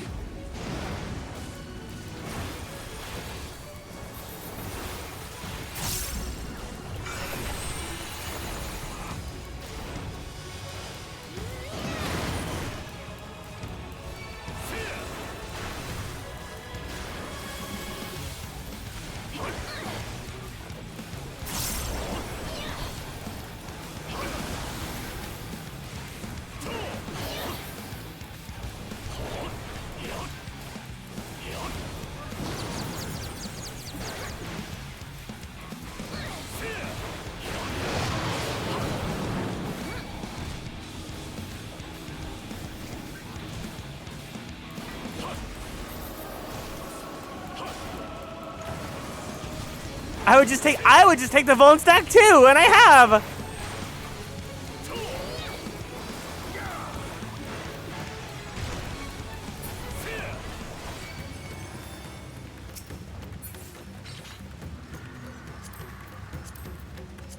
What is this vile presence I sense?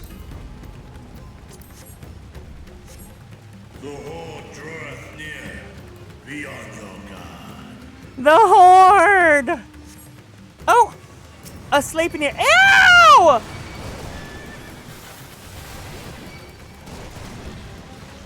They need their passport back to Floptropica!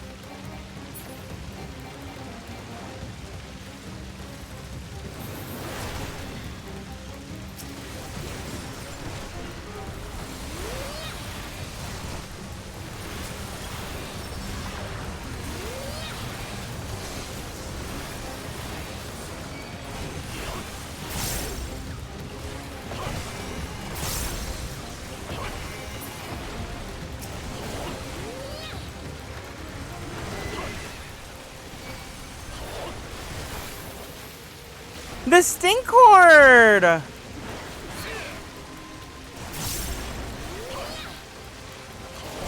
We're in the durian jungles!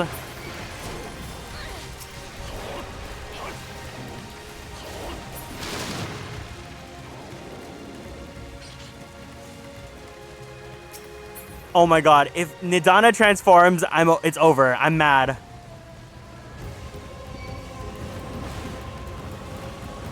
Oh no!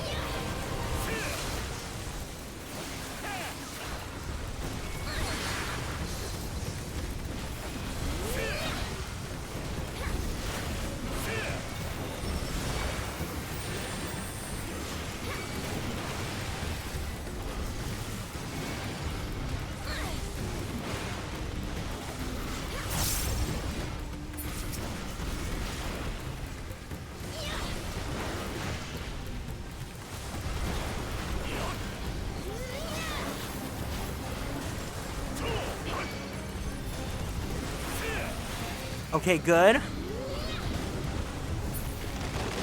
Nice!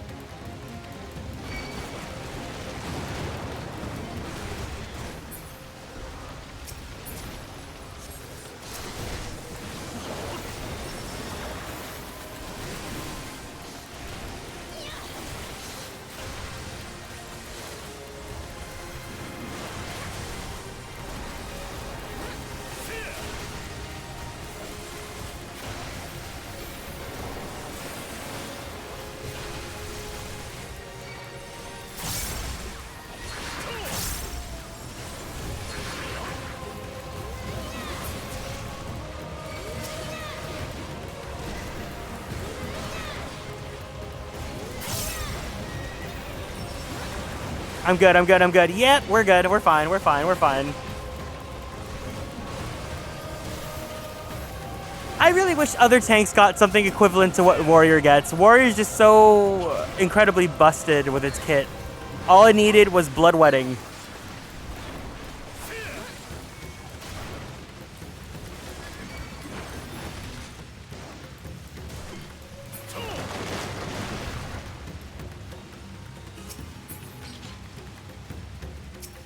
A spider flop!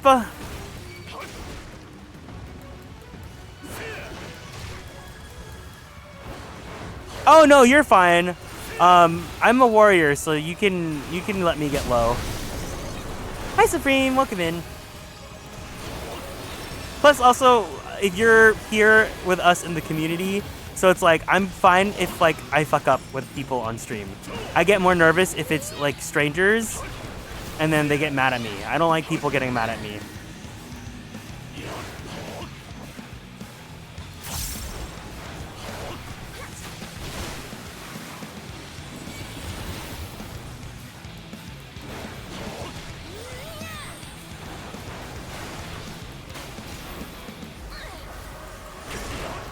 Fighter flop, the floppiest knight. Super flop-eyed? I thought you were implying that's your new OC series.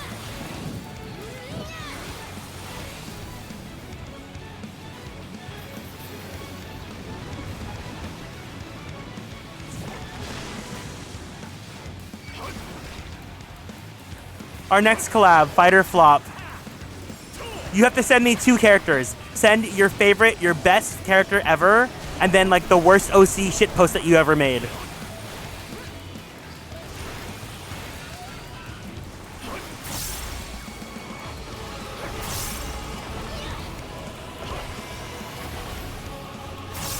Like, I gotta see some abominations.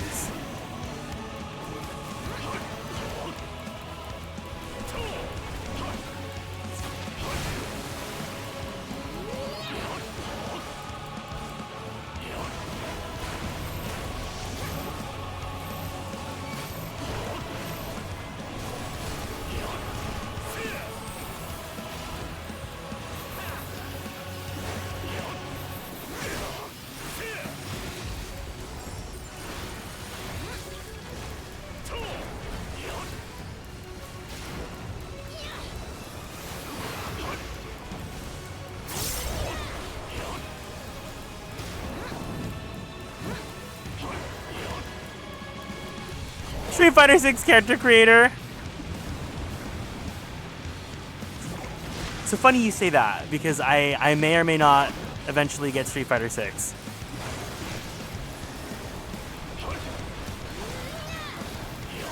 I have an advent. I have a reason to want to play fighting games soon.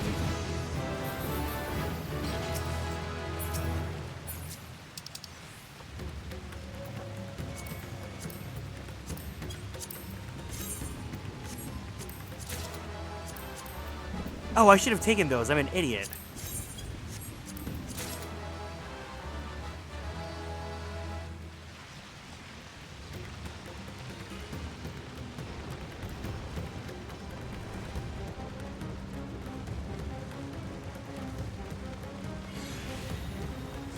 I really like that Eden cane. It's so cool.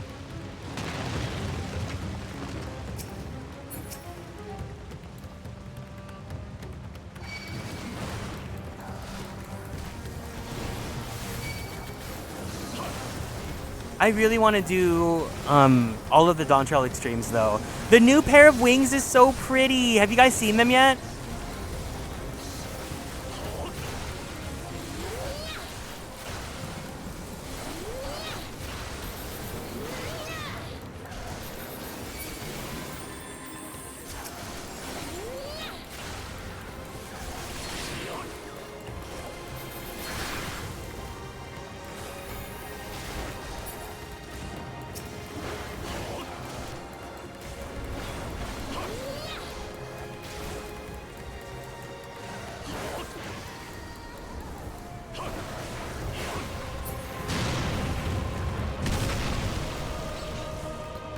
This is so scary. Oh my god. Sure, let's get it. There's armpit windows. Yay!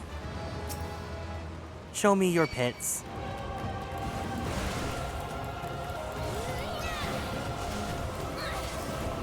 .5 IDK her. 7.5 was so much fun.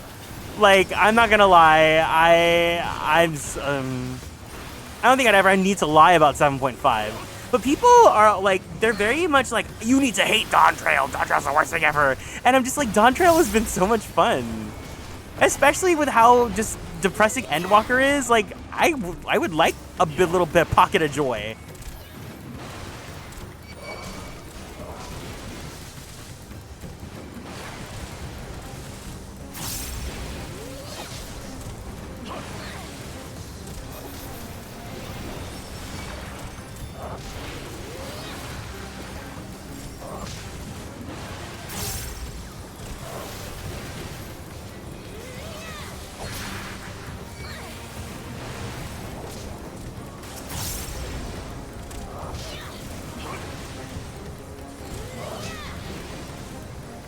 I will let you form your own opinions about Dawntrail because it is within your right to at least experience it for yourself and go and decide for yourself whether or not you agree.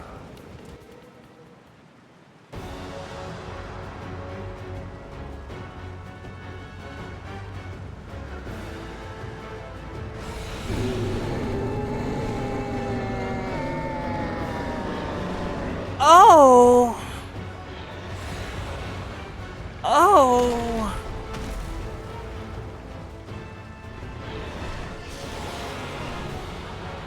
Svarvanu.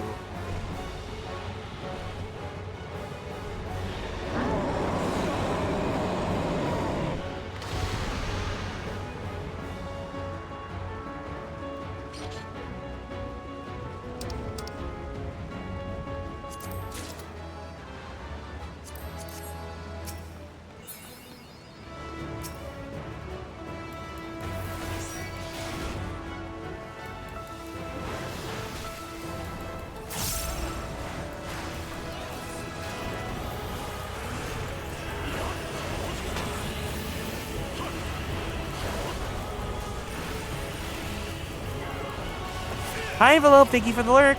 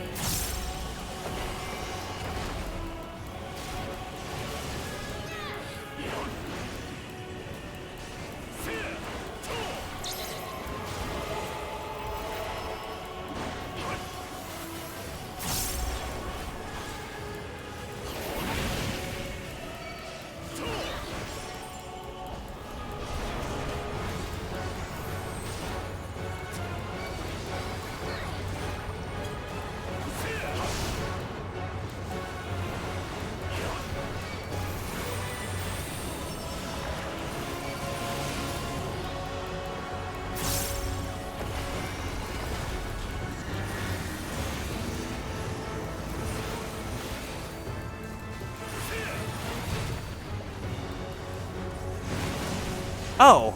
Wait, I didn't get pushed?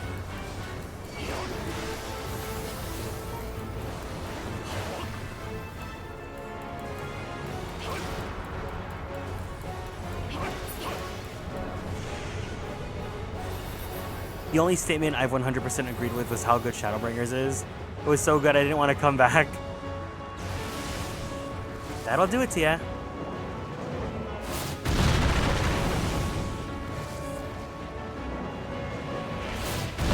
Oh! Girl?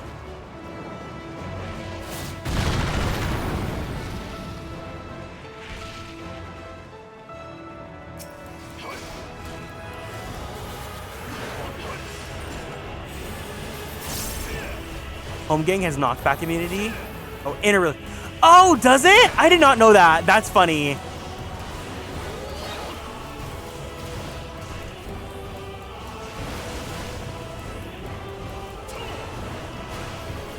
Thank you for that lesson. Let's do it again.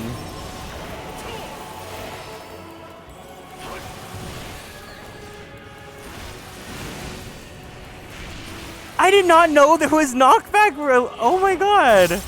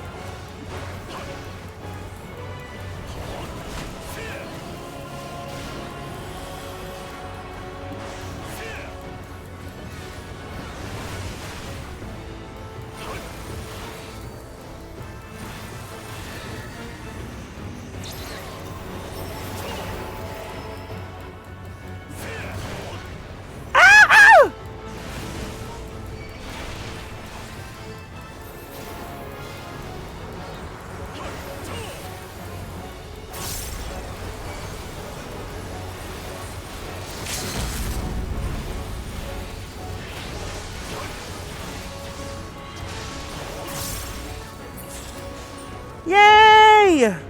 This is what a superstar looks like.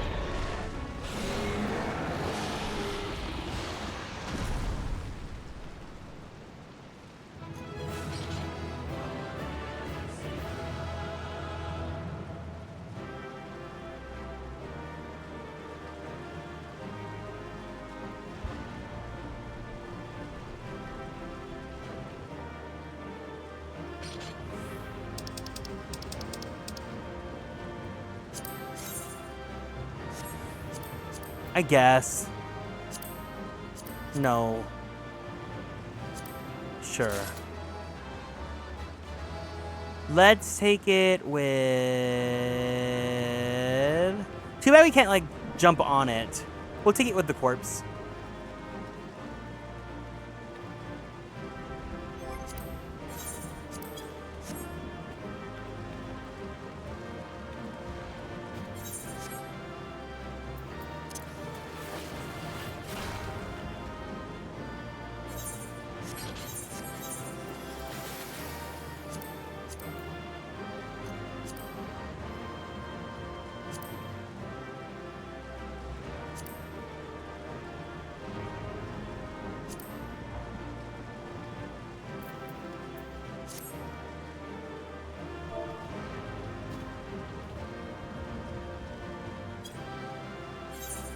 First day in Floptropica.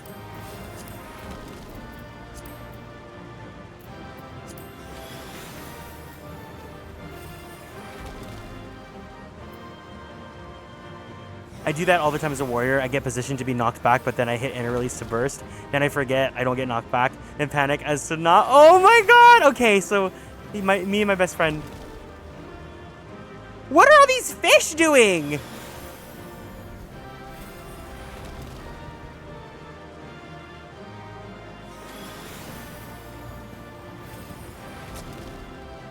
I made a monster and it's only being held until jail until Twitch approves it. I need them to stop flagging my emotes. What did you do? Also, do you still have first badges available or are they all taken?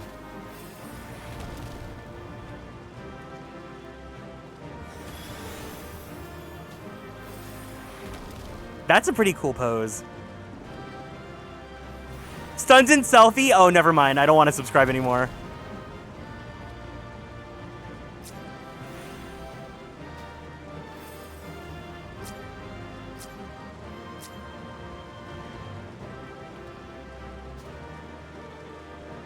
Oh, Gar gifted? Damn it! Gar! Why do you have to be nice?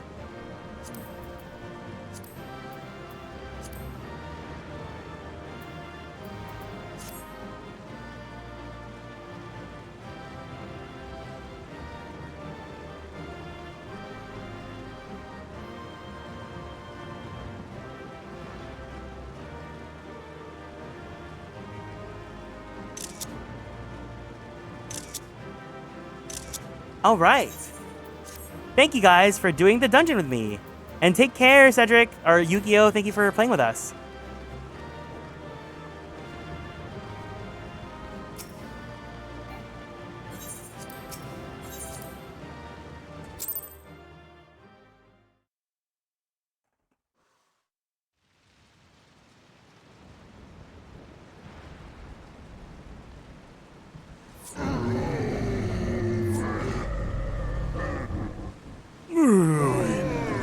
I'm ruined.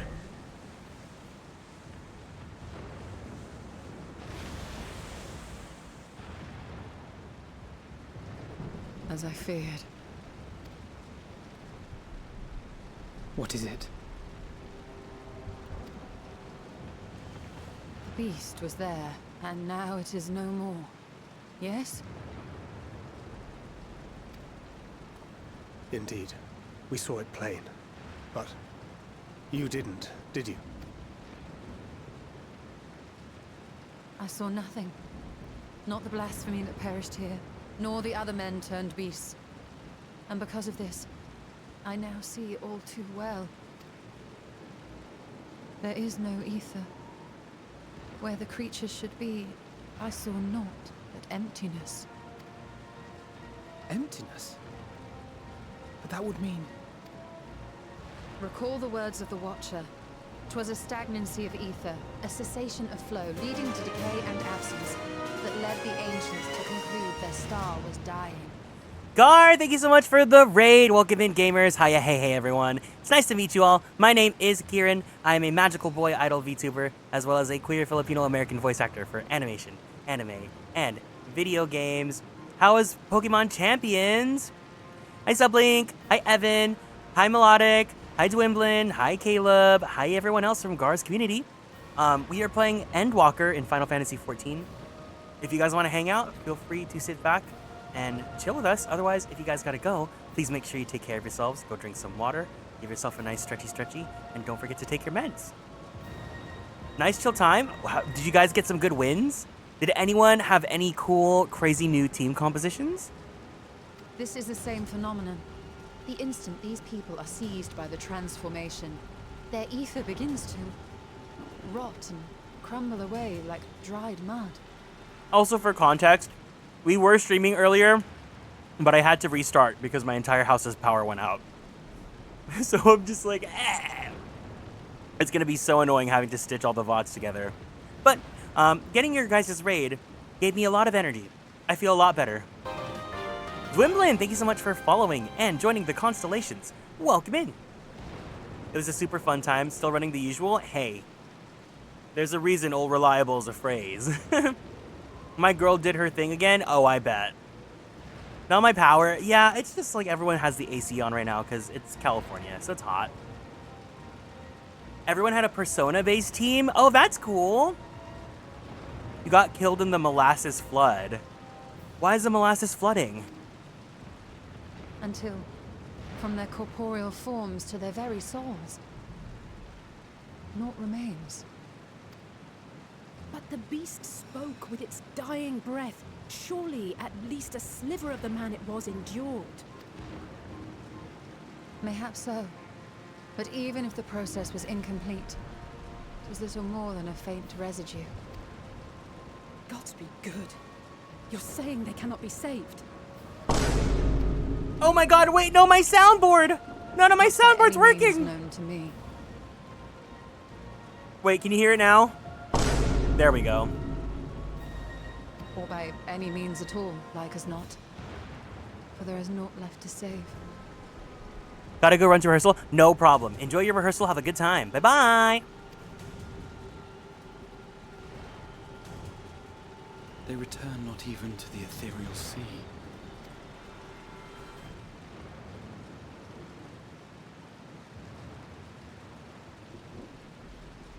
I like when characters that have tails have like specific holes in their clothing to accommodate for their tails.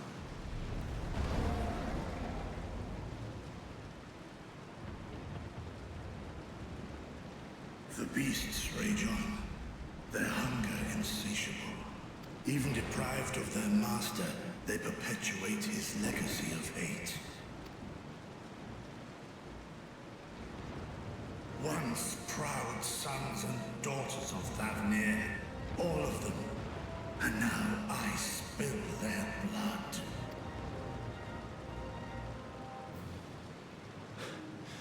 Vitra, my friends, I am heartened to see you safe.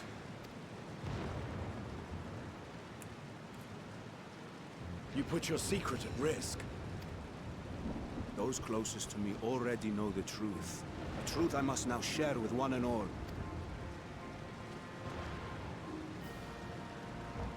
Vitra, calamity has come to Radzatan. Our fair nation is rent by screams of pain and despair. More than ever, we require a strong leader to shepherd us through the storm. Reveal your true self to our people, Vitra, and guide us to salvation. What madness is this, I-One? Thou dost forget thyself. Were we to reveal our duplicity, it would do naught but foster confusion and chaos. Nay, I shall remain the Satrap's loyal ally, and do battle with the beasts. Easing hearts and leading the people to safety is thy task, and thine alone. I ask that you remain at Ahewan's side, and render unto him what aid you may.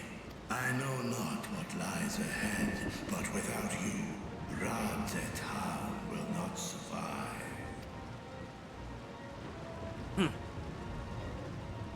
Take me with you. I am as at home fighting in the air as I am on land. Take me with you. Were my words unclear? I require no assistance. Thy place is at Ahewan's side. Vitra, you don't understand. This man fucks dragons. Estinian, here.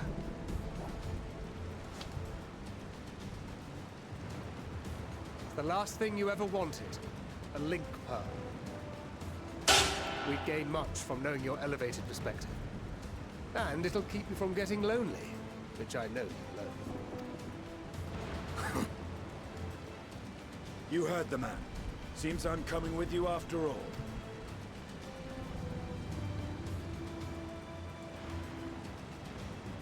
Then I pray thy grip is iron. Be it on thy head if thou dost chance to fall. He just said, I hope you got that gorilla grip on you, Estinian. Fair enough.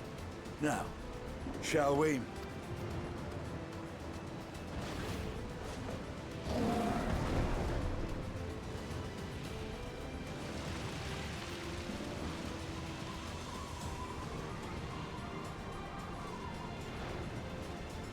ICB, welcome in.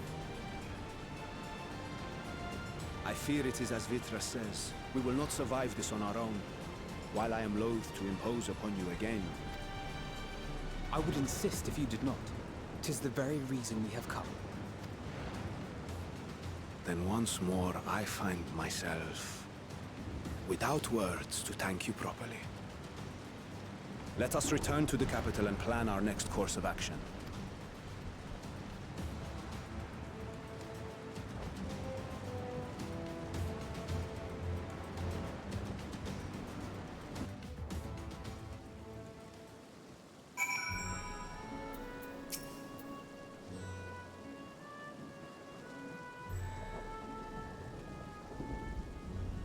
Our radiant host has eliminated the immediate threat to the city, though it pains me to know these beasts were once my own people. There's no telling when or where the next transformation might occur.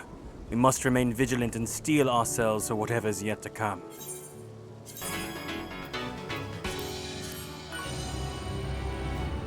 Thank you for the care package, CB. Everyone, let's go ahead and stand up from our seats. Let's twist our bodies to the left. Twist our bodies to the right. Stretch our arms right up to the sky.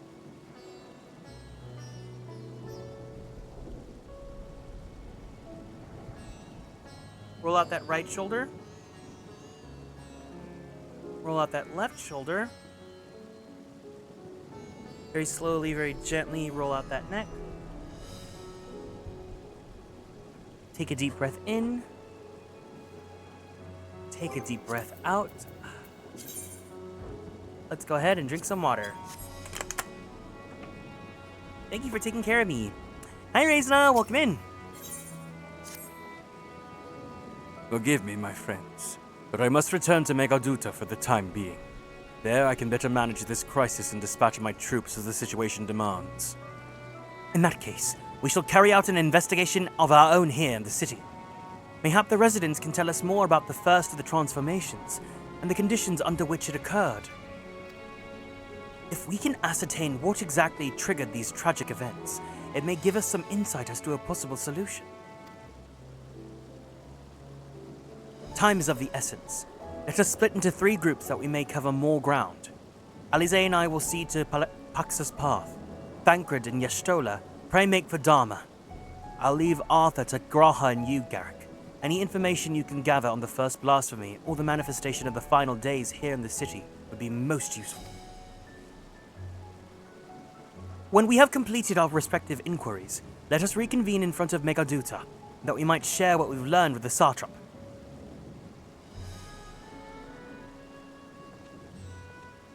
I heard a crack when I rolled my shoulder.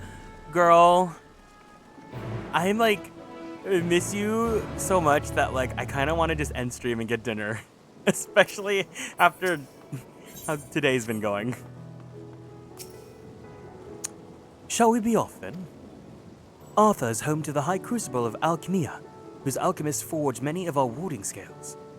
That seems like a good place as any to begin our investigation, don't you think? We spoke briefly with Nuhadin, the chief alchemist there, on our last visit. He should be happy to answer our queries.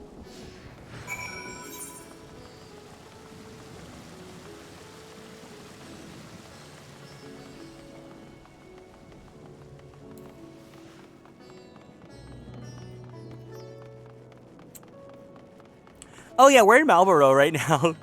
I don't think we're going to be doing any new duties soon. Unless you guys want to join me for Frontline, then we can do that. I'm making pretty good progress on my PvP profile. Look, we're already on rank 5. 5 more and then we get the Dancing Green.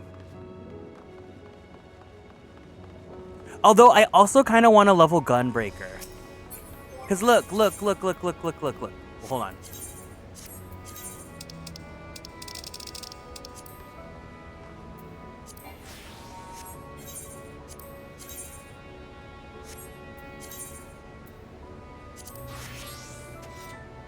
Look at how cool the Titania Gunblade looks like. Did you redeem last season's EXP? I saw a note. That looks so good. I didn't do any PvP last season, so.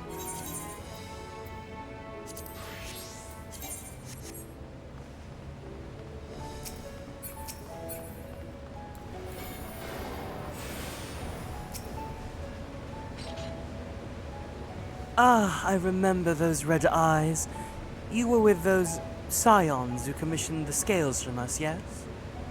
I welcome you back to the High Crucible. What brings you here in these troubling times? We are assisting the Satrap in investigating the crisis that plagues the city. Did you happen to catch sight of any of the creatures? I did. As I was going about my work, I was disturbed by crashing footsteps so powerful that the very ground shook. I rushed outside and could not believe what I beheld. The night sky was burning. Suddenly, I heard panicked screams coming from the direction of Balsan Bazaar. In the next instant, a monstrous beast poked its head out from amidst the stalls. A handful of the Radiant rushed to the scene, only to be sent sprawling as the fiend and its minions propelled themselves skyward. So the blasphemy came from the vicinity of the markets. This knowledge may prove useful. I thank you for sharing your tale. Well, I do believe we now know where we should inquire next. To the bazaar, then.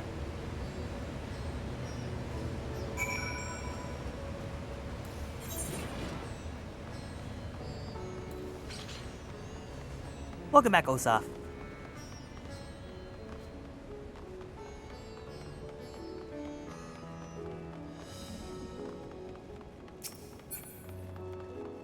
That's so silly that they gate this aetheryte, so they can't, attune to it.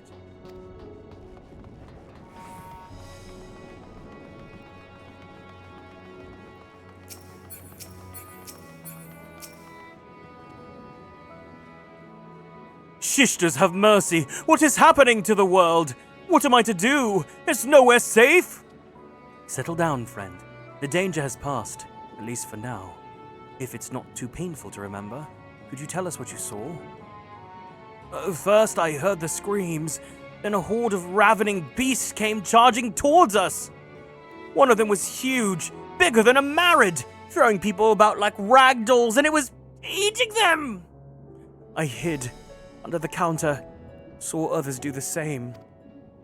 But the shrieking and wailing kept getting louder, more voices in the throng, beasts or victims, I couldn't tell. I knew not what was happening, I still don't. That is enough, my good man. You were brave to share with us your tale. Many of your fellow merchants are safe. The High Crucible, too, has survived mostly unscathed. Pray stay close to your friends and loved ones. Rest your body tea and mind while you are able. My show is on while I shred my rotisserie chicken. Ooh. Is something the matter, traveler? You are lost, perhaps I could be of assistance. Your offer is most appreciated. We are not lost, but we are in need of information. Might you know anything about the gargantuan beast that rampaged through the bazaar? Aye, I saw it all, though I wish I did not. I was going about my work when all of a sudden a piercing scream cut through the air. I turned around and there was the fiend, its massive body T bursting through that entryway with the force of a tidal wave. And then it was gone as quickly as it came.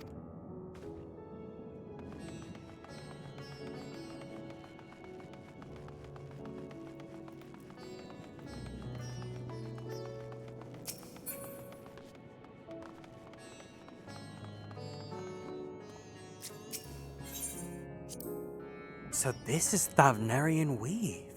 I must say, bears a resemblance to the traditional fabrics of Corvus. Small wonder, really, given that it's just across the water. Not that I'm much of an expert in Corvosi culture, of course. I have not had the occasion to visit my ancestral home since coming to Sharlayan. Like as not, I will never reside there again. That said, in recent days I felt more acutely aware of my heritage, and grateful for it. It is thanks to my forebears that I inherited the royal eye, and with it, the wisdom of ancient Alag. And so, well, I simply hope that my countrymen are safe.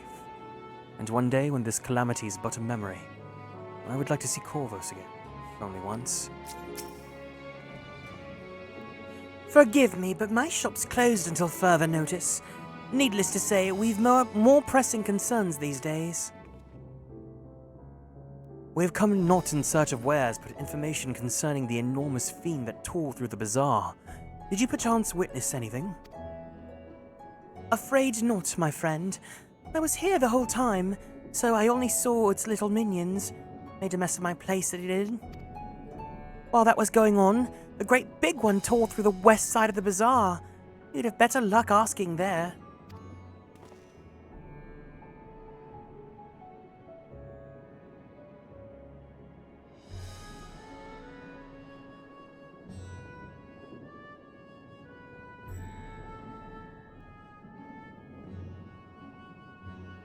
And with that, I do believe we've learned all we can from the bazaar. Let's take a moment to review our findings.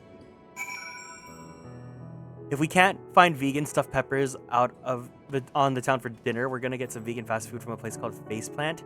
Vegan stuffed pep? Wait, why are the stuffed peppers not vegan? Is it the apocalypse and you've come to shop? Hey, you can never... There's never a bad time to go shopping. There's always time to go shopping, even if the world is decaying and destroying. Oh, cheese and schmeat. Oh, I see. I was like thinking like it's like a pepper stuffed with like more vegetables. I totally forgot about the meat. Judging by their accounts, the transformation has already occurred by the time the beast reached the bazaar. It tore through the west side of the bazaar and headed towards the Aetherite Plaza. In other words, the blasphemy may have first appeared in this vicinity. That being the case, the people in that Mayhain may surely tell us more.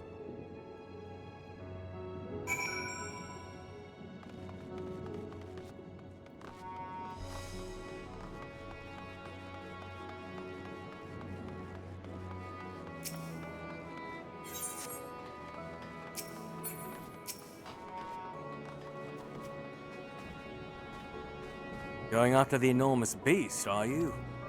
Aye, I saw it, including the very instant that poor bastard transformed.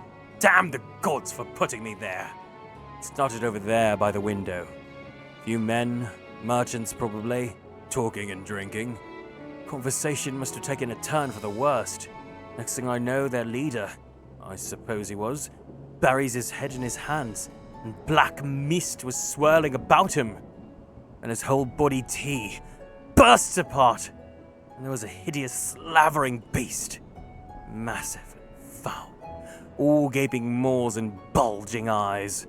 His friend starts shrieking, and then the black mist comes again, until the change takes them too.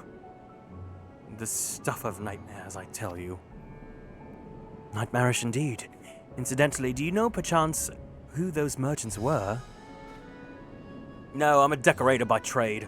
Not much cause to mingle with their sort. Saw Michiel, the barmaid, chatting with them, though. She might know something. The bursting body tea! It's like popping boba, you know? Popping boba, bursting body tea. Even after repairing all that damage, it'll take a while for businesses to pick back up again. You mean the blasphemy? That's what the Radiant have been calling it anyway. I saw it too.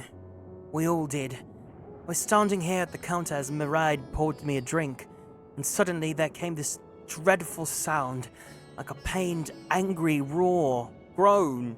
Syrian boba. Bursting body tea is the name of my special attack! Bursting body tea! It was unlike anything I've ever heard. I turned around in shock, and from an ominous cloud of black mist rose the creature, enormous and ghastly to behold. As for what happened next, to recall it sends shivers down me timbers. By some stroke of fortune, I was able to slip outside before the beast got its claws on me. But the sight that greeted me offered no solace. The blue sky above turned red as blood. Miraid, myself, and other survivors clung to each other for dear life until the Radiant host came to our aid. Wait, did I hear you correctly? The beast manifested before the sky began to burn? I'm certain of it. The windows here offer a clear view of the sky, and I saw nothing out of the ordinary until the beast appeared and began to rage.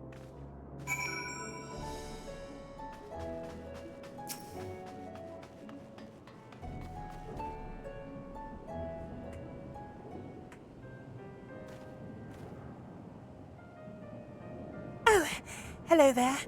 Welcome to Miraid's Mayhain. What can we get you? We've come not for libations, but rather for information. You are Malil, yes?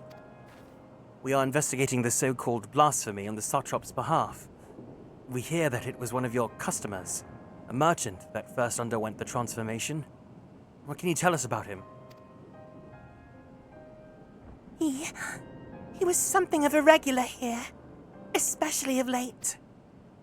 Karzal was his name.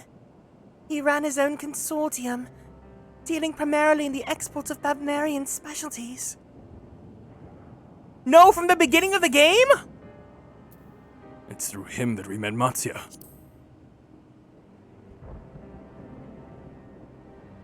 Yes, that name rings a bell. Didn't you meet them both on your first trip to Thavner? If I recall correctly, Karzal ran a trading operation in Yedlamat. It was there that you made Matzia's acquaintance. Yes, that is the same Karzal, no doubt. A rather successful man, from what I gather. That said, it was clear that he'd fallen on hard times of late. Those ghastly towers popping up everywhere cannot have been good for business. Even now, with the towers gone, the collapse of the Empire has led to all sorts of problems elsewhere. The market for luxuries is surely not what it once was.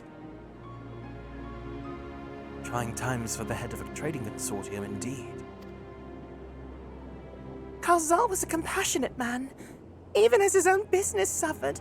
He did what he could to provide for the artisans, fishermen, and many others who counted on him to sell their wares. Indeed, it was the very topic of yesterday's meeting as far as I could hear. Yet as they discussed matters farther, Kalzal's tone grew grave and grim. It was then that... Forgive me. I would not have you recall the memory if it brings you pain. If I could, I would ask just one more thing. Did you notice anything unusual about Kalzal in particular? Please, anything at all. Sorry, nothing springs to mind. Perhaps someone else can help you. Kalzal lived for his work, and had no family that I know of. His employees and associates knew him best, but they too are lost on us. Still, perhaps his neighbors knew something that I did not. Can I direct you to them, if you believe it would help? What do you say?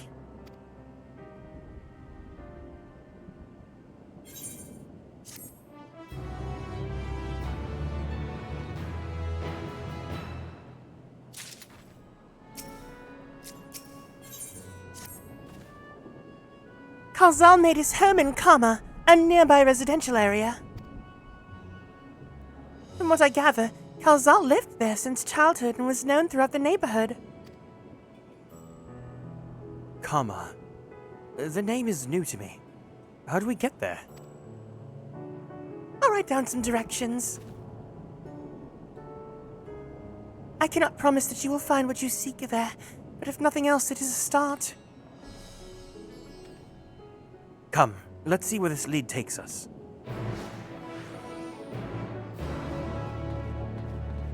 I don't think this is the time to be seeing the sights with Braha, but okay.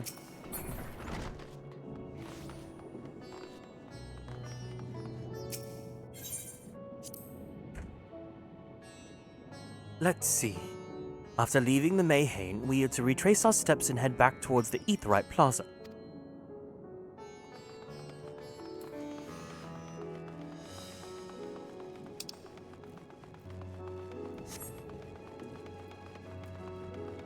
We'll see the sights anyways.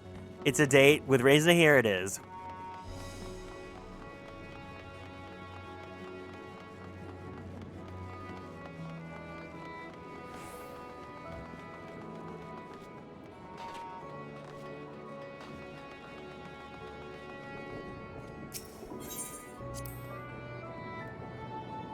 From here, we ascend the stairs.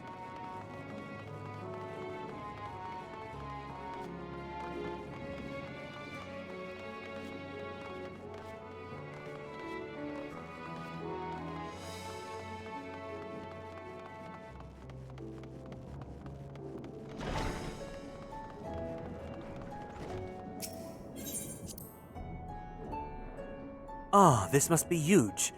In which case, we should take the path leading southeast.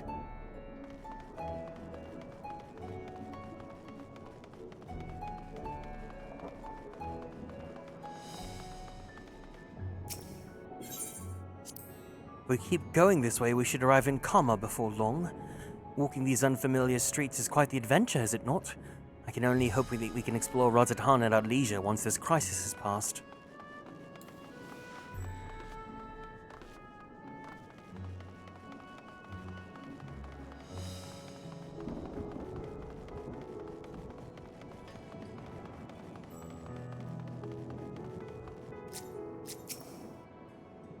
And this must be Kama. We've arrived at last.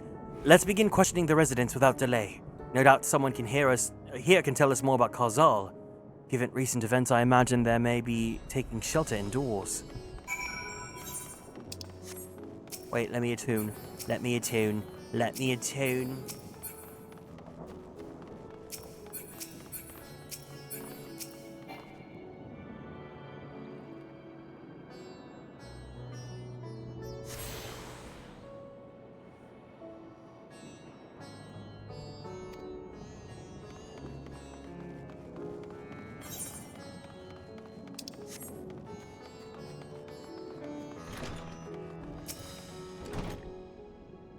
Kalzal, you say? Oh, Kalzal, you say? Yes, I've known him since he was a boy. If there was ever a man who was born to be a merchant, it was him. Always early to depart and late to return, he spends his days procuring the finest wares and seeking out willing customers. You could say it came to him as easily as breathing. Sadly, business was flagging of late. No surprise, really, with how dangerous travel's become. He was cooped up in his house from dawn till dusk the other day, no doubt racking his brain for a way to turn his fortunes around. And then at night, I heard the door open. I looked out to see Kalzal sitting on a bench, his head hung low. A man with the weight of the world on his shoulders. I see. The situation must have been quite dire indeed. Did you notice anything out of the ordinary? Nothing to speak of. Other than the troubles were his consortium, he was still the same old Kalzal. Cordial and honest, like always. These questions you're asking, has something happened to him? He wasn't caught up in that terrible incident at the bazaar, was he? I don't travel much these days, but my daughters told me not to venture outside. Stuck in here as I am, I've heard little about these bizarre goings-on. Rest assured, the city is safe for now, but the situation may change without warning. I urge you, stay close to your daughter, and be prepared to take refuge should the Satrap order it.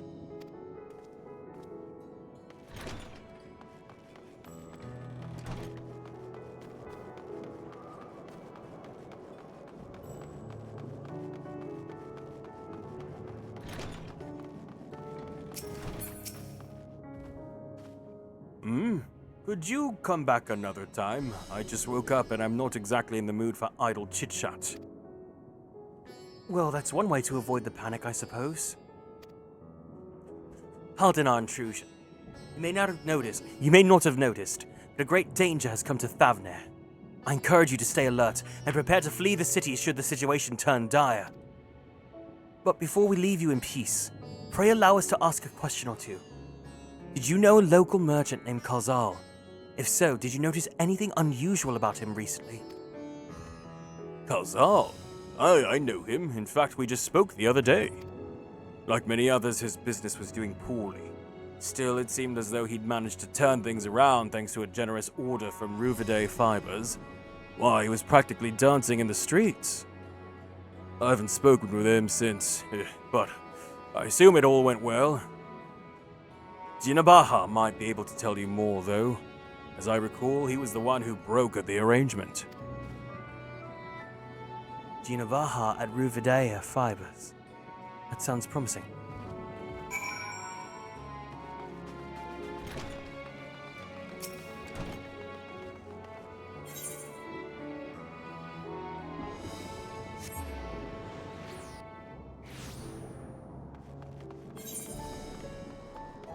Okay, I'll get the dialogue with him.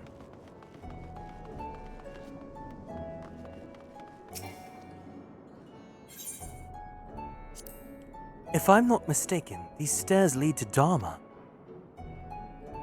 It's quite the sight, the red sky above. During the final days of yore, the heavens burned and the stars fell. Creation magics run amok.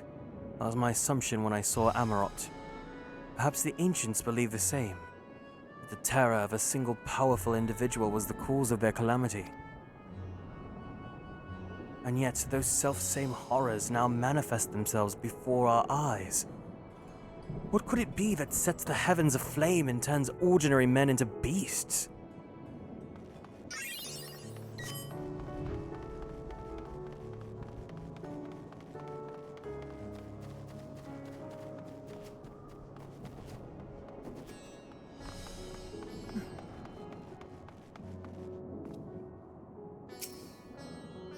It's crazy that the game is like, yeah, you're gonna speak with every single friend and loved one of this person who turned into a monster. You know they needed to pad out those 15 minutes. They're farming silk.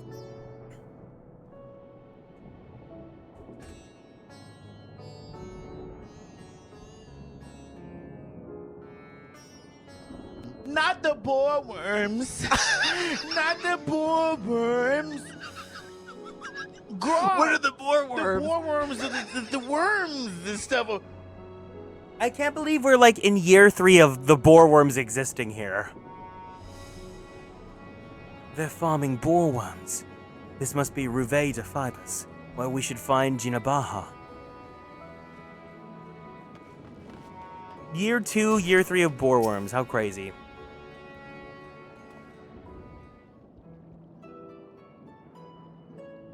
And hurry, I say! There's no time to waste! Where do we get those veils? Is there a way to get those veils? Pardon me, but you are in charge of buying and selling here, yes? We have a few questions that we'd like to... I'm sorry, but I simply don't have the time to chat. If you haven't noticed, we all have our hands full at the moment. We must carry all of our wares and equipment to safety before those accursed beasts return. In that case, might we be of assistance? Perhaps we could speak when the job is done. Very well. Naoki Kato, welcome in. You can start by helping us move our equipment. Ask the others what to put where. I still haven't seen the original video, so I haven't any clue what boarworms is, but I know that I love it! You can carry our fabrics.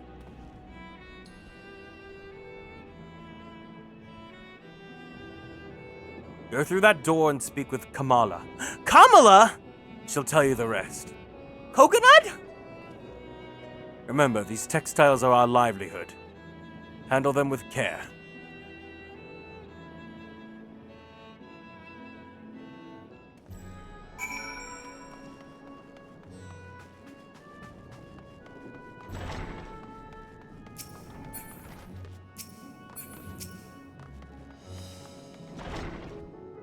This area is for employees only.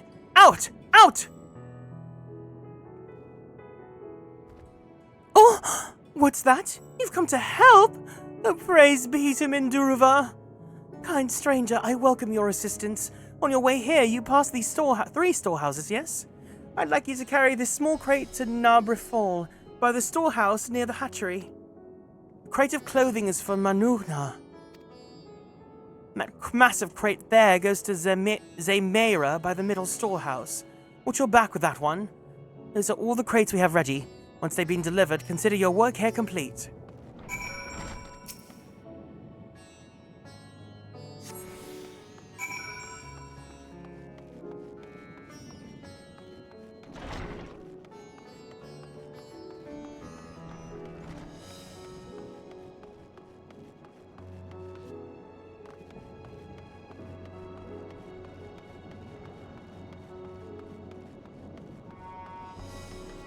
Where am I going?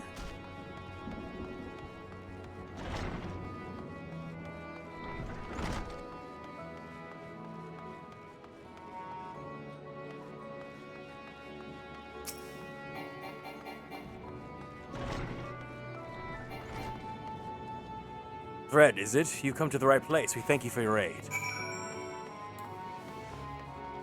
Uber Eats! My hunk delivery!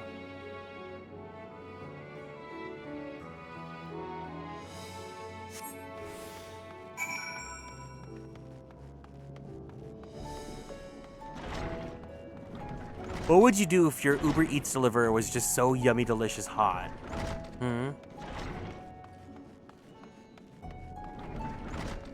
I guess you wouldn't really know, because most people don't really take the time to look at their Uber delivery driver.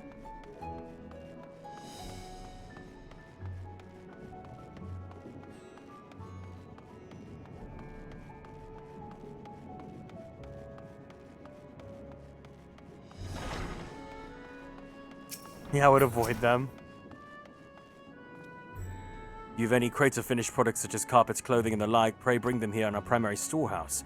A crate full of clothing, is it? I can take it off your hands. Many thanks for the delivery.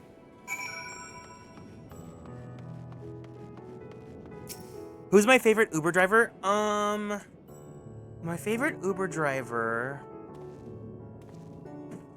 I'm trying to make up a story, but I can't do it. I'm not creative.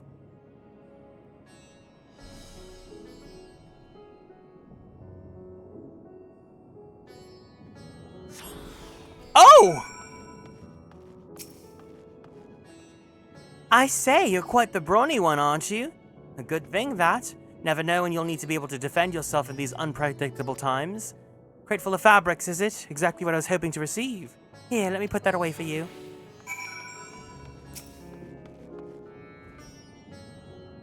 You've carried all the crates to the storehouses, you say? And so quickly, too. Well, I've never seen anyone so strong. I and my associates will see to the rest, so please return to Jinabaha and assure him that our work is proceeding apace. To tell the truth, we're grateful for this distraction. Too many terrible happenings of late. But generous souls like yourself give me hope that we may emerge from this trial even stronger. I pray we meet again in more peaceful times. Personally, I've never been to Uvujavar. Oh! You've never? No Uvujavar? Hi, Blue Moss. Done as I asked, have you? If Kamala is satisfied with your work, then so am I, Coconut. You've done us a great favor, Traveler.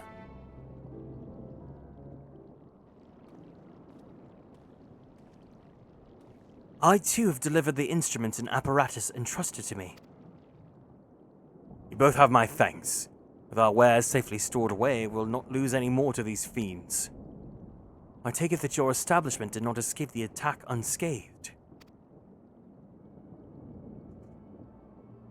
We did not. Thankfully, most of our workers have left already for the day. Those of us still here saw it all. Evan doesn't get any of my Vine references, but I never even had Vine.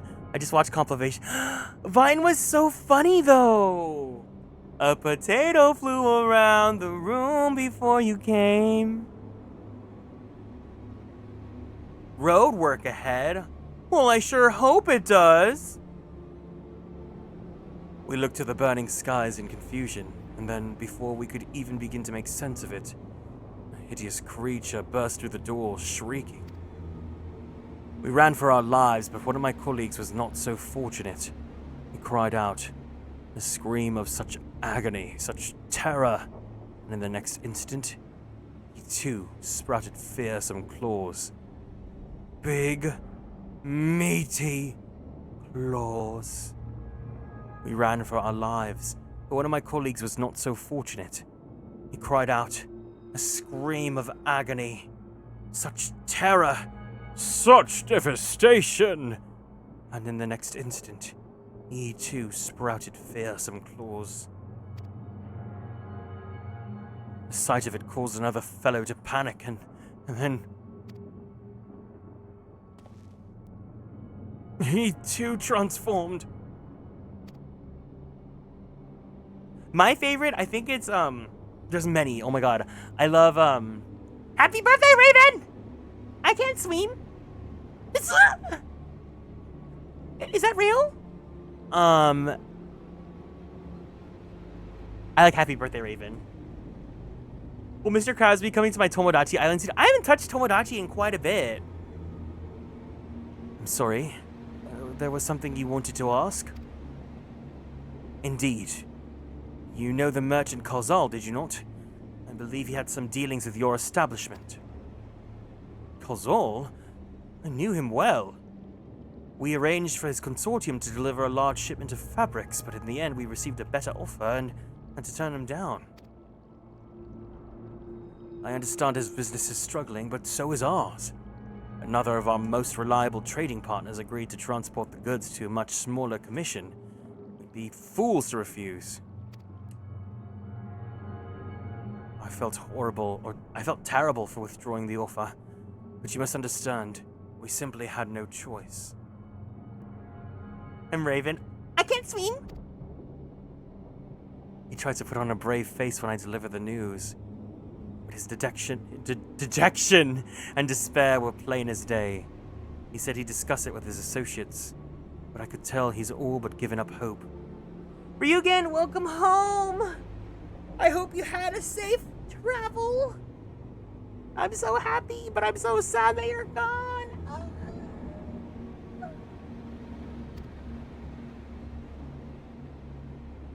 Dejection and despair.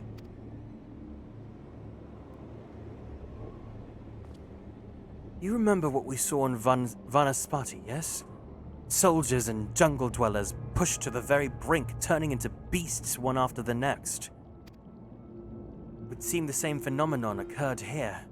The poor craftsmen attacked by fiends, and as well as those who witnessed it, all undergoing the change. I suspect that everything began with Kolzal. By all accounts, it was he who suffered the most profound and piercing despair.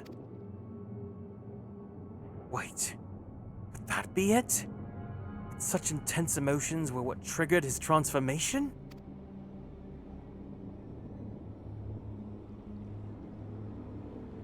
Much remains unclear, but I believe that we are drawing closer to an answer. At any rate, we must discuss our findings with the others.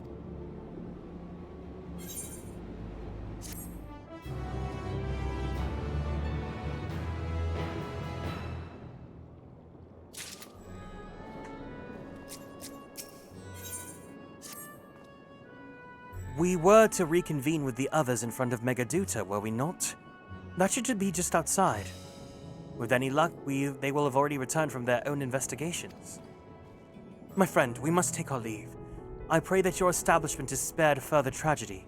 But remember, your lives are far more precious than any wares. If you are ordered to flee, do so without hesitation. Indeed. I thank you for your concern. Pray that you two take care as well.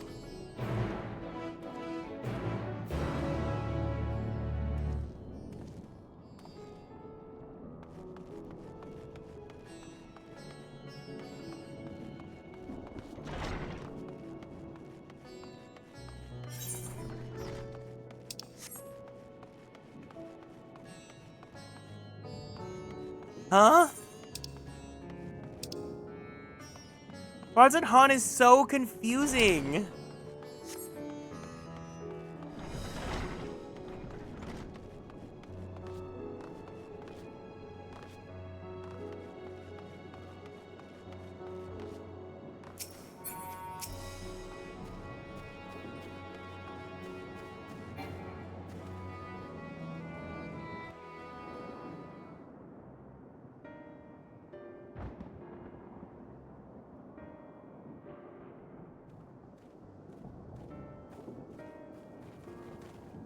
There you are.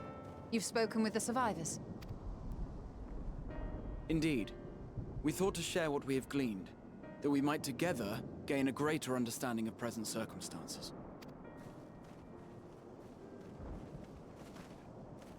Fortuitous timing. Alize and I completed our own investigations not long ago. Then we should take a moment to compare notes. Shall we begin with the two of you?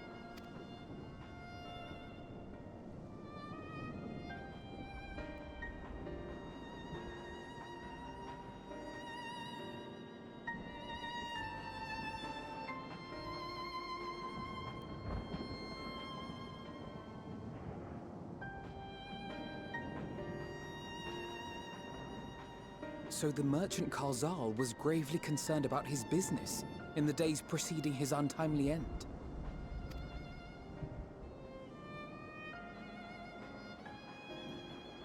The tales we heard were much the same. The first victims to be changed into blasphemies were all overcome with anguish of one manner or another.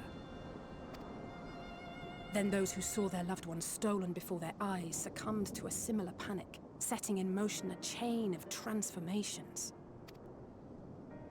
Fear, unease, despair.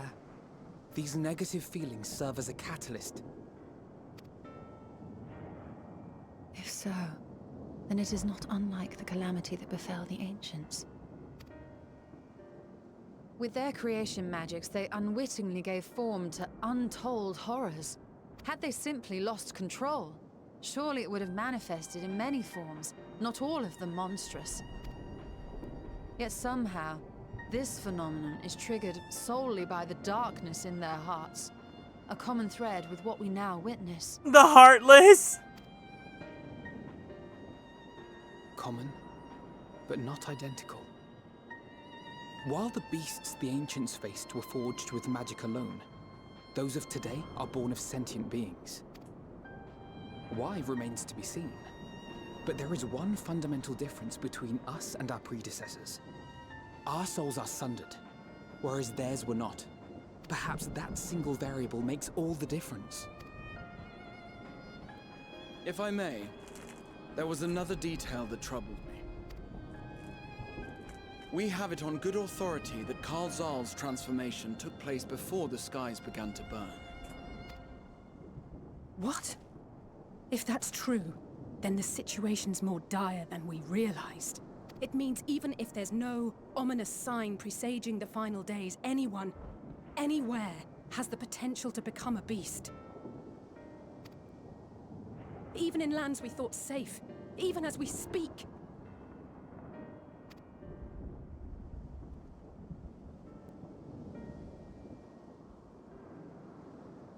Look! It's the satrap! The satrap! Thank the heavens.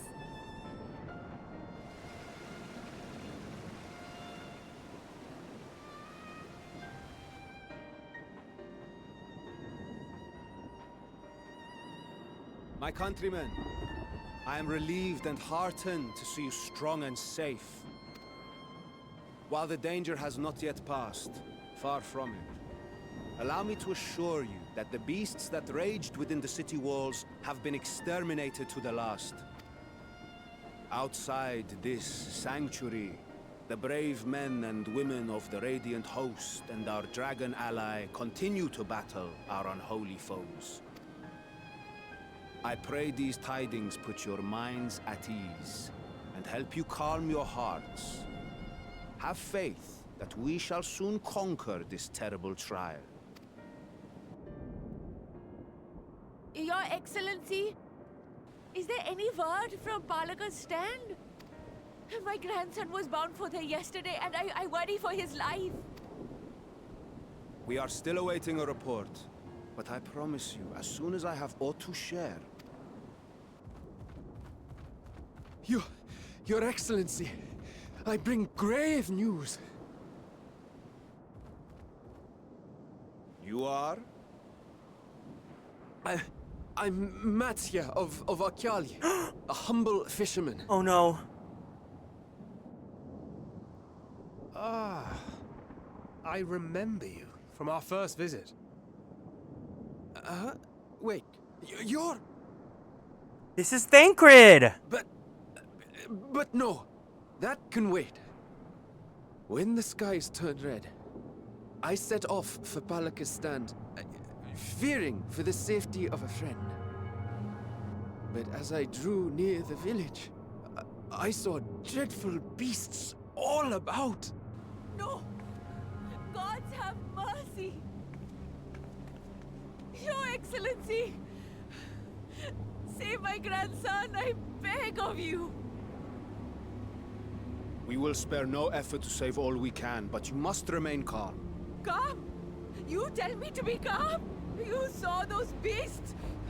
They tore our bravest warriors limb from limb!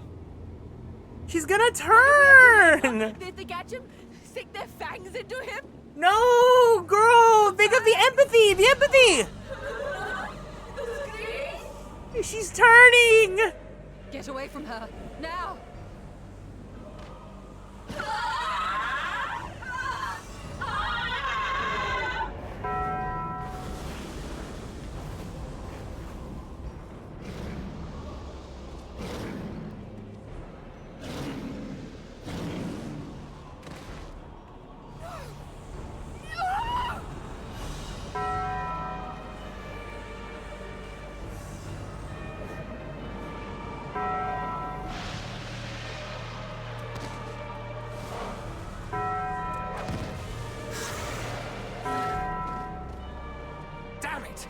We've got to kill them before it spreads.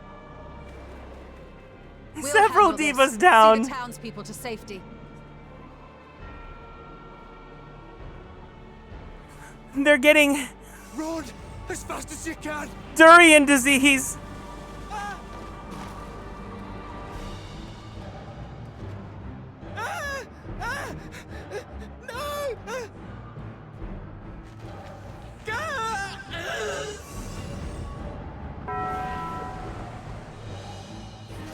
The tiny little abomination.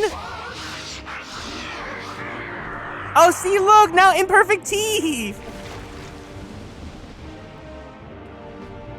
Oh my god, Gudra! It's regional variant Gudra.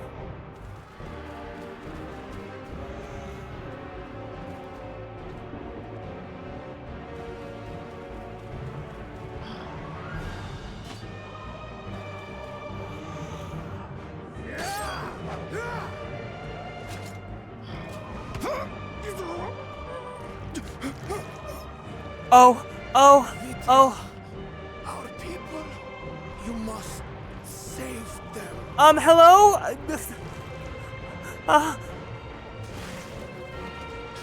Why didn't you do anything about this?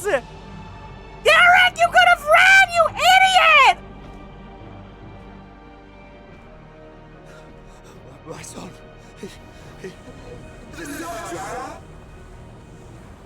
Enough. You must run. For their sake and your own.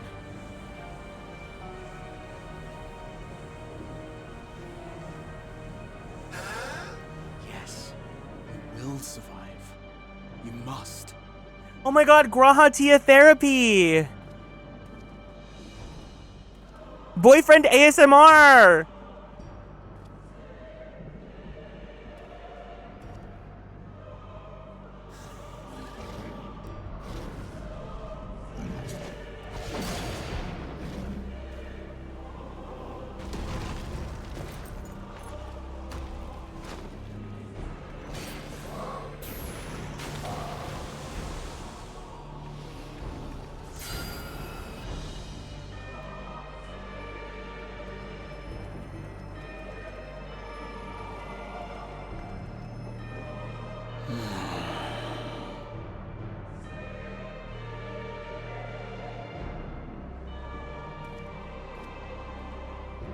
Oh, he's walking.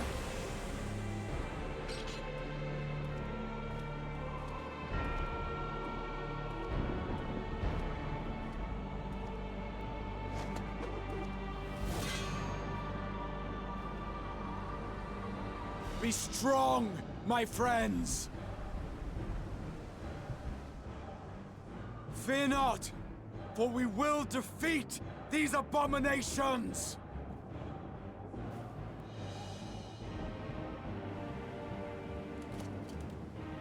Brave men and women of the Radiant Host, lend your Stola and Thancred your aid. Let not a single beast escape. Ooh, he's angry. The rest of you, flee this place. Carry the wounded if you must. Head indoors or underground.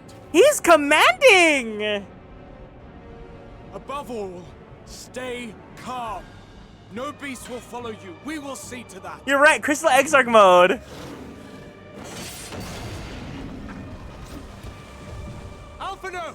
Alize! Leave the city to us, and make for Palaka's stand at once! Matsya, show my friends to the village. I promise you, they're more capable than the host's finest. Right. I don't blame you, girl. We will save these people. As many as we can.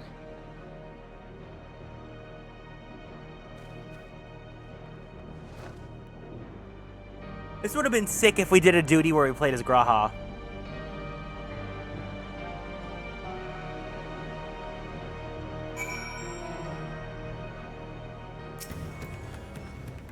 We must save Palaka's stand, whatever it takes.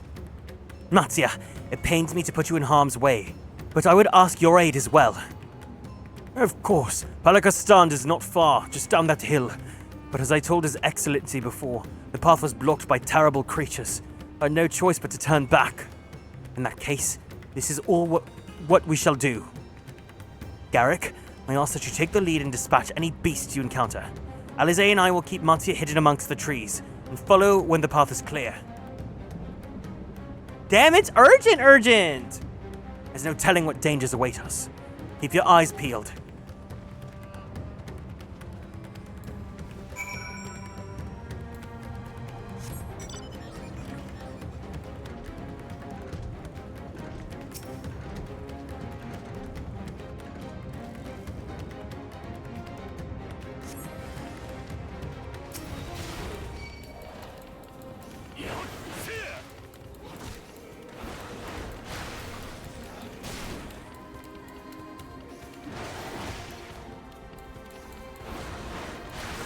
god, it's the boss from the dungeon, the eyes guy. Ew, ew, ew. He's gonna summon his mouth, his teeth.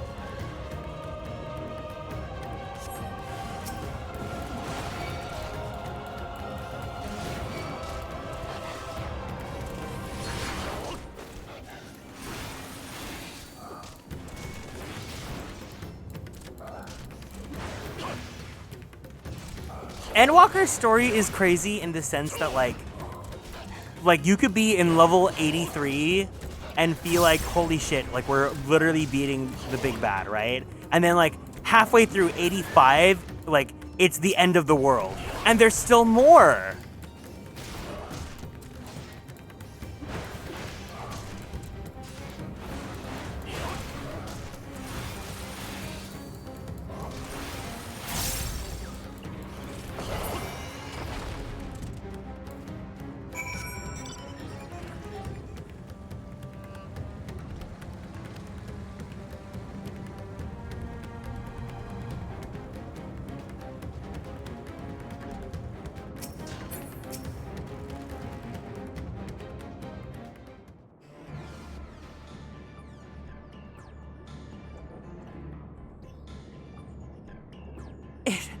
It cannot be.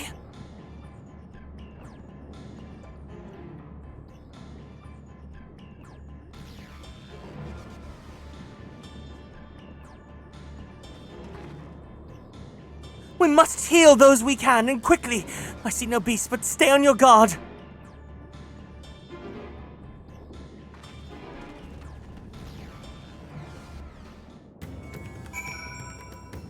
Here, just to feel in character.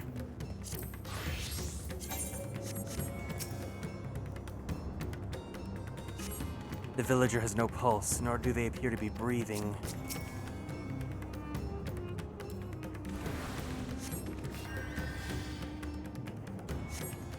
The cooling body tea has already begun to stiffen. The massive wound suggests the villager was gored by a terrible beast.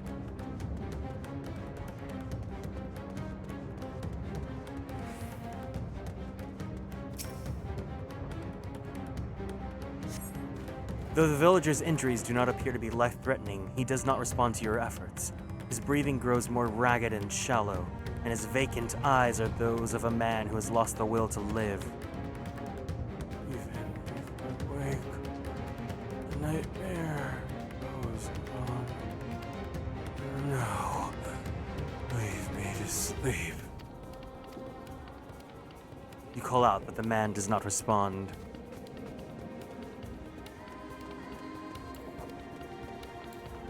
This is so mucked up!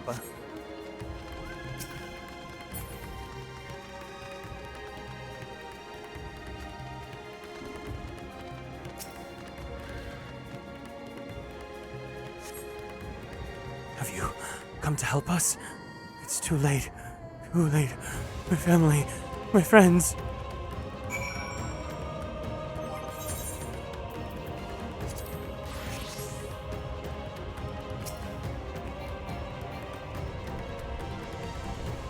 Are these the only villagers who survived? I can only hope that others managed to flee, but if the rest have been turned to beasts, oh, by the 12! Let us do what we can to see the damage spreads no further. And no matter what comes, we must keep our spirits high, lest we ourselves suffer a similar fate.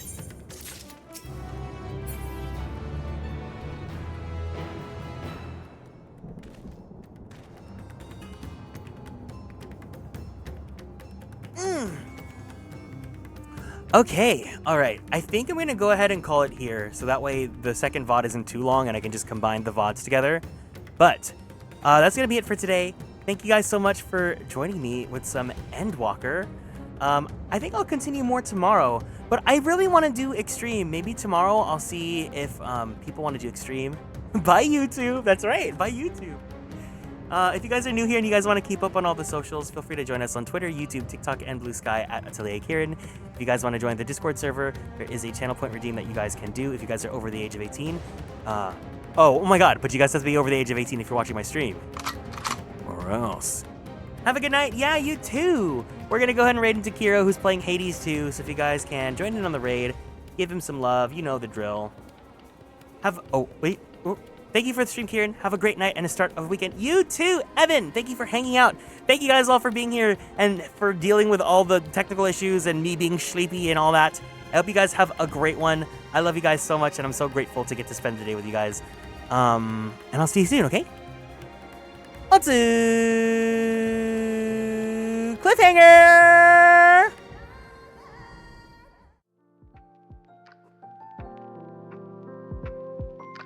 Bye bye. Bye bye bye bye bye bye bye bye bye bye bye bye bye bye.